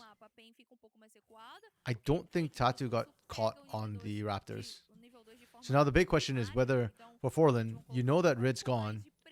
Do you think this is like a reverse clear, or do you think, oh, no? Okay, like I mentioned all of that, and Tatu just walks away. Like I really thought that Tatu could have just kind of gone top, and I think his pathing actually kind of got him away from all.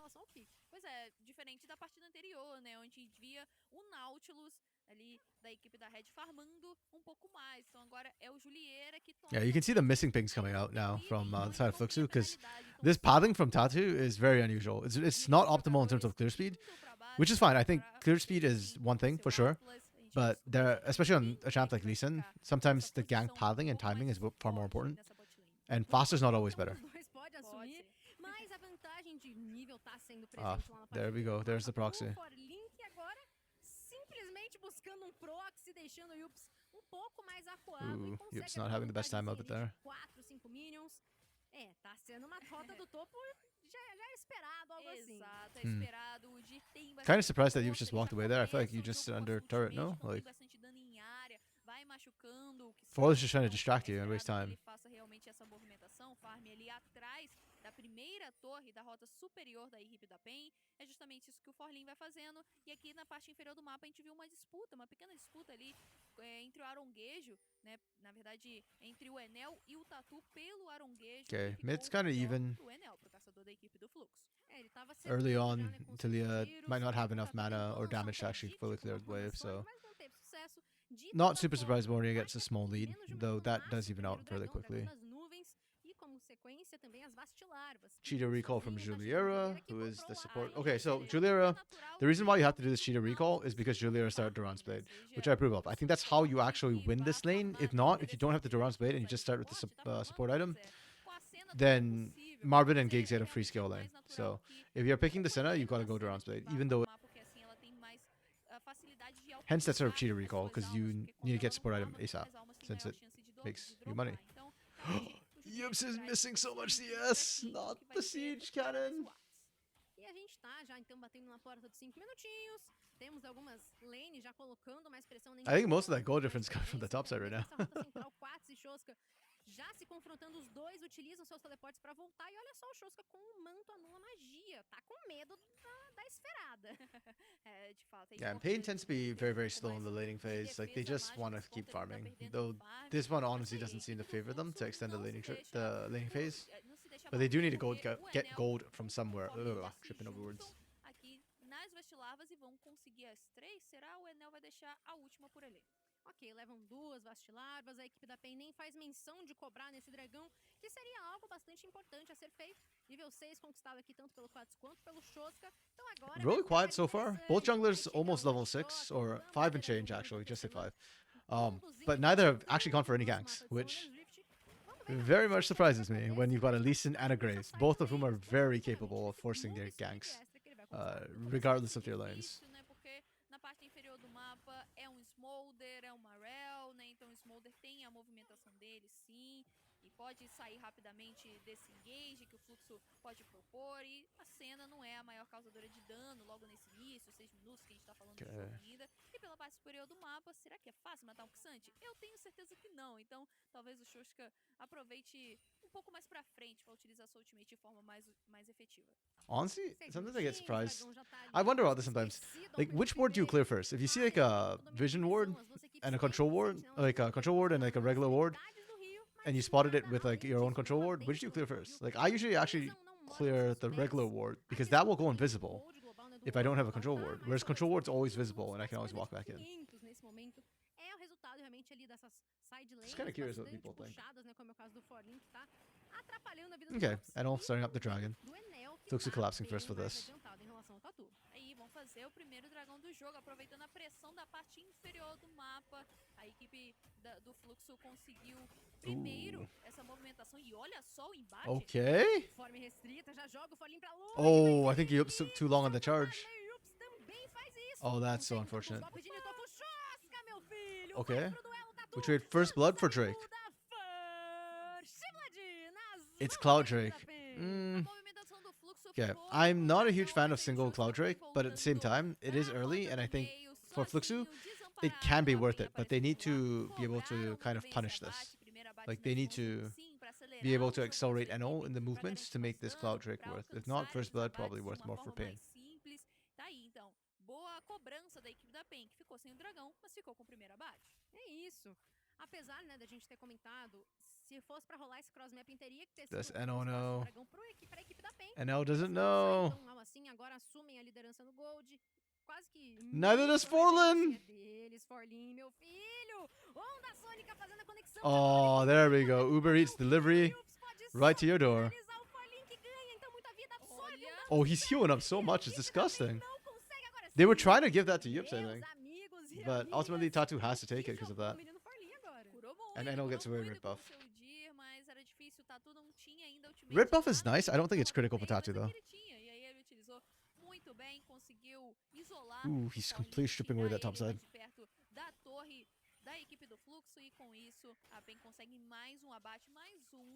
Not the happiest Lee Sin, but that's fine. He got kills instead. Oh, Juliera, that was legal. For a ward, for a control ward. That was kind of greedy. Flash é muito precioso quando você é uma cena. Até porque a movimentação estava a favor da equipe da PEN, eles conseguiram. Cake looks so serious compared to Julia and Marvin and Geeks. Yo, did Fluxo not get the memo? Smile! Justamente essa rotação para a rota do meio. Juliera estava lá, teve que gastar seu flash, então uma janela boa para a equipe da PEN, que tem algumas ferramentas de engage, como o Sim, como a Orianna, como a própria Rel. Okay, we've seen one gank from Tatu into topside now. Seen the pick as well in the jungle onto Zoska on the dragon. Is Yups out of the woods yet? Can he survive the lane just fine now? And not get proxied? Ooh. Oh! That seismic shove was really good from Zoska. Like, still goes down, but at the end of the day, I mean, you didn't have flash, what are you going to do? That was the best you could go for, and it looked good for a second. Agora do flash do Shoska, que não tinha voltado ainda, então foi abatido novamente. A equipe da PEN tá começando a gostar do jogo, tá começando a acelerar, tá fazendo valer todos esses abates que estão nas mãos do Tatu, então conseguem um pouco mais de dano, conseguem fazer a diferença, e a equipe do Fluxo ainda não conseguiu alcançar um abate. 10 minutos, teleportes irrestritos habilitados, e isso pode ser ali um espaço pra gente ter mais participação do Yups nas partes de baixo do mapa, né? Ele tá só isolado na sua rota do topo, tá com briga contra so besides gold advantage in terms of pain, I'm gonna be honest. Oh, come on, man! E assim, Tabinha, um jogo que, como a gente gente já imaginava, tá sendo muito nos mínimos detalhes. The game was slow enough without a technical pause. Holy. Ainda tá começando a se encaixar com o novo caçador, com o Enel voltando aqui pro CBLOL Academy. Yeah, I'm gonna go back to talk about that main states, and then we can go from there. Ooh, almost got it right. Picture perfect. Okay. So yeah, the game's like super even for the most part. Like the goal difference is actually kind of negligible. Dragon did go over the way of Fluxu, and I don't think teams have actually gone for the Void Grub. Have they? I can't remember if they've gone for Void Grubs yet. But yeah, you can see like all the lane states are pretty much dead even. Yes, Tatu's behind, but Tatu's actually up because of kills and gold. Mid, we've got a bit of an advantage for Cats, but bot side favoring Fluxu ever so slightly because they are farming Senna. And top side favoring Forlun slightly as well. So it's pretty much even, and unfortunately, this is going to continue for the foreseeable future. It doesn't have to, but the reason why I say it probably will, because we've had Zoska hit 6 for a while, you're now level 8, and we still haven't seen a Weaver's Wall come out. Zoska is not looking to roam, can't really roam because Cats is perma-pressuring.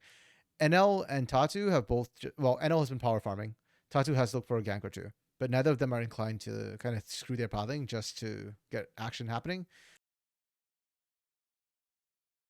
Sure, it's a bit more stiff than usual, but it's still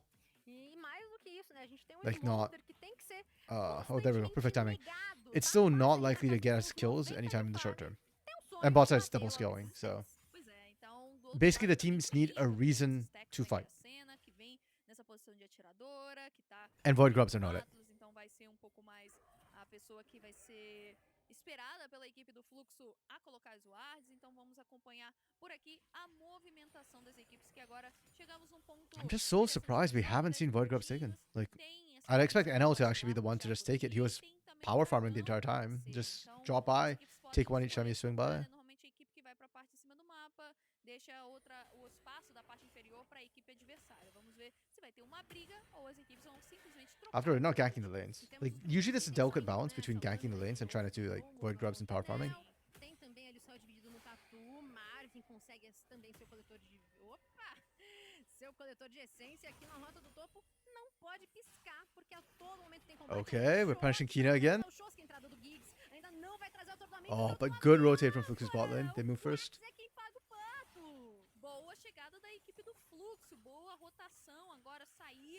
That's an interesting call, actually. I don't know if Marvin can push fast enough. Yeah. Well, and I guess this is one of the things you can do. Because you just kind of say, well, sack the lane because I'm basically a glorified support. So you just roam out as a duo and then have numbers advantage on that play. As long as you catch the XP, that's the important thing.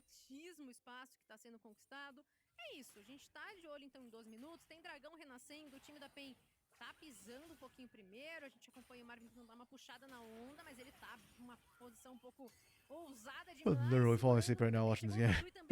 Podem devolver, podem virar a fight pra si, mas o Kik I had a busy weekend. Couldn't cost last night. Okay, TP's coming in. Here's the fight. They get one? No way Giggs gets out, right? Oh, and Forlin's behind too. Oh, Giggs does get out! No shot!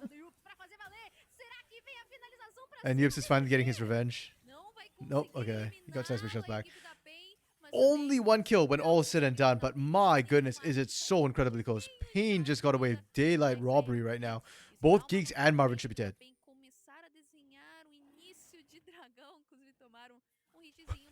I love how Dragon just kind of baited and dragged out there.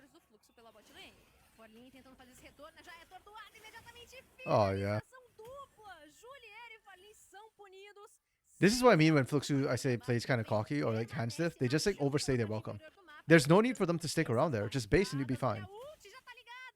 Now Pain is kind of doing the same thing. Oh my goodness. Great read from Tatu. Even better flash. All to the background of this dive happening in the bot side. The shield for Guts!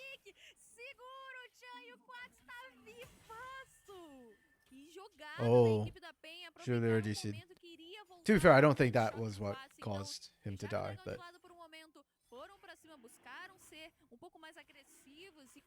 Pain just blew the game open. We had such a quiet early game and we were waiting for something to happen and it just did, and it was huge. do campeão que ele tem nas mãos, porque daivou a equipe do Fluxo, saiu no momento Kind of hope we get a certo, replay on that. voltou depois também pra causar o dano, e aí o Enel foi abatido. Like the one with the skips to, you know, the whole... Because the fight was so extended too. The initial fight, like, Pain got away with daylight robbery. And then Fluxo overstayed their welcome. Like, there was no need to be there. Pain can theoretically contest this as well. I don't know if they would win it, necessarily. So, it'd be kind of a 50-50. But you have to Lee Sin. Oh, Yips is coming down, okay. Yeah, this is why I said they can contest. Oh, and they get it. They have... Oh, my goodness. No shot. Yips is buying so much space and time as well. Oh, my goodness. Shockwave! Okay, they might have overstayed. Oh, great hook. Okay, the answer 1 for 1. So, really good from Fluxo to be able to fire back there. Great hook. And that was Zoska. We have complained a lot about Zoska in the past, especially his use of ultimates. But give him a non... And yeah, he plays really well. Like, he zone controlled that area so well. The Unraveled Earth was nuts. In the first place, this was illegal, and Pain needed to disengage. Problem is, Yups is stuck in the pit. So I had to bail Yups out. And here, they just need to keep running. They got baited by Shockwave right there. Beautiful, but kind of... And that's fine. They just want to fight bot. They felt very strong. They were wrong, but they felt strong. And Tatu still answers back 1 for 1.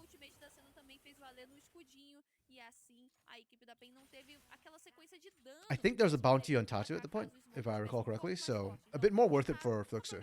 And they got on Juliera as well, so... Importante, roubaram o Arauto, levaram o ouro do Arauto, tá, gente? As duas situações em que o roubo acontece, mas o buff não vem pro bolso. 15 minutinhos, daqui a 13 minutos... The objective still went the way of Pain, though, so Pain still have better macro pressure. And we're starting to hit the point where Pain normally starts to come online.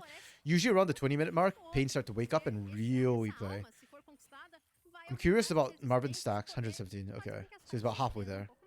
Actually, 2/3 of the way there, because it accelerates as the game goes on. Just because it's easier for you to take minions.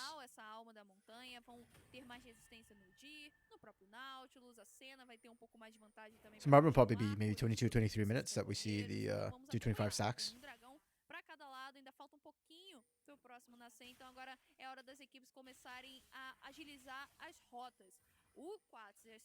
Okay, I like that they're stepping up, playing a bit aggressive Pain. They're not just waiting for the next objective. I had feared... And we are doing that. Okay, I had feared that Pain was just going to play only to the objectives again. Because it's a Val strategy, it works well for them. They just kind of lane and go to objectives.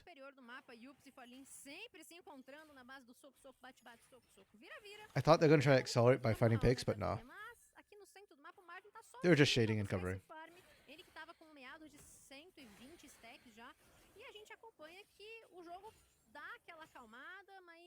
É sempre a questão de passo em falso, né? Quem cometer esse erro de estar mal posicionado, estar fora do seu campo de visão, estar na névoa de guerra... Yeah, so again, they're just trying to cover Cats, who's just trying to take the start, and the isolated 1v1. As much as I praise Zoska in that fight, the laning for Zoska has been rough, and Cats has been running this lane. Like, the farm kind of looks equal because Cats has been roaming a bit harder. We've still not seen that Weaver's Wall from Zoska be used to gank the lane. And still been like mostly just sitting mid, catching farm.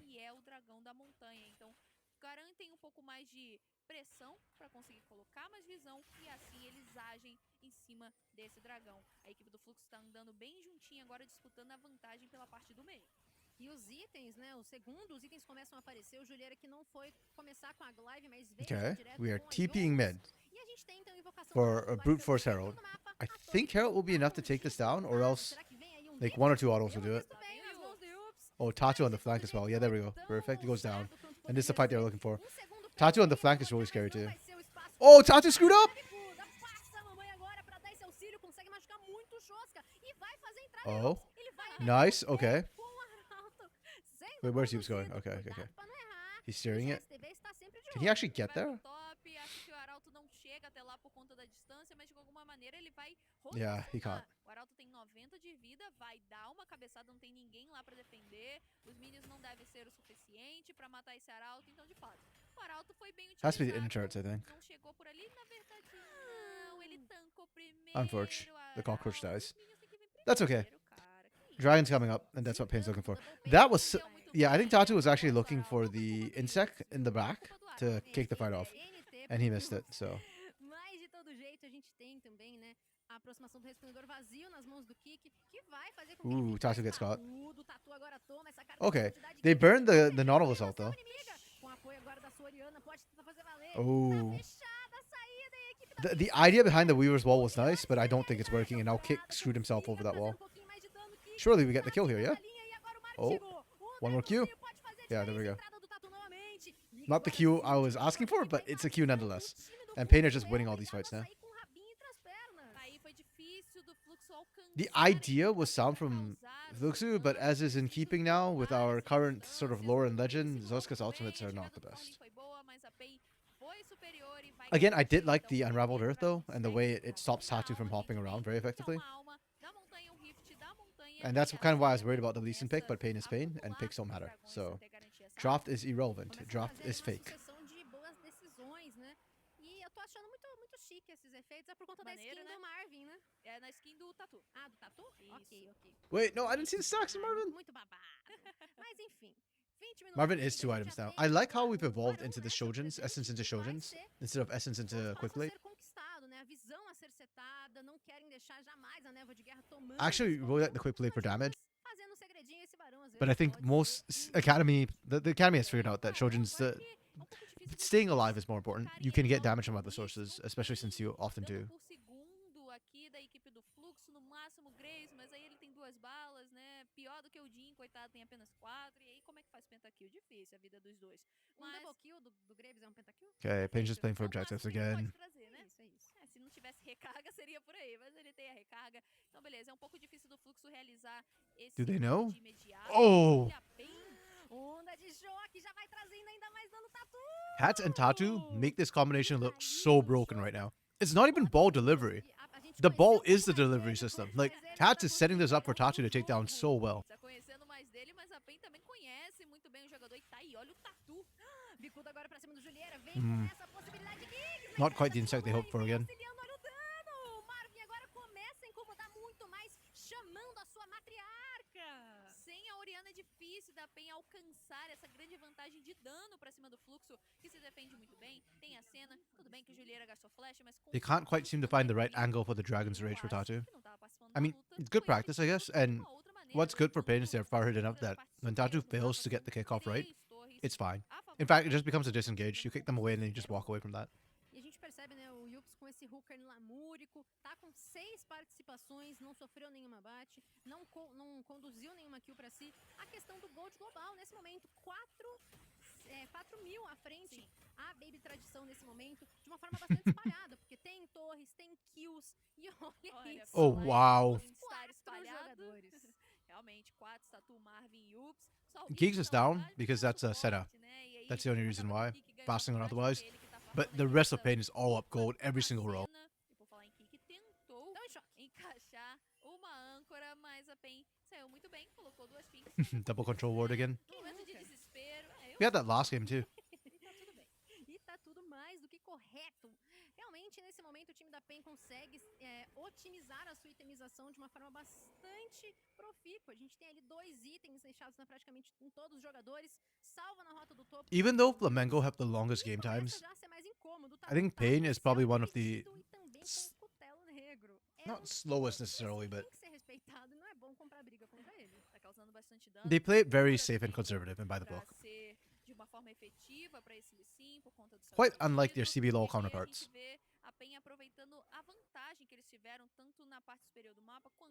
But it works very well in Academy, right? Because you're effectively playing it slow, you don't make mistakes, so other teams can't capitalize. And if anything, you're setting up to punish their mistakes.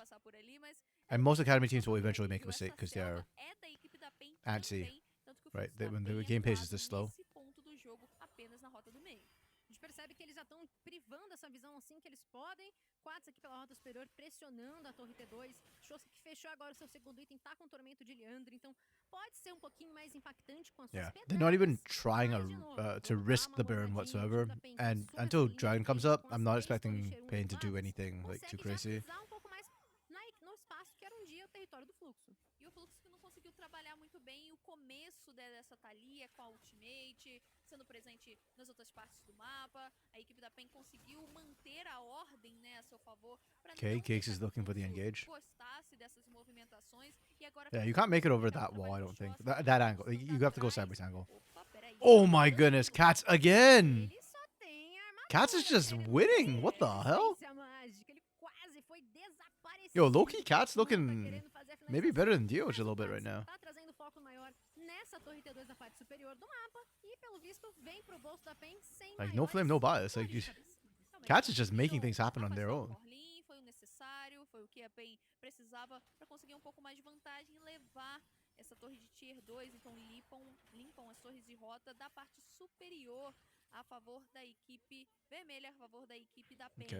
Inclusive agora a gente tem um pouquinho de tempo. Yeah, só Dragon's coming up. pro This is dragão when nascer, 10 actually I'm segundinhos. expecting to see a O fight. Fluxo TP coming in from prefere Cats. se unir por enquanto. Vão tentar colocar um pouco mais Oh, de guarda. double needlessly large Parece que rod. eles vão deixar That's de gonna lado, chunk. Anya. A gente tá vendo Juliera voltando pra base. If they can find Zoska or Juliera in this fight, it's over. Então, prefere guivar, Or NO, I guess, deixar esse technically, more than objetivo. Juliera. É, o Fluxo não tava sincronizado com o tempo NO has not desse dragão. Como been se able fosse to find a base, lot. voltando Oh, pra sua okay. rota, This call from depois. Fluxu. E com isso, o time da PEN sorri agradecido. It's not gonna work. Estão no Yeah. ponto de alma nesse I was gonna say, this call from Fluxu doesn't work. They don't have a true marksman. So they've got Graves, non-damage Udyr, and Talia.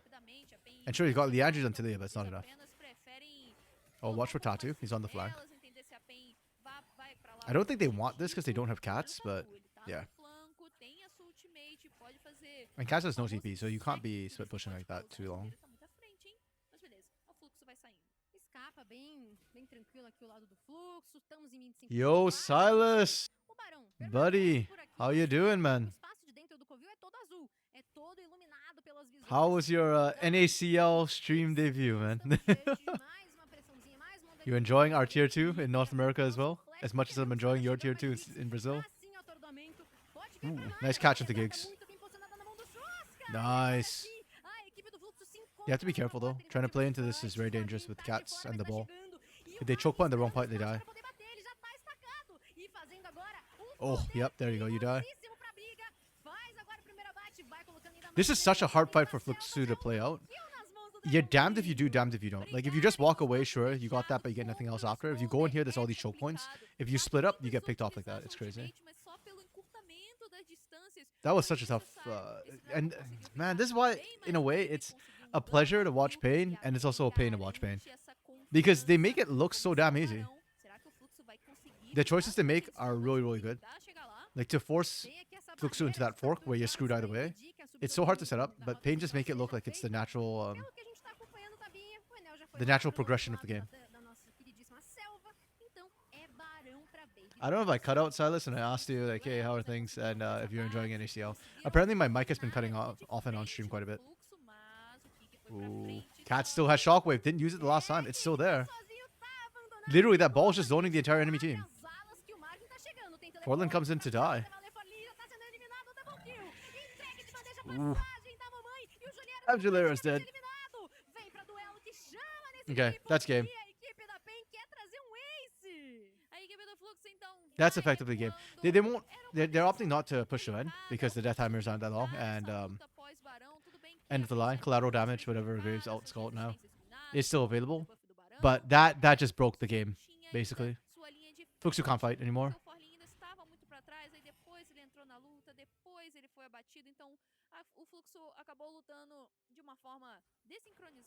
Oh, I forgot to remove my tier. About. Right now, I should be happy. Pain is dominating this right now. And they're playing this super clean. Uma power play de quase 3 mil de gold nesse momento, tá dando uma decaidinha por conta dessa empurrada de waves que o Fluxo tá fazendo.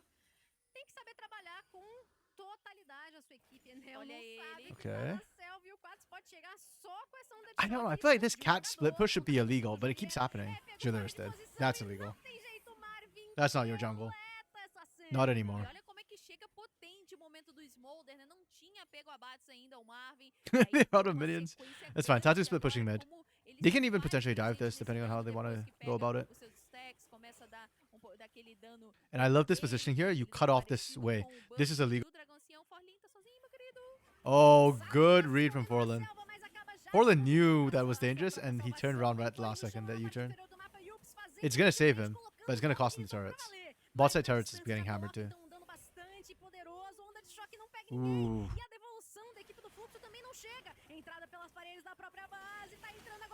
Oh! Yeah, the wallets of pain are just too big right now. They're just too padded.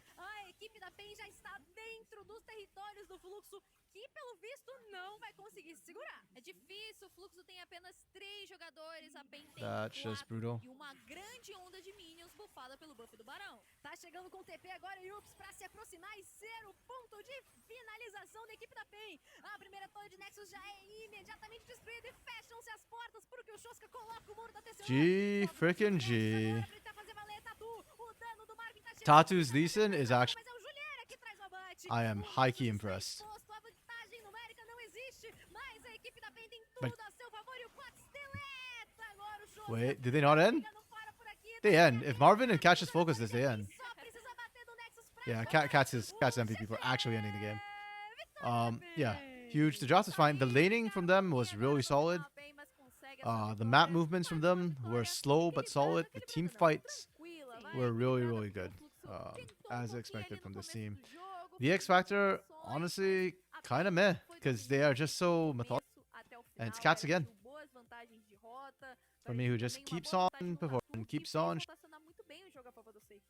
And as for Fluxu, it's such a rough game.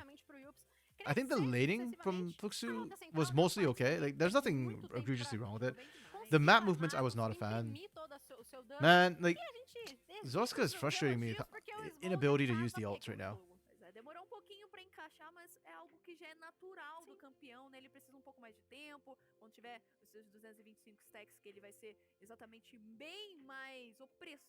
And NL just doesn't look like he's with the team. I don't know what to say. Tiveram paciência para esperar o Marvin escalar, mas nem tanto assim, Anya. Foi aquela paciência que não foi apática, porque yeah, this roster just doesn't seem to connect properly. I don't know what to say. Portland was solid though. Yeah, the team fights, I'm going to say we're bad, because I don't remember any team fights from them. Granted, their comp is not good for the team fights, but still. The only one I can think of was the top side, where they kind of overchased a little bit. X Factor, none. I didn't see anything that made me go, wow, Fluxu did something, you know? Oof. The roughest game yet from this? It's not true. The problem is the X Factor. Like, if we take out the X Factor, there were rougher games. I'm just not seeing... Yeah, like what? They're not standing out to me, which is an issue. Yeah, I just want to highlight this again. I think it's really good. I think Tatu's Lee Sin looked good. Like, I think Lee Sin's that good in the current meta. Also, I've watched too much karaoke playing it, but yeah, Tatu looks good at the academy level. Okay, I'm just waiting for the post game and the MVP. In the meantime, we can take a quick look at tomorrow's schedule as well. Tomorrow is the last day, and we've got some interesting matchups in a way. Not so much for the skill level matchup, but more just what it might do to the standings at the end of it. Because they're kind of clumped, some of these teams. I actually want them to show that, and I will pause on that when they show the standings. Because I'm too lazy to math it out. But to me, potential good match. Oh. Dang, damn it. Sorry, it was the pen I tried to turn on my pen. So, in terms of interesting matchups, I think Red versus Cage Stars is probably my #1 thing to watch. And Los versus Loud. Those two are going to be interesting. The others I'm kind of ambivalent towards. This is a mismatch, I think. Well, maybe Chopa could step up. Chopa's been doing better. Maybe this could be interesting, but right now I think it kind of goes that way. I think INTZ is still lost. I think Pain is still really strong. I think Kaboom is still really strong. Fluxu doesn't... I think it might be even worse for Fluxu to go up against Kaboom, because Kaboom play faster. So, these two games are the ones that I think are going to be interesting. I still... this actually I should highlight. It is very VKS favored, but... VKS lost today, so who knows? And is it, to me, pound for pound, I think Red and Loud are... Okay, here's the post game. Let's see how this works. Yeah, Tatu did a lot of damage. Cats was just a beast. Yeah, Zoska just can't quite find the entry. And Enel as well didn't have as much impact as I'd like. When you pick something like, you can do things yourself. You don't need your lanes. So if you succeed, it's on you. If you fail, it's on you. In this case, yeah, the Graves didn't work out, unfortunately. I was hoping it would. Também que fez bom trabalho, mas eu achei que as ondas de choque do Quats e aí como ele se colocou no jogo foi de uma maneira mais impactante a favor da equipe da PEN. É isso, então não é choque let's pra see the ninguém, MVP. cara. Give it to me. Give it to Cats. Evita que venha pras mãos do Tatu mais uma vez, né? Tá sempre os dois ali, Yep. né? Yeah, his Orianna was built different. The way he keeps split pushing with it feels almost illegal. Like, the thing with Orianna is that she's actually quite hard to pin down if you can't burst it down quickly or you can't stick on her. And sticking on her is hard because her dissonance speeds herself up while slowing down the opponents. So then, even if you want to try and catch her, it gets really tough. Yeah, you need like some sort of sustained CC, whether it be slows or whatever. Okay, so here are the standings, right?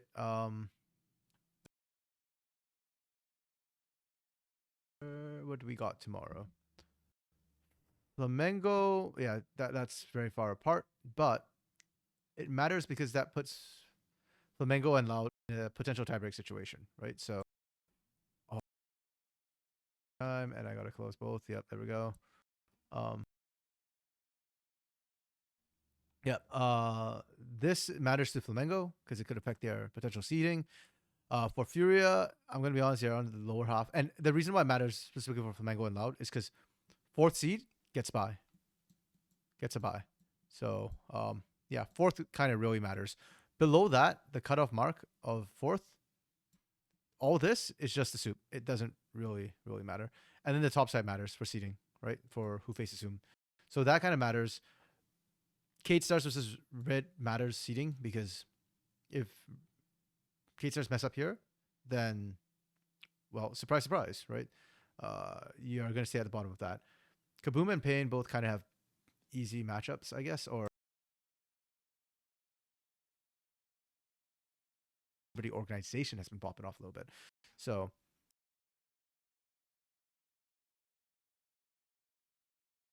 understand the rules, right?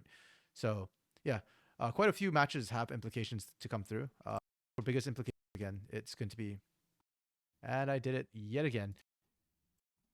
Yeah, it's going to be the Pain, Liberty, and Kate Stars Red for scoring implications that matter the most. And then Loud Academy versus the Loss and Flamengo versus Chopa will also have some implications of their own. Yeah. But in terms of like how close matches are, I don't know how they're going to be. Honestly, we're seeing a couple of mismatches come through. And that's fine. That's okay. I'm just hyped to see it and see what we get when we start hitting best of threes, because I think that's a very, very different matchup. But for now, that's it from me. I'm checking out, and yeah, I don't know. My mic things are bothering me. I'm going to try and look at some settings. I don't think I can get it fixed by tomorrow, but we'll see how it goes. Peace.